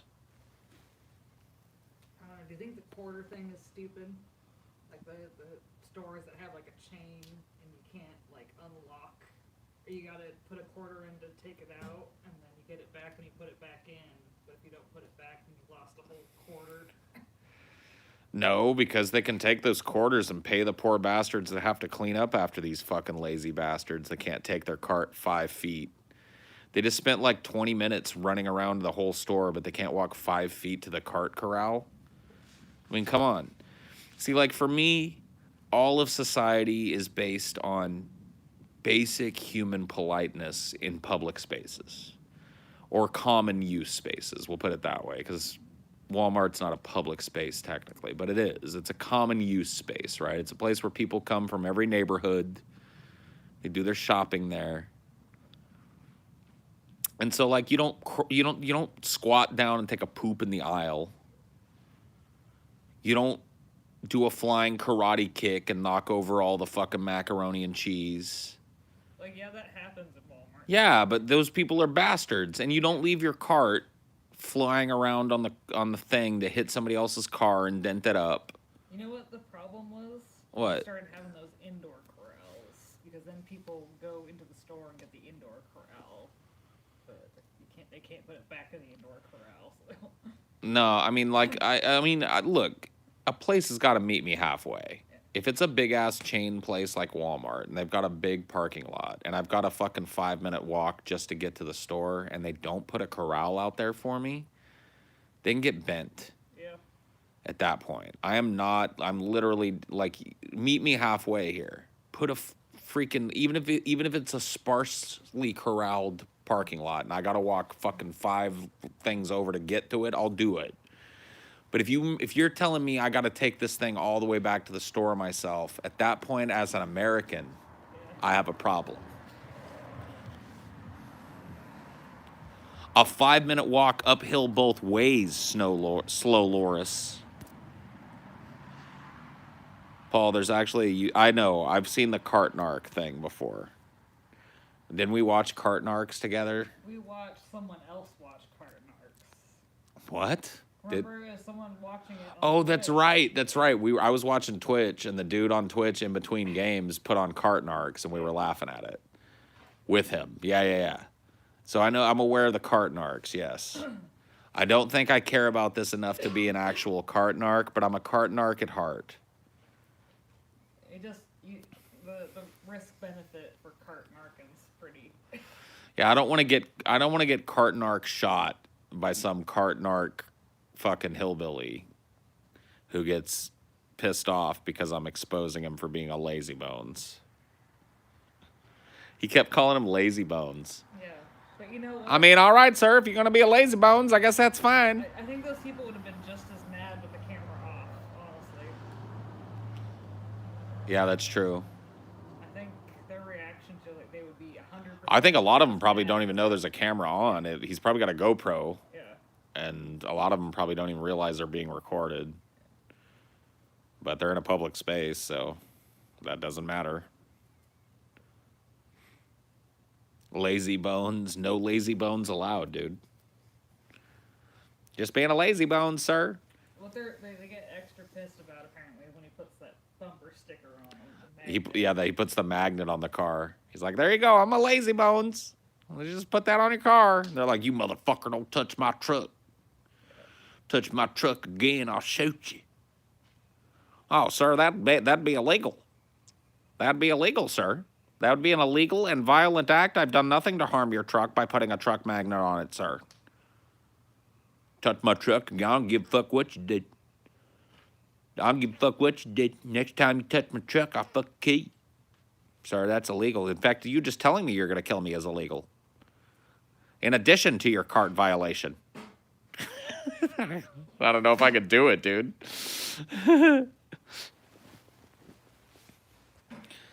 Thanks for the $5, my friend. Yeah, because if you like dedicated your life to that, then like some pregnant lady's gonna be like waddling along. Well, then, like, if you're a good cart narc, you help the pregnant lady. Yeah. You don't even make her walk it back. You go, ma'am, I'll take that back to the stall for you. Thank you very much. Just out here doing my duty. Like, you don't even give her you don't harass a pregnant lady for it. You know what? You help her out.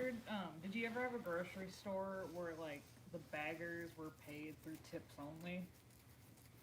I think maybe. Yeah, that's how it was at, like, the commissary. So like you would go in and they'd have the cart inside or whatever, and when you'd be done with your shopping, you'd pay the bagger to bring it out to your car, unload your groceries, and bring it back. The tip. Damn. Well, I don't know that I've ever experienced that firsthand, but I've heard of it. That sounds like a pretty crappy job, being a bagger. For tips only. For tip only bagger. So like a lot of them to get tips will do the whole bring it to them, bring it back, or whatever. So they're paid cart narcs, I guess. Yeah. As a Walmart employee, the worst thing you can do is leave steaks from the meat aisle in the freezer. That's perfectly good steak that I need to throw away. That's really the worst thing you can do in a Walmart? I mean, that is a shitty thing to do. Take fresh meat and put it in the freezer, because then it's no longer fresh meat. Yeah. Like, then it's ruined at that point. But, like, is that really the worst thing you can do at a fucking Walmart? Really? That's the thing that you guys all get together and bitch about at night, is like the people that... It'd be more convenient to have like little fridges and shelves, like a little return station around. Well, I imagine a lot of those return stations, someone puts something down, someone else wants it, and they just grab it, so. Yeah, but how do you do that with meat that's all temperature? And you should have fridges too. Yeah. Return fridge. You'd have to. You have to have a return fridge, for sure.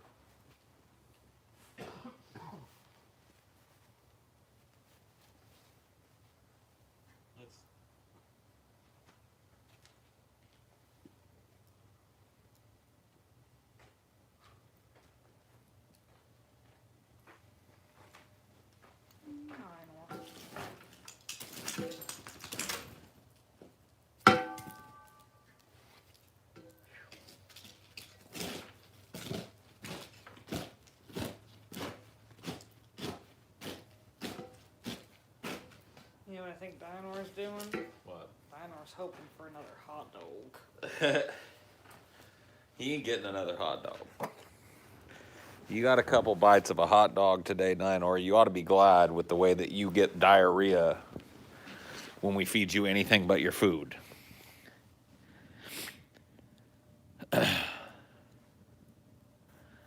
We risk the diarrhea. I want more hot dog, man. Can't have it. Can't have it. He's like, He likes imitation Dinor. Yeah, he does.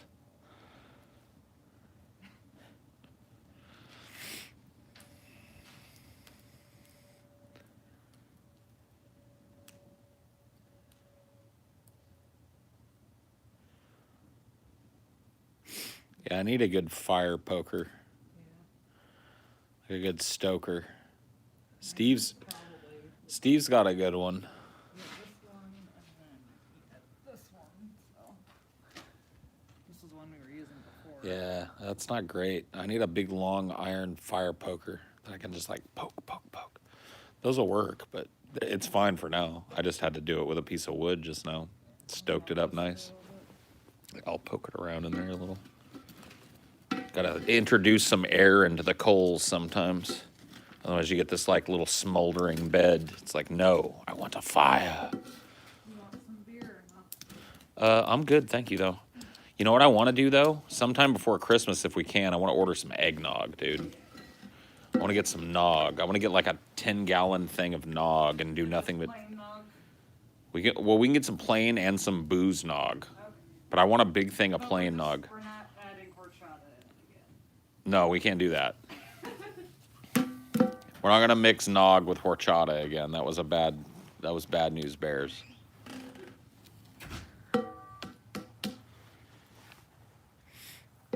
Scoop of homemade vanilla in the nog. Oh my god, dude. I gotta tell you, one time a year, I want the nog, and it's right around this time of year. And I go nog crazy. I'll probably gain 10 pounds just off of the nog. I'll gain 10 nog pounds. Because I want nog. I want like 3 big old glasses of eggnog a day for like a week. Like I don't mess around with the nog. All right, I'm expecting at least a good solid like 2 glasses of nog a day for at least a week, and then I'm done with nog for the rest of the year. You know what I mean? That's it. I've had my little nog spree. I'm sick of it. I'm probably a little sick from it because I've eaten too much nog, which will happen. And then, you know, I relearn the lesson next December.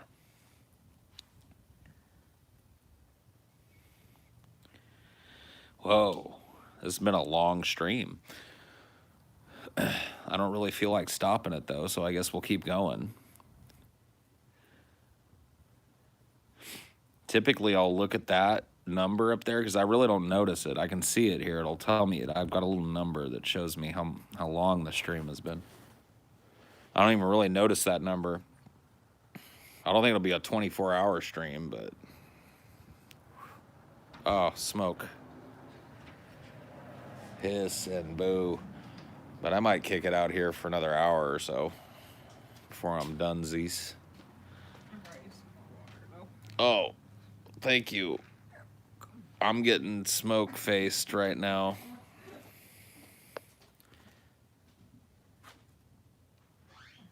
You certainly are. Yep.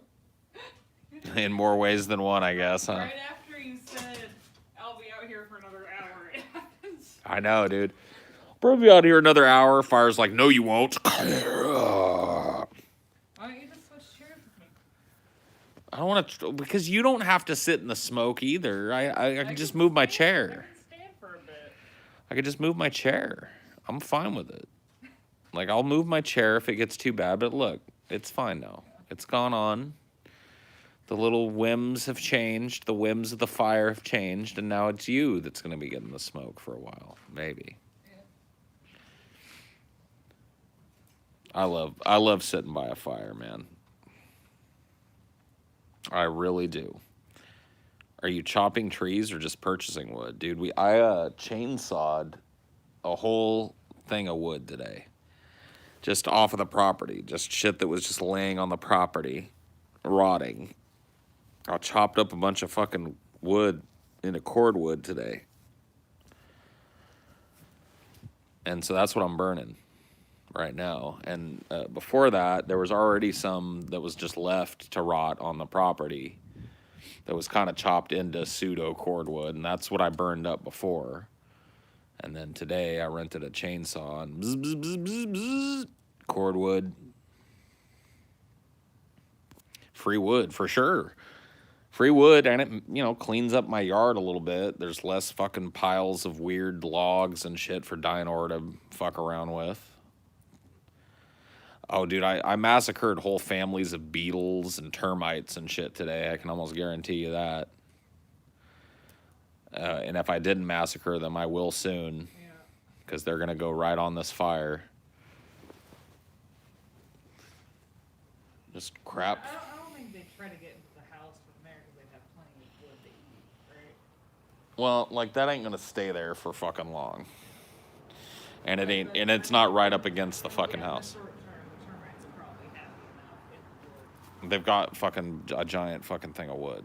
No, I didn't see tons of termites. What I did see was the bark beetles. Yeah, the little. Yep.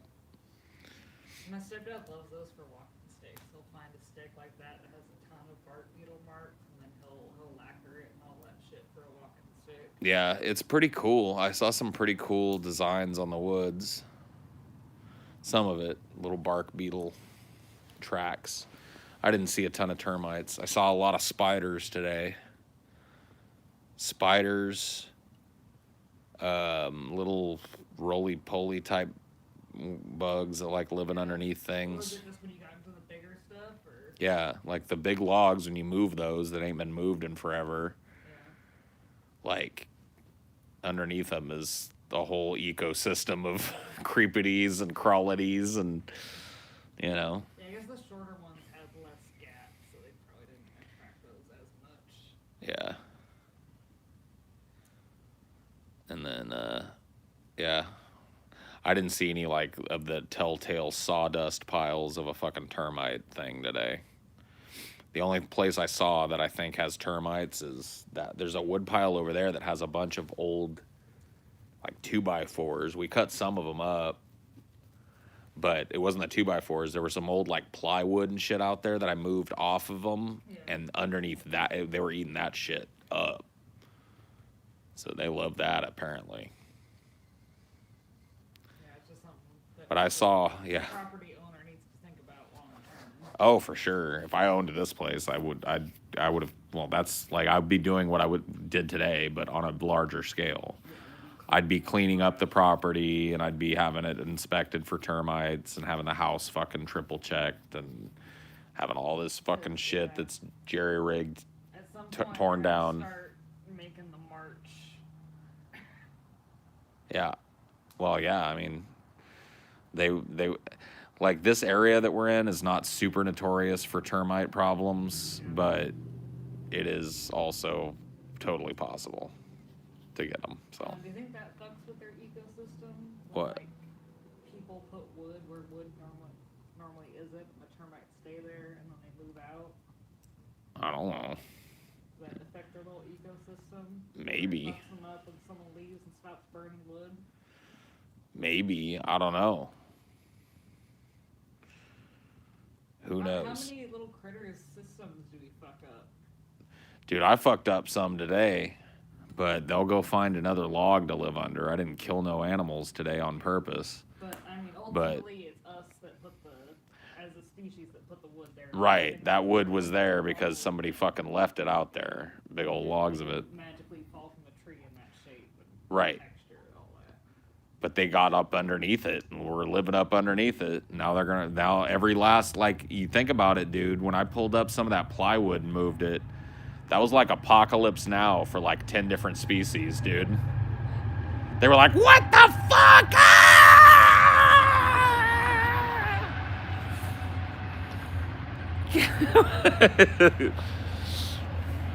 They scurried just like that, too. Every which way.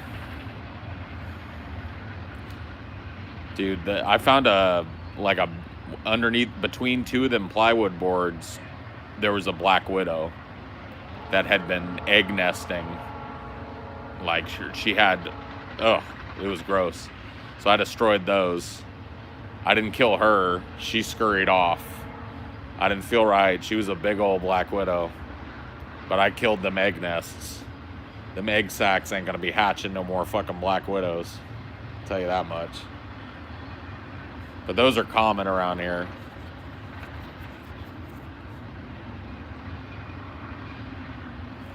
So, yeah, I got to see.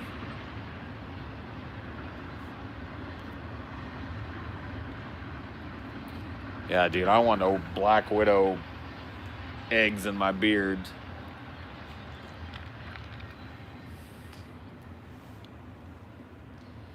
No witter eggs, please. Stay off in the distance rather than super close to houses around here. Like, Do you think they have enough to live in to mind their business over there? yeah, no, I mean, I wouldn't worry too much about it. It's just like, they're just, you know, like any spider will get off in your house sometimes, but it's rare. Typically, like what black widows are looking for is damp, dark places.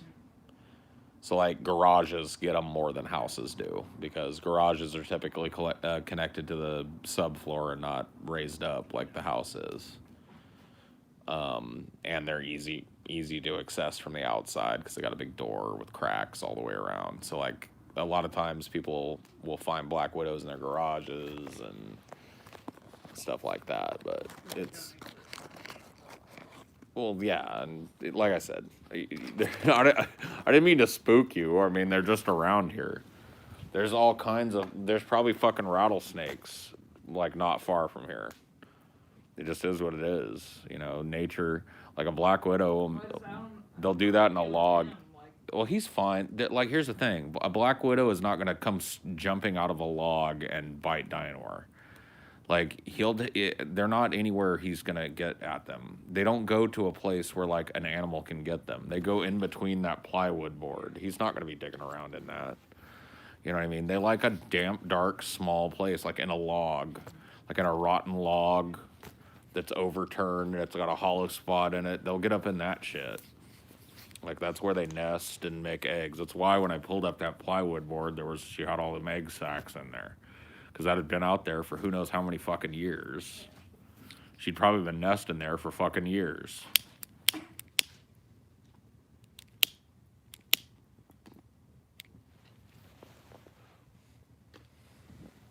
Just part of living out in the wilderness. There's just, like, very few places on the planet that don't have, like, indigenous crazy shit.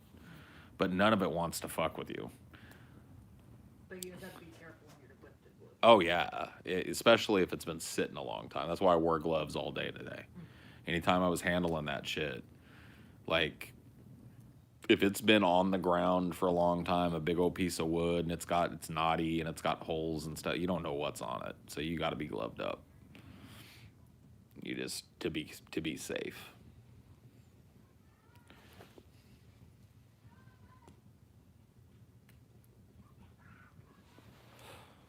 And, like, same thing with rattlesnakes, too. Rattlesnake is not going to, like, prey on something like Dynor. It can't even eat a Dynor. So the only way that Dynor would get in trouble with a rattlesnake is if it started rattling at him and he didn't leave it alone. Instead went after it. But I don't think he would. I think if anything moved out there, he would run away and bark at it and come to us immediately. So, like, a rattlesnake, people that are bitten by rattlesnakes typically step right on them. Like, that's how it happens.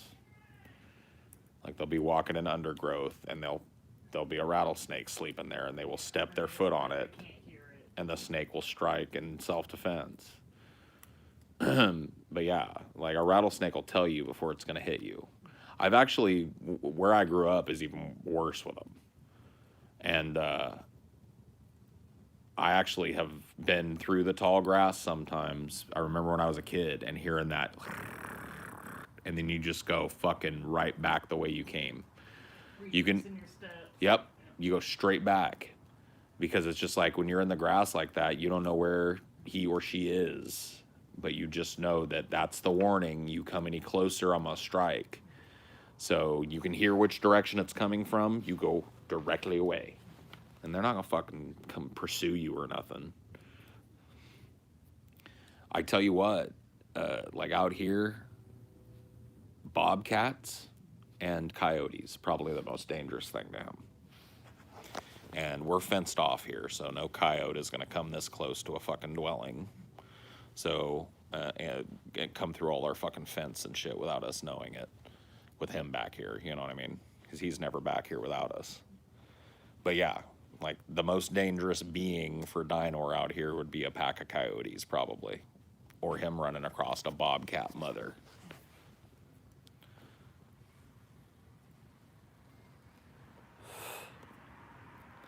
Coyotes, oh yeah, dude. It happens all over the place where they're prevalent. Like people that's why I will never have a dog that is an outside dog. I don't care where I'm living because of where I grew up. It's like people get their dogs snatched right out their yards. And they're always all sad about it. And people will tell you it like it's a sad story. And you just want to choke them. It's like, yeah, it's a sad story because you locked your dog outside to be fed on by a predator that lives out here. Let your dog sleep inside. Build him a kennel. Like, protect your dogs.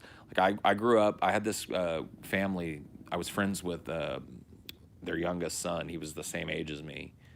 They lived down the street from me out in the country. And they had dogs that were not allowed in the house, but they had a big old nice kennel that they built. During the day, the dogs ran the property. And at night, they bedded down in a kennel where no coyotes could get them. You know what I mean? That's the responsible way to have an outside dog. You don't fucking leave a little dog like Dinor. And there are so many little dogs like him that are just left out and back all day, all night. They got a little dog house they can go into, and that's their protection. It's fucked. It's fucked. I know a family that ties their dog up across from my second house. We get bears in the area sometimes. I really wish they wouldn't. Oh, man. People that... Like, it's one thing to have an outside dog. That's one kind of sociopathy with no protection. I mean, there's some areas you can probably get away with it. If you live in an area where there's literally no predation... Well, I mean, my grandma had like a bigger dog that was more like a golden retriever type. And he would just chill outside Right. all day, all night. That's what I'm saying. If you've got a really nice fenced-in yard... It wasn't fenced at all. Oh. You could keep going and going. He can go across the river. Well, the that's street. different. That's a different kind of fucking dog and a different kind of wilderness. I'm talking about little fucking things like this that we've made. These little mutant dogs. They got no defense against a coyote. A fucking coyote or two runs up on a big old fucking golden retriever or something, they can defend themselves against that. And a coyote probably ain't gonna try and take that down. But they'll snatch him like nothing, like a rabbit. It's just the way it is. So you live in an area where you know you got predators like that are outside hunting at night, and you don't take pains to protect your dog. You're a piece of shit in my eyes. Leave your little dog out here to fend for itself against that every night. Okay. And people do that, but the people that just chain their dogs up to something all day, that's a different level of sociopathy right there. I used to work at, well, not work, but I volunteered time at a clinic in Fresno, California called ARF. And they would take dogs, and certain dogs were really problematic dogs. They would try and rehab some dogs. And a lot of the dogs that needed the most rehabbing were dogs that were just chained up to something for their whole lives. And like they were... They got like a pat or something here and there. If that, a lot of these dogs acted like they didn't want to be touched. They were just forgotten out there, and just like they'd kick them some food or whatever, leave them to fend for themselves, or had some kind of little hose that dripped into a bowl that they could get to on the chain, and that was it. They would just, it was all the thought that went into them. It's like, why even have a fucking dog if you're just going to keep it like that? But it's so many dogs just chained up. People even do that with apartments sometimes. They'll like just put them out on their patio or whatever and not let them in. Dude, there was a fucking thing at my condo. Yeah. I owned a condo, and it had 4 units in a building. I owned one of those units, and each unit shared one of two-car garages. So half the garage was mine, and then the other half belonged to another unit. Well, I never used my garage. I had some boxes and stuff out there. I would store some stuff, but I didn't park my car in it. This family moved into the unit that shared a garage with us. And one day I came home and there was animal control and the police were there. And I was like, what the fuck? And so I start walking up and I start letting myself up into the house, and they're like, hey, is this your garage here? And I was like, yeah. And he goes, he's like, are these your dogs? And I was like, dogs? I was like, my dog lives in the house. He goes, oh, who do you share this garage with? I pointed at the upstairs neighbor. And they had like a whole, like 3 puppies In the garage. that they were in the garage. They fed them by throwing food in there. I don't even think the little puppies had been out of the garage. I don't know who reported them. I hadn't noticed them because I hadn't opened the fucking garage. But according to the animal control lady that was there, that she thought they'd been in there for like 3 months. And it's just like, They're just shitting and pissing in there too. yeah. Oh, it was horrible. Everything that I had stored in there was ruined. It was covered in piss and shit. I had to throw everything. Luckily, it was just crap that I obviously didn't care much for. But one of the things that was out there, my grandfather's fucking military uniform. Ruined. So that's the only thing I lost. But I don't really care for my grandfather all that much, so no harm, no foul there, honestly. But I mean, it was like, if I had been a different person, that's a special family thing. Or like a wedding dress in there or something. I mean, if I really cared about it, it wouldn't have been out in the fucking garage. But still, you know, that'd still probably be okay. But it's just like, I wasn't worried about that. What I was worried about is these fucking people treating an animal like that. Those little things lived in the dark, in the garage, in the cold, their whole lives. And they would just throw food in there. I never saw them. I never saw them playing with them out on the yard. It's just like, why even get them? Sell them, I guess? What are they going to be worth? They're all emaciated and fucking afraid of people. Was there a shooting star? There can't be a shooting star. Way too. Dude, it's way too foggy. Maybe it was a meteorite. If you saw something up there. But it's like socked Or it was in. probably just a spark from the fire. Yeah, it might have been a spark from the fire. Because it's way too foggy. Yeah, or a cigarette ash.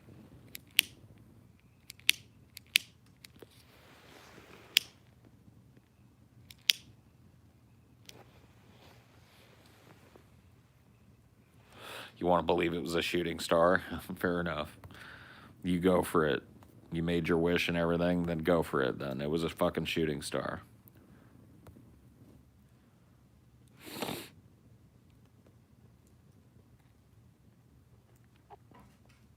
I used to be a mail carrier and saw at one house cages and cages of pit bulls. That piece of shit owned the house, had one in its garage at one time. What the fuck moment for real, yeah. They were like a big breed of puppies too. I don't know what they were, but I think they were pitties or some kind of, they weren't like little dogs. They were big, they were like his size when they pulled him out. Oh my God. I felt so awful. I told the ladies, I was like, man, if I'd have known anything was going on with this, I was like, I just don't go in there. They were like, no, we can tell on your half. It's just storage. I was like, yeah. I parked my car outside. Fuck. I hate people that mistreat animals, man. There's a special fucking circle of hell. I've never encountered personally like a serious hoarder like you see on TV and shit. So no, I've never seen anything like that. I'm iffy about like some of the working dogs, like foxhounds, like having them go on actual fox hunts. I mean, fox hunting is a little unethical at this point. It's just sport hunting for no reason. But there are other ways to like fucking. I'm saying there's other ways to exercise those dogs. Yeah. Fox and engage their fucking instinct than fox hunting. Yes. That puts them at risk. That's the whole thing about things. Like, people don't. Or duck hunting dogs, like they'll starve for 3 days tracking shit. It's like, People get dogs for boutique reasons. They like, literally, so many people will just flip through a catalog of dogs on the internet and find a breed, and they're like, oh, that's beautiful.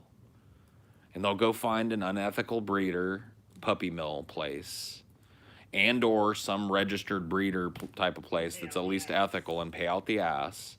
And then they have this animal that they know nothing about, because all they cared about was how the breed looked. And they bring it home, and then they have a nightmare on their hands, because they're a more sedentary person. They're not a super active person, but they just bought a sporting breed that literally wants to run for about 6 hours a day. And so all that energy that dog can't expend, that it wants to expend running, goes into destroying their home. And then that dog ends up at the pound or outside chained to a fence, running around in circles its whole life. It's just so fucking stupid.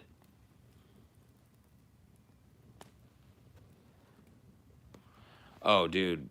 Banning of private puppy mills and the registration of puppy, quote-unquote puppy mills as a business, beholden to tons and tons and tons of federal regulation, including the number of breeds actively in shelters and et cetera. So, like, breeding dogs that are heavily sheltered in other parts of the country, no.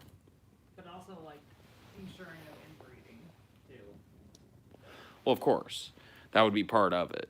Ensuring adequate housing, adequate food, no inbreeding, like end of cycles for the bitches that you're breeding, so that they're not just like puppied out. Fresh air and shit. Because they will literally breed a female dog so much that she can't even walk by the end of it, and then they just throw her away.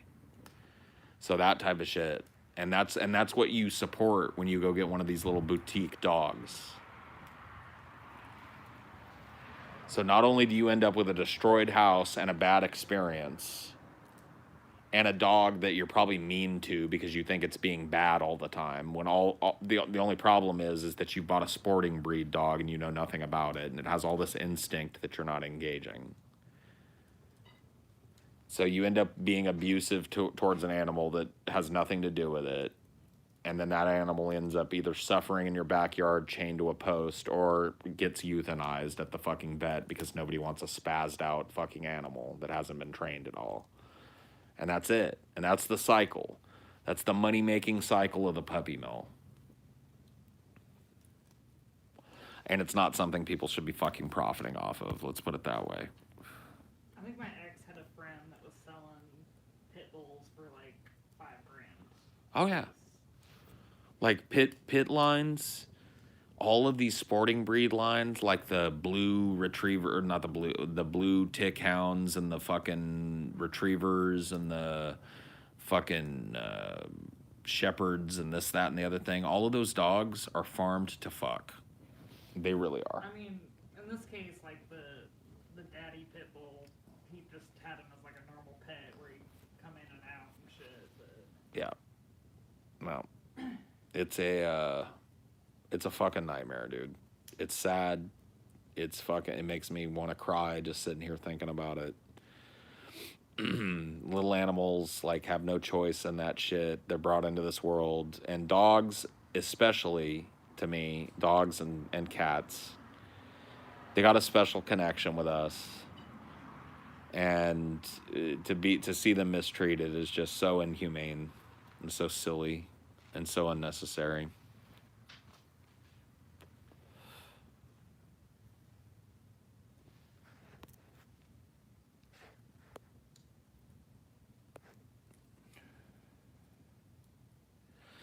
Oh, dude, I have a story about this shit, dude. So when I was living with my dad growing up, my stepmom had this lady boner for basset hounds.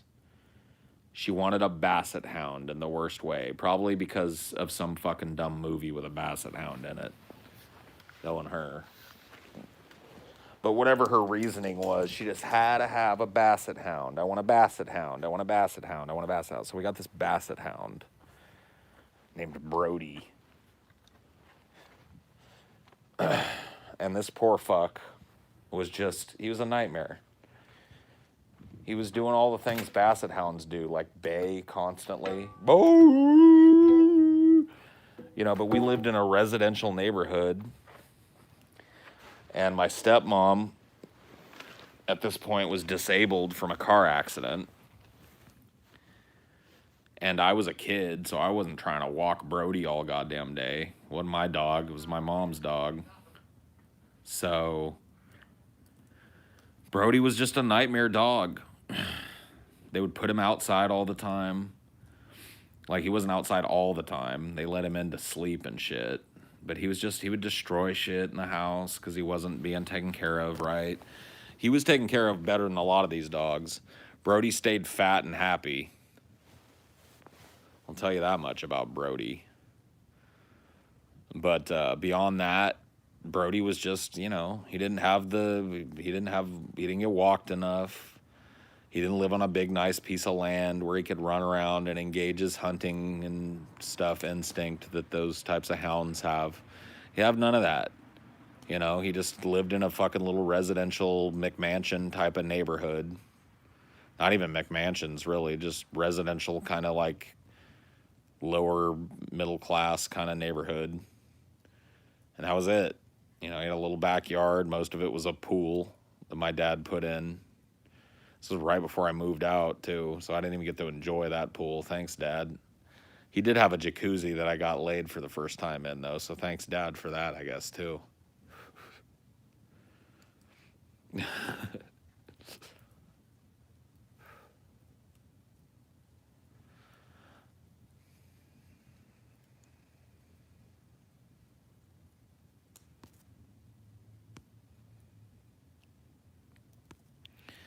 Yeah, I mean, if you've got a basset hound, you need a piece of land like I've got at least. A couple acres of land for that dog to run around on and sniff around and have territory and do his basset hound shit and play fetch and run and run and run and run and bay at things and do his thing. If you want it that kind of dog, you need to have it in an environment where it can do that. Because that's what they're literally bred to do. They have that, they're born with that instinct in their veins. And it's not their fault, you know, that they seek to carry that shit out.